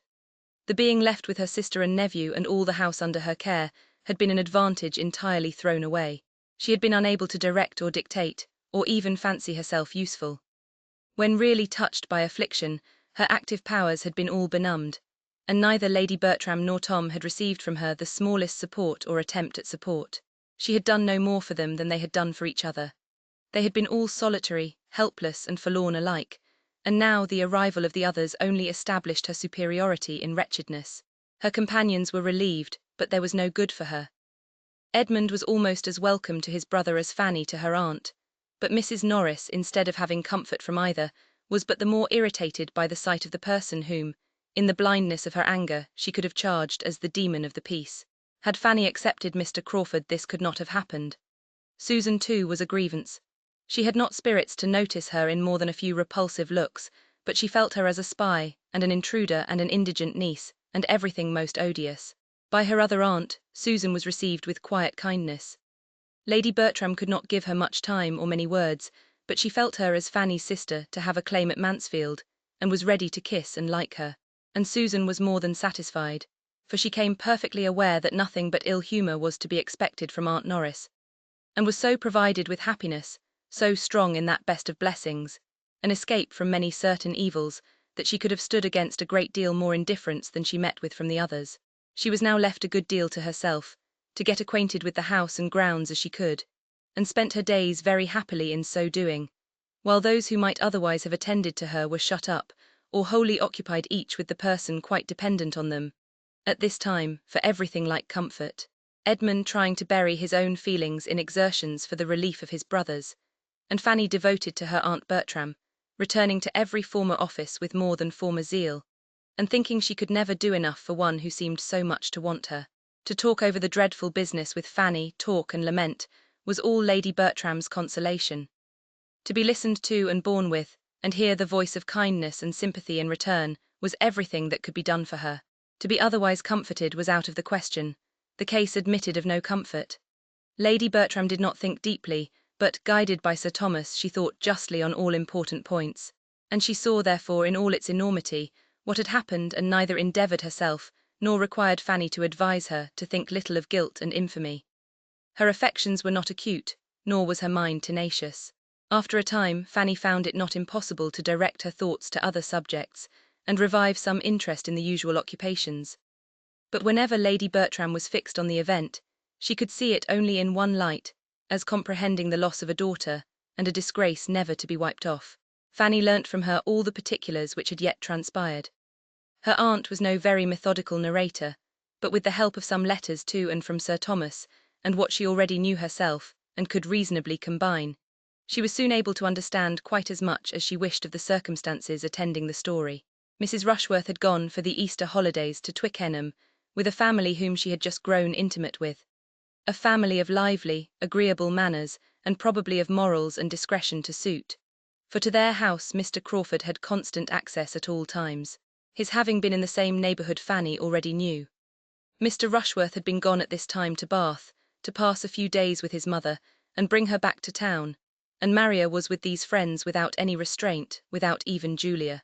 For Julia had removed from Wimpole Street 2 or 3 weeks before, on a visit to some relations of Sir Thomas. A removal which her father and mother were now disposed to attribute to some view of convenience on Mr. Yates's account. Very soon after the Rushworths' return to Wimpole Street, Sir Thomas had received a letter from an old and most particular friend in London, who, hearing and witnessing a good deal to alarm him in that quarter, wrote to recommend Sir Thomas's coming to London himself, and using his influence with his daughter to put an end to the intimacy, which was already exposing her to unpleasant remarks, and evidently making Mr. Rushworth uneasy. Sir Thomas was preparing to act upon this letter, without communicating its contents to any creature at Mansfield, when it was followed by another, sent express from the same friend, to break to him the almost desperate situation in which affairs then stood with the young people. Mrs. Rushworth had left her husband's house. Mr. Rushworth had been in great anger and distress to him, Mr. Harding, for his advice. Mr. Harding feared there had been at least very flagrant indiscretion. The maidservant of Mrs. Rushworth, senior, threatened alarmingly. He was doing all in his power to quiet everything, with the hope of Mrs. Rushworth's return, but was so much counteracted in Wimpole Street by the influence of Mr. Rushworth's mother, that the worst consequences might be apprehended. This dreadful communication could not be kept from the rest of the family. Sir Thomas set off, Edmund would go with him, and the others had been left in a state of wretchedness, inferior only to what followed the receipt of the next letters from London. Everything was by that time public beyond a hope. The servant of Mrs. Rushworth, the mother, had exposure in her power, and supported by her mistress, was not to be silenced.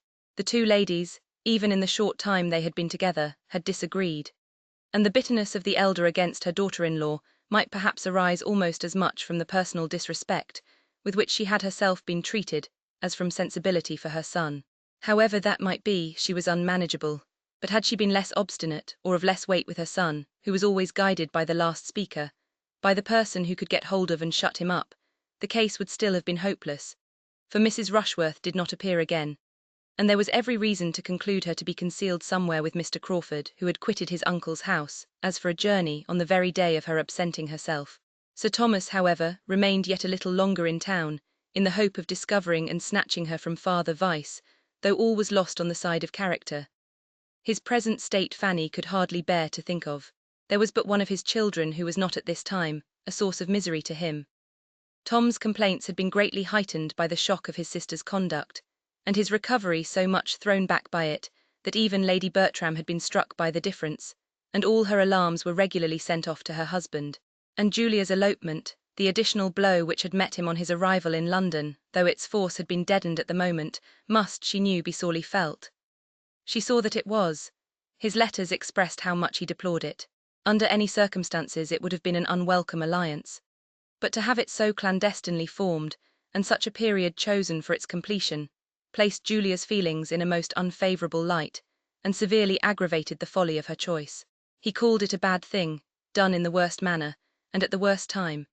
And though Julia was yet as more pardonable than Maria as folly than vice, he could not but regard the step she had taken as opening the worst probabilities of a conclusion hereafter like her sister's.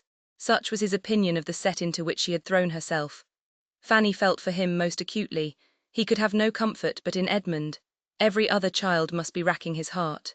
His displeasure against herself, she trusted, reasoning differently from Mrs. Norris, would now be done away. She should be justified. Mr. Crawford would have fully acquitted her conduct in refusing him. But this, though most material to herself, would be poor consolation to Sir Thomas. Her uncle's displeasure was terrible to her, but what could her justification or her gratitude and attachment do for him? His stay must be on Edmund alone. She was mistaken, however, in supposing that Edmund gave his father no present pain. It was of a much less poignant nature than what the others excited. But Sir Thomas was considering his happiness as very deeply involved in the offence of his sister and friend. Cut off by it, as he must be, from the woman whom he had been pursuing with undoubted attachment and strong probability of success, and who, in everything but this despicable brother, would have been so eligible a connection. He was aware of what Edmund must be suffering on his own behalf, in addition to all the rest, when they were in town. He had seen or conjectured his feelings, and having reason to think that one interview with Miss Crawford had taken place, from which Edmund derived only increased distress, had been as anxious on that account as on others to get him out of town, and had engaged him in taking Fanny home to her aunt, with a view to his relief and benefit no less than theirs. Fanny was not in the secret of her uncle's feelings, Sir Thomas not in the secret of Miss Crawford's character. Had he been privy to her conversation with his son, he would not have wished her to belong to him, though her £20,000 had been 40. That Edmund must be forever divided from Miss Crawford did not admit of a doubt with Fanny. And yet, till she knew that he felt the same, her own conviction was insufficient. She thought he did, but she wanted to be assured of it.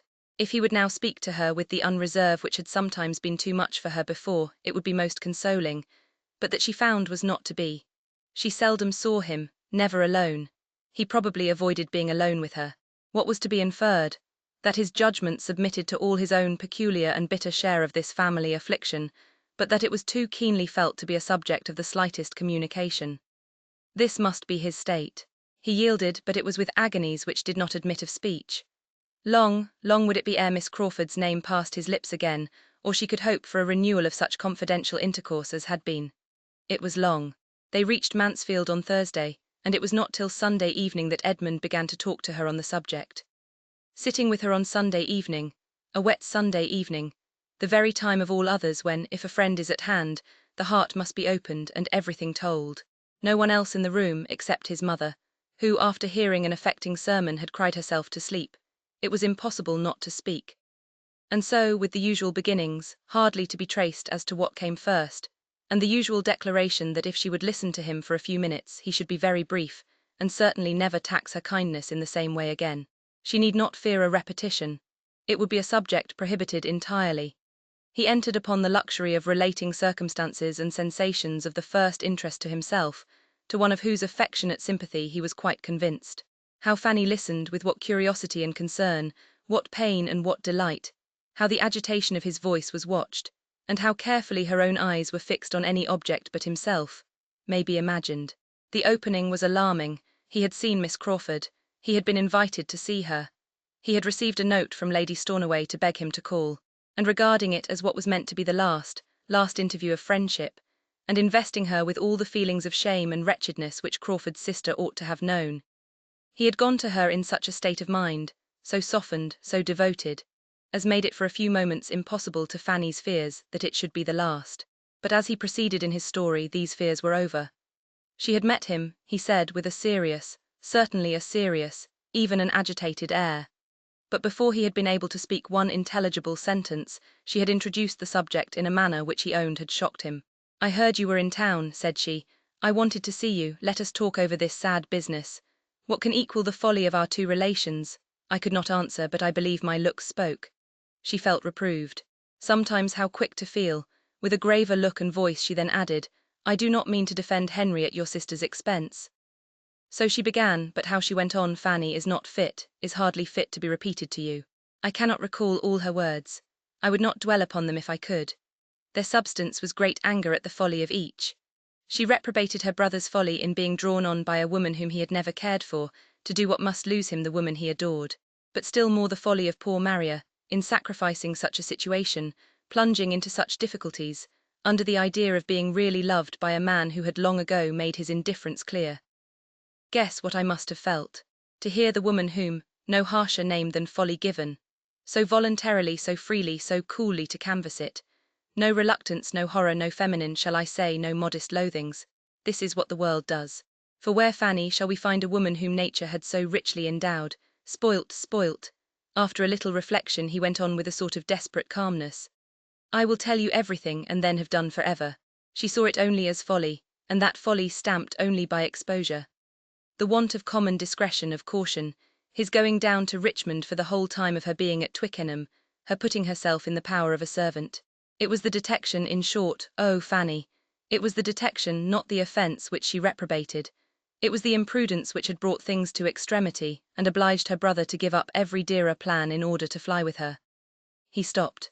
"And what," said Fanny, believing herself required to speak, "what could you say?" Nothing to be understood. I was like a man stunned. She went on, began to talk of you. Yes, then she began to talk of you, regretting, as well she might, the loss of such a.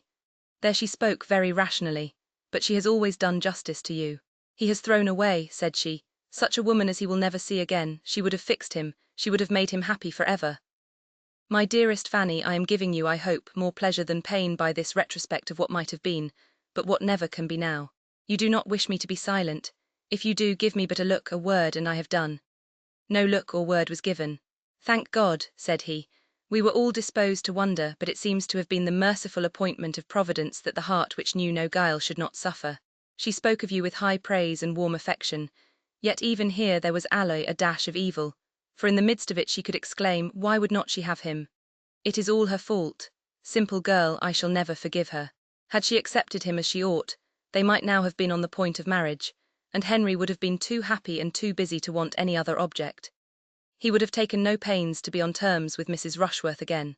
It would have all ended in a regular standing flirtation, in yearly meetings at Southerton and Everingham.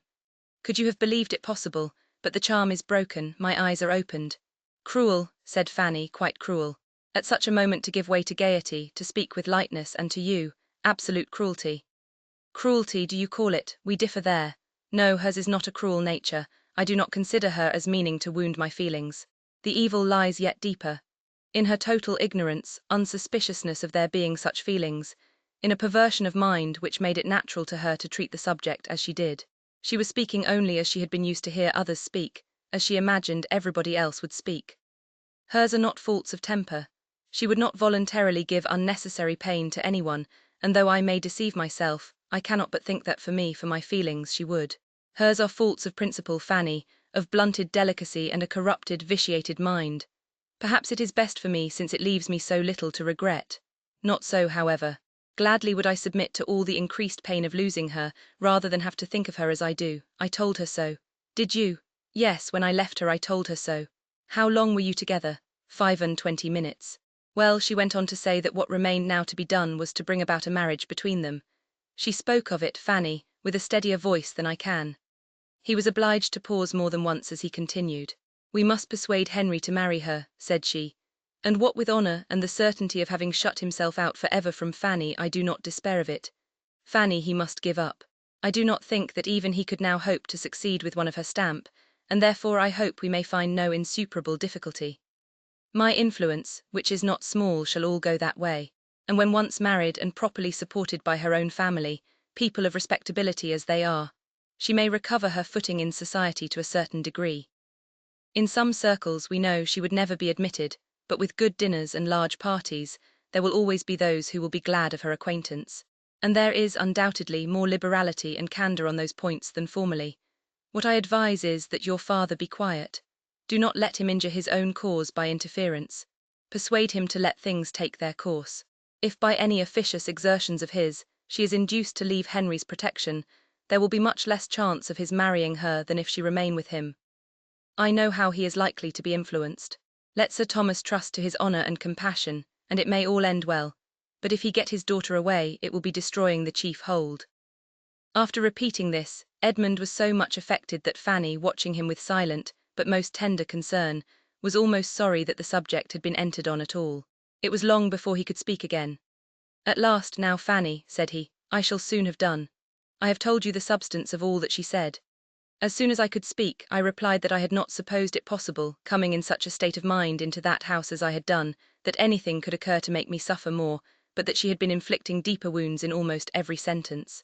That though I had, in the course of our acquaintance, been often sensible of some difference in our opinions, on points, too, of some moment, it had not entered my imagination to conceive the difference could be such as she had now proved it.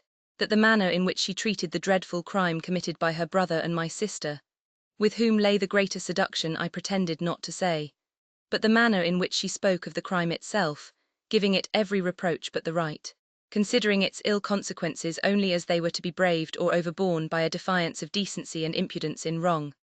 And last of all, and above all, recommending to us a compliance, a compromise, an acquiescence in the continuance of the sin, on the chance of a marriage which, thinking as I now thought of her brother, should rather be prevented than sought.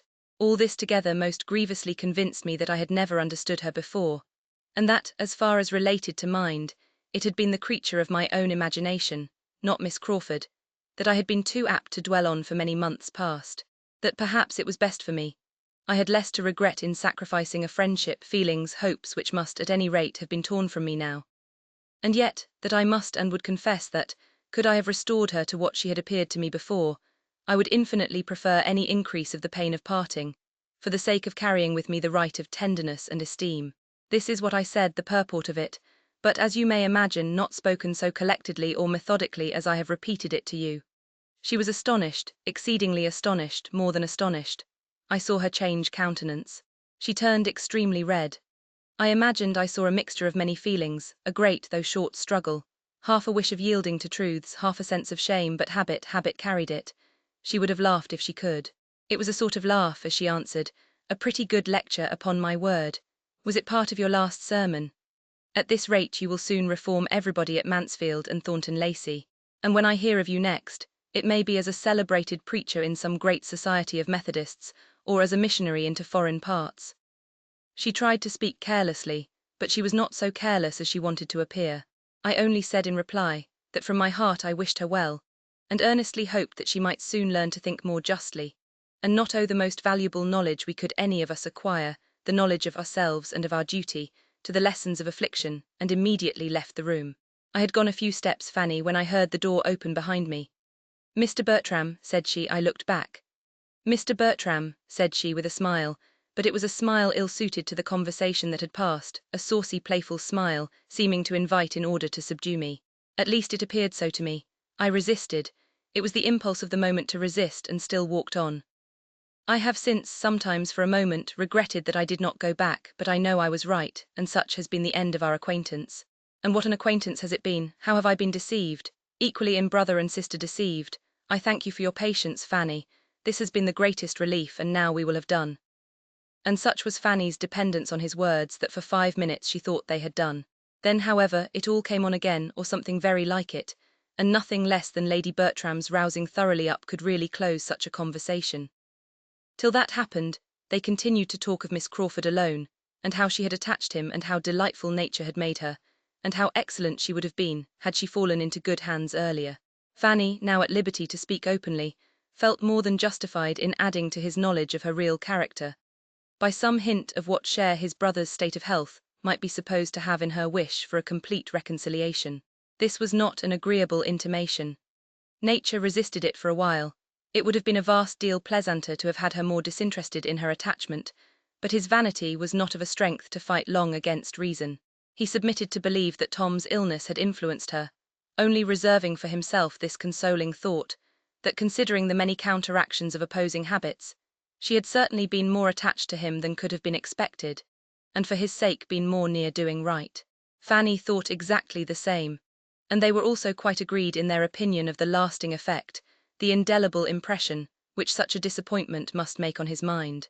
Time would undoubtedly abate somewhat of his sufferings, but still, it was a sort of thing which he never could get entirely the better of, and as to his ever meeting with any other woman who could, it was too impossible to be named but with indignation. Fanny's friendship was all that he had to cling to. Chapter 48. Let other pens dwell on guilt and misery. I quit such odious subjects as soon as I can, impatient to restore everybody, not greatly in fault themselves, to tolerable comfort, and to have done with all the rest. My Fanny, indeed, at this very time, I have the satisfaction of knowing, must have been happy in spite of everything. She must have been a happy creature in spite of all that she felt, or thought she felt, for the distress of those around her. She had sources of delight that must force their way. She was returned to Mansfield Park, she was useful, she was beloved. She was safe from Mr. Crawford, and when Sir Thomas came back she had every proof that could be given in his then melancholy state of spirits, of his perfect approbation and increased regard. And happy as all this must make her, she would still have been happy without any of it, for Edmund was no longer the dupe of Miss Crawford. It is true that Edmund was very far from happy himself. He was suffering from disappointment and regret, grieving over what was, and wishing for what could never be. She knew it was so, and was sorry, but it was with a sorrow so founded on satisfaction, so tending to ease, and so much in harmony with every dearest sensation, that there are few who might not have been glad to exchange their greatest gaiety for it. Sir Thomas, poor Sir Thomas, a parent, and conscious of errors in his own conduct as a parent, was the longest to suffer. He felt that he ought not to have allowed the marriage, that his daughter's sentiments had been sufficiently known to him to render him culpable in authorizing it, that in so doing he had sacrificed the right to the expedient, and been governed by motives of selfishness and worldly wisdom. These were reflections that required some time to soften, but time will do almost everything, and though little comfort arose on Mrs. Rushworth's side for the misery she had occasioned, comfort was to be found greater than he had supposed in his other children. Julia's match became a less desperate business than he had considered it at first. She was humble and wishing to be forgiven, and Mr. Yates, desirous of being really received into the family, was disposed to look up to him and be guided. He was not very solid, but there was a hope of his becoming less trifling, of his being at least tolerably domestic and quiet. and at any rate there was comfort in finding his estate rather more, and his debts much less, than he had feared, and in being consulted and treated as the friend best worth attending to. There was comfort also in Tom, who gradually regained his health without regaining the thoughtlessness and selfishness of his previous habits. He was the better forever for his illness. He had suffered, and he had learned to think. Two advantages that he had never known before. And the self-reproach arising from the deplorable event in Wimpole Street, to which he felt himself accessory by all the dangerous intimacy of his unjustifiable theatre, made an impression on his mind which, at the age of 26, with no want of sense or good companions, was durable in its happy effects. He became what he ought to be, useful to his father, steady and quiet, and not living merely for himself. Here was comfort indeed, and quite as soon as Sir Thomas could place dependence on such sources of good, Edmund was contributing to his father's ease by improvement in the only point in which he had given him pain before, improvement in his spirits. After wandering about and sitting under trees with Fanny all the summer evenings, he had so well talked his mind into submission as to be very tolerably cheerful again. These were the circumstances and the hopes which gradually brought their alleviation to Sir Thomas, deadening his sense of what was lost, and in part reconciling him to himself, though the anguish arising from the conviction of his own errors in the education of his daughters was never to be entirely done away. Too late, he became aware how unfavourable to the character of any young people must be the totally opposite treatment which Maria and Julia had been always experiencing at home, where the excessive indulgence and flattery of their aunt had been continually contrasted with his own severity. He saw how ill he had judged, in expecting to counteract what was wrong in Mrs. Norris by its reverse in himself, clearly saw that he had but increased the evil by teaching them to repress their spirits in his presence, so as to make their real disposition unknown to him, and sending them for all their indulgences to a person who had been able to attach them only by the blindness of her affection and the excess of her praise. Here had been grievous mismanagement, but bad as it was, he gradually grew to feel that it had not been the most direful mistake in his plan of education. Something must have been wanting within, or time would have worn away much of its ill effect. He feared that principle, active principle, had been wanting, that they had never been properly taught to govern their inclinations and tempers by that sense of duty which can alone suffice.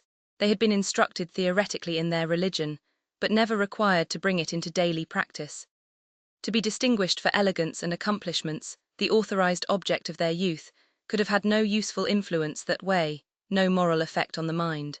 He had meant them to be good, but his cares had been directed to the understanding and manners, not the disposition.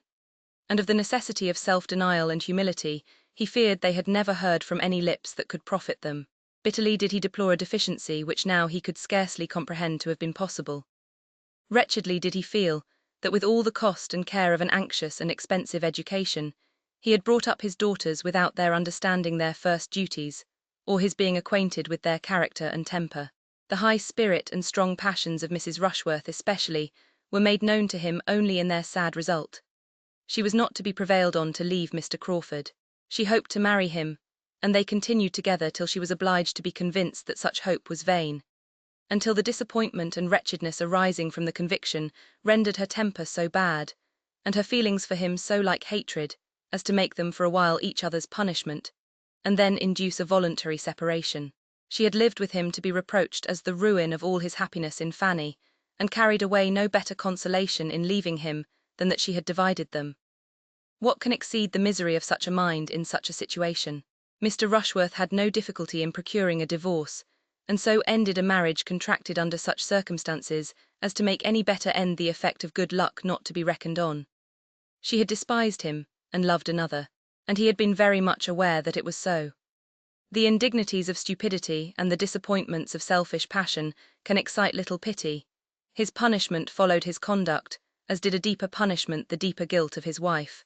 He was released from the engagement to be mortified and unhappy, till some other pretty girl could attract him into matrimony again, and he might set forward on a second, and it is to be hoped, more prosperous trial of the state.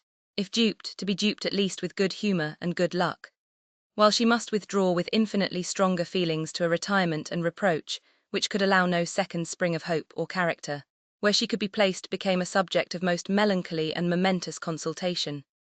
Mrs. Norris, whose attachment seemed to augment with the demerits of her niece, would have had her received at home and countenanced by them all. Sir Thomas would not hear of it, and Mrs. Norris's anger against Fanny was so much the greater, from considering her residence there as the motive. She persisted in placing his scruples to her account, though Sir Thomas very solemnly assured her that, had there been no young woman in question, had there been no young person of either sex belonging to him, to be endangered by the society or hurt by the character of Mrs. Rushworth, he would never have offered so great an insult to the neighbourhood as to expect it to notice her. As a daughter, he hoped a penitent one, she should be protected by him and secured in every comfort and supported by every encouragement to do right, which their relative situations admitted. But farther than that he could not go. Maria had destroyed her own character, and he would not, by a vain attempt to restore what never could be restored, by affording his sanction to vice, or in seeking to lessen its disgrace, be anywise accessory to introducing such misery in another man's family as he had known himself. It ended in Mrs. Norris's resolving to quit Mansfield and devote herself to her unfortunate Maria, and in an establishment being formed for them in another country, remote and private, where, shut up together with little society, on one side no affection, on the other no judgment, it may be reasonably supposed that their tempers became their mutual punishment. Mrs. Norris's removal from Mansfield was the great supplementary comfort of Sir Thomas's life. His opinion of her had been sinking from the day of his return from Antigua. In every transaction together from that period, in their daily intercourse, in business, or in chat, she had been regularly losing ground in his esteem, and convincing him that either time had done her much disservice, or that he had considerably overrated her sense, and wonderfully borne with her manners before. He had felt her as an hourly evil, which was so much the worse, as there seemed no chance of its ceasing but with life. She seemed a part of himself that must be borne forever. To be relieved from her, therefore, was so great a felicity that, had she not left bitter remembrances behind her, there might have been danger of his learning almost to approve the evil which produced such a good. She was regretted by no one at Mansfield. She had never been able to attach even those she loved best, and since Mrs. Rushworth's elopement, her temper had been in a state of such irritation as to make her everywhere tormenting.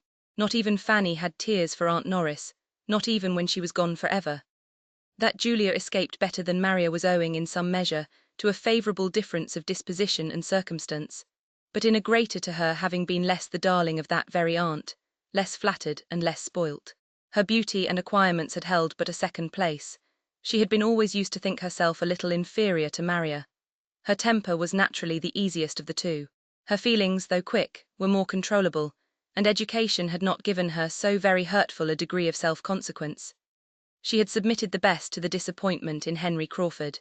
After the first bitterness of the conviction of being slighted was over, she had been tolerably soon in a fair way of not thinking of him again. And when the acquaintance was renewed in town, and Mr. Rushworth's house became Crawford's object, she had had the merit of withdrawing herself from it, and of choosing that time to pay a visit to her other friends, in order to secure herself from being again too much attracted. This had been her motive in going to her cousin's. Mr. Yates's convenience had had nothing to do with it. She had been allowing his attention some time, but with very little idea of ever accepting him, and had not her sister's conduct burst forth as it did, and her increased dread of her father and of home, on that event, imagining its certain consequence to herself would be greater severity and restraint, made her hastily resolve on avoiding such immediate horrors at all risks. It is probable that Mr. Yates would never have succeeded. She had not eloped with any worse feelings than those of selfish alarm. It had appeared to her the only thing to be done. Maria's guilt had induced Julia's folly. Henry Crawford, ruined by early independence and bad domestic example, indulged in the freaks of a cold-blooded vanity a little too long. Once it had, by an opening undesigned and unmerited, led him into the way of happiness. Could he have been satisfied with the conquest of one amiable woman's affections, could he have found sufficient exultation in overcoming the reluctance, in working himself into the esteem and tenderness of Fanny Price, there would have been every probability of success and felicity for him. His affection had already done something. Her influence over him had already given him some influence over her. Would he have deserved more? There can be no doubt that more would have been obtained, especially when that marriage had taken place, which would have given him the assistance of her conscience in subduing her first inclination, and brought them very often together. Would he have persevered? And uprightly Fanny must have been his reward, and a reward very voluntarily bestowed, within a reasonable period from Edmund's marrying Mary. Had he done as he intended, and as he knew he ought, by going down to Everingham after his return from Portsmouth, he might have been deciding his own happy destiny. but he was pressed to stay for Mrs. Fraser's party. His staying was made of flattering consequence, and he was to meet Mrs. Rushworth there. Curiosity and vanity were both engaged, and the temptation of immediate pleasure was too strong for a mind unused to make any sacrifice to write. He resolved to defer his Norfolk journey, resolved that writing should answer the purpose of it, or that its purpose was unimportant, and stayed. He saw Mrs. Rushworth, was received by her with a coldness which ought to have been repulsive, and have established apparent indifference between them forever. But he was mortified. He could not bear to be thrown off by the woman whose smiles had been so wholly at his command.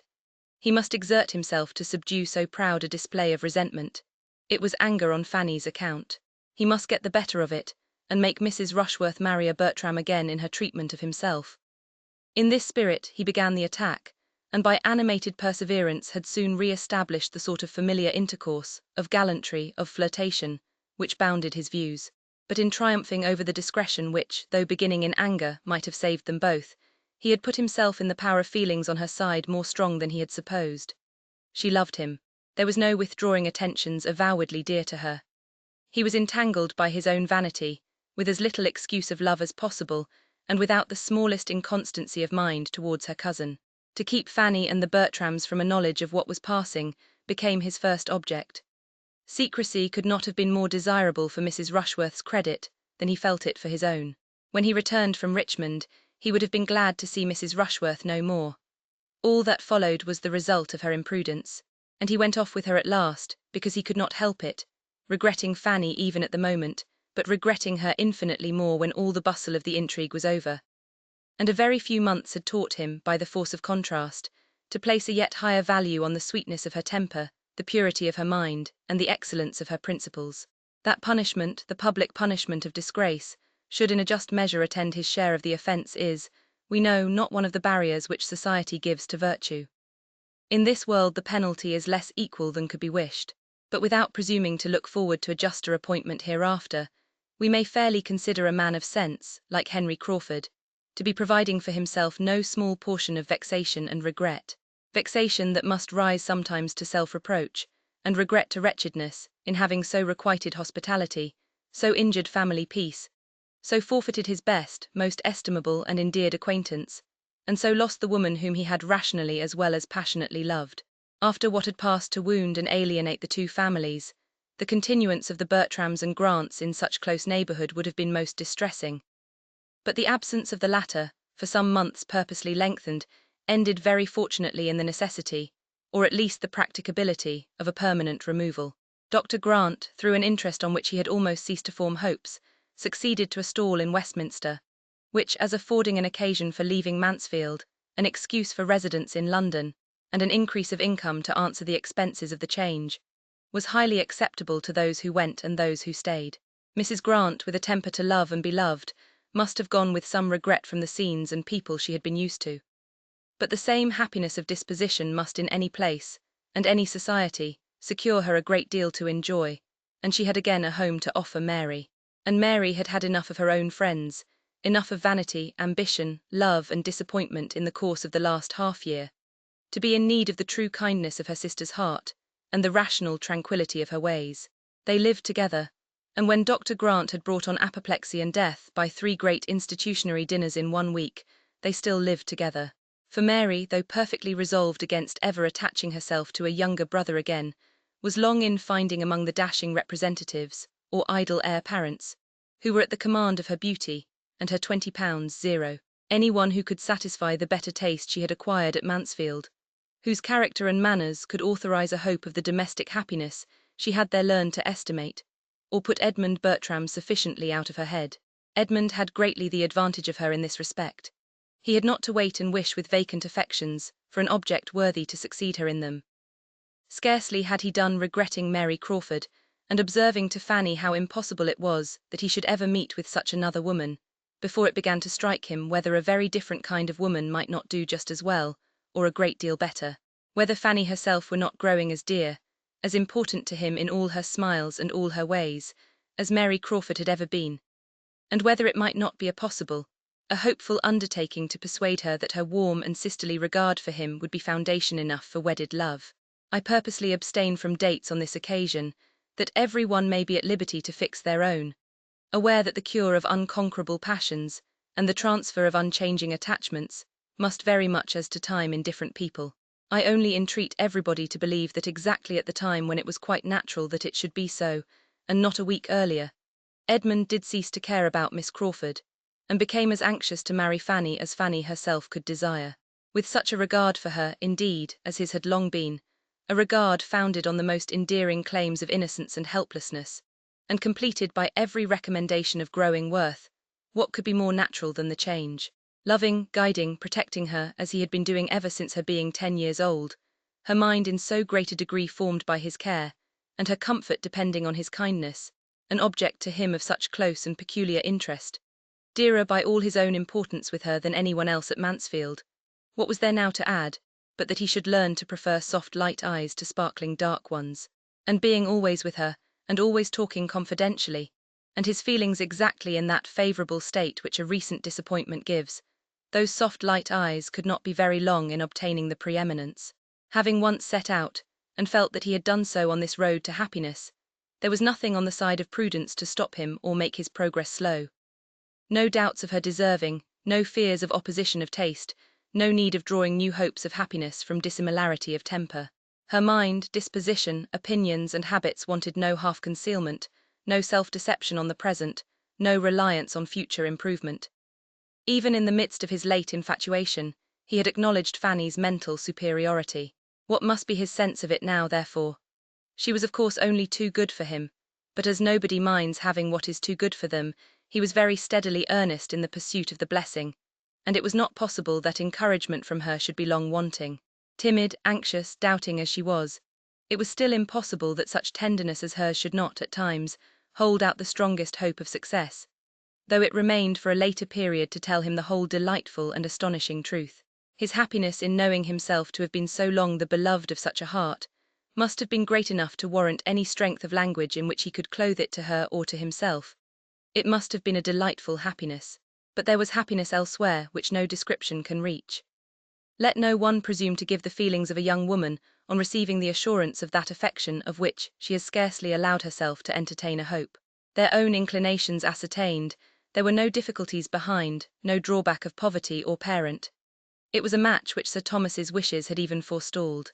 Sick of ambitious and mercenary connections, prizing more and more the sterling good of principle and temper, and chiefly anxious to bind by the strongest securities all that remained to him of domestic felicity, he had pondered with genuine satisfaction on the more than possibility of the two young friends finding their natural consolation in each other for all that had occurred of disappointment to either, and the joyful consent which met Edmund's application, the high sense of having realized a great acquisition in the promise of Fanny for a daughter, formed just such a contrast with his early opinion on the subject when the poor little girl's coming had been first agitated, as time is for ever producing between the plans and decisions of mortals, for their own instruction, and their neighbours' entertainment. Fanny was indeed the daughter that he wanted.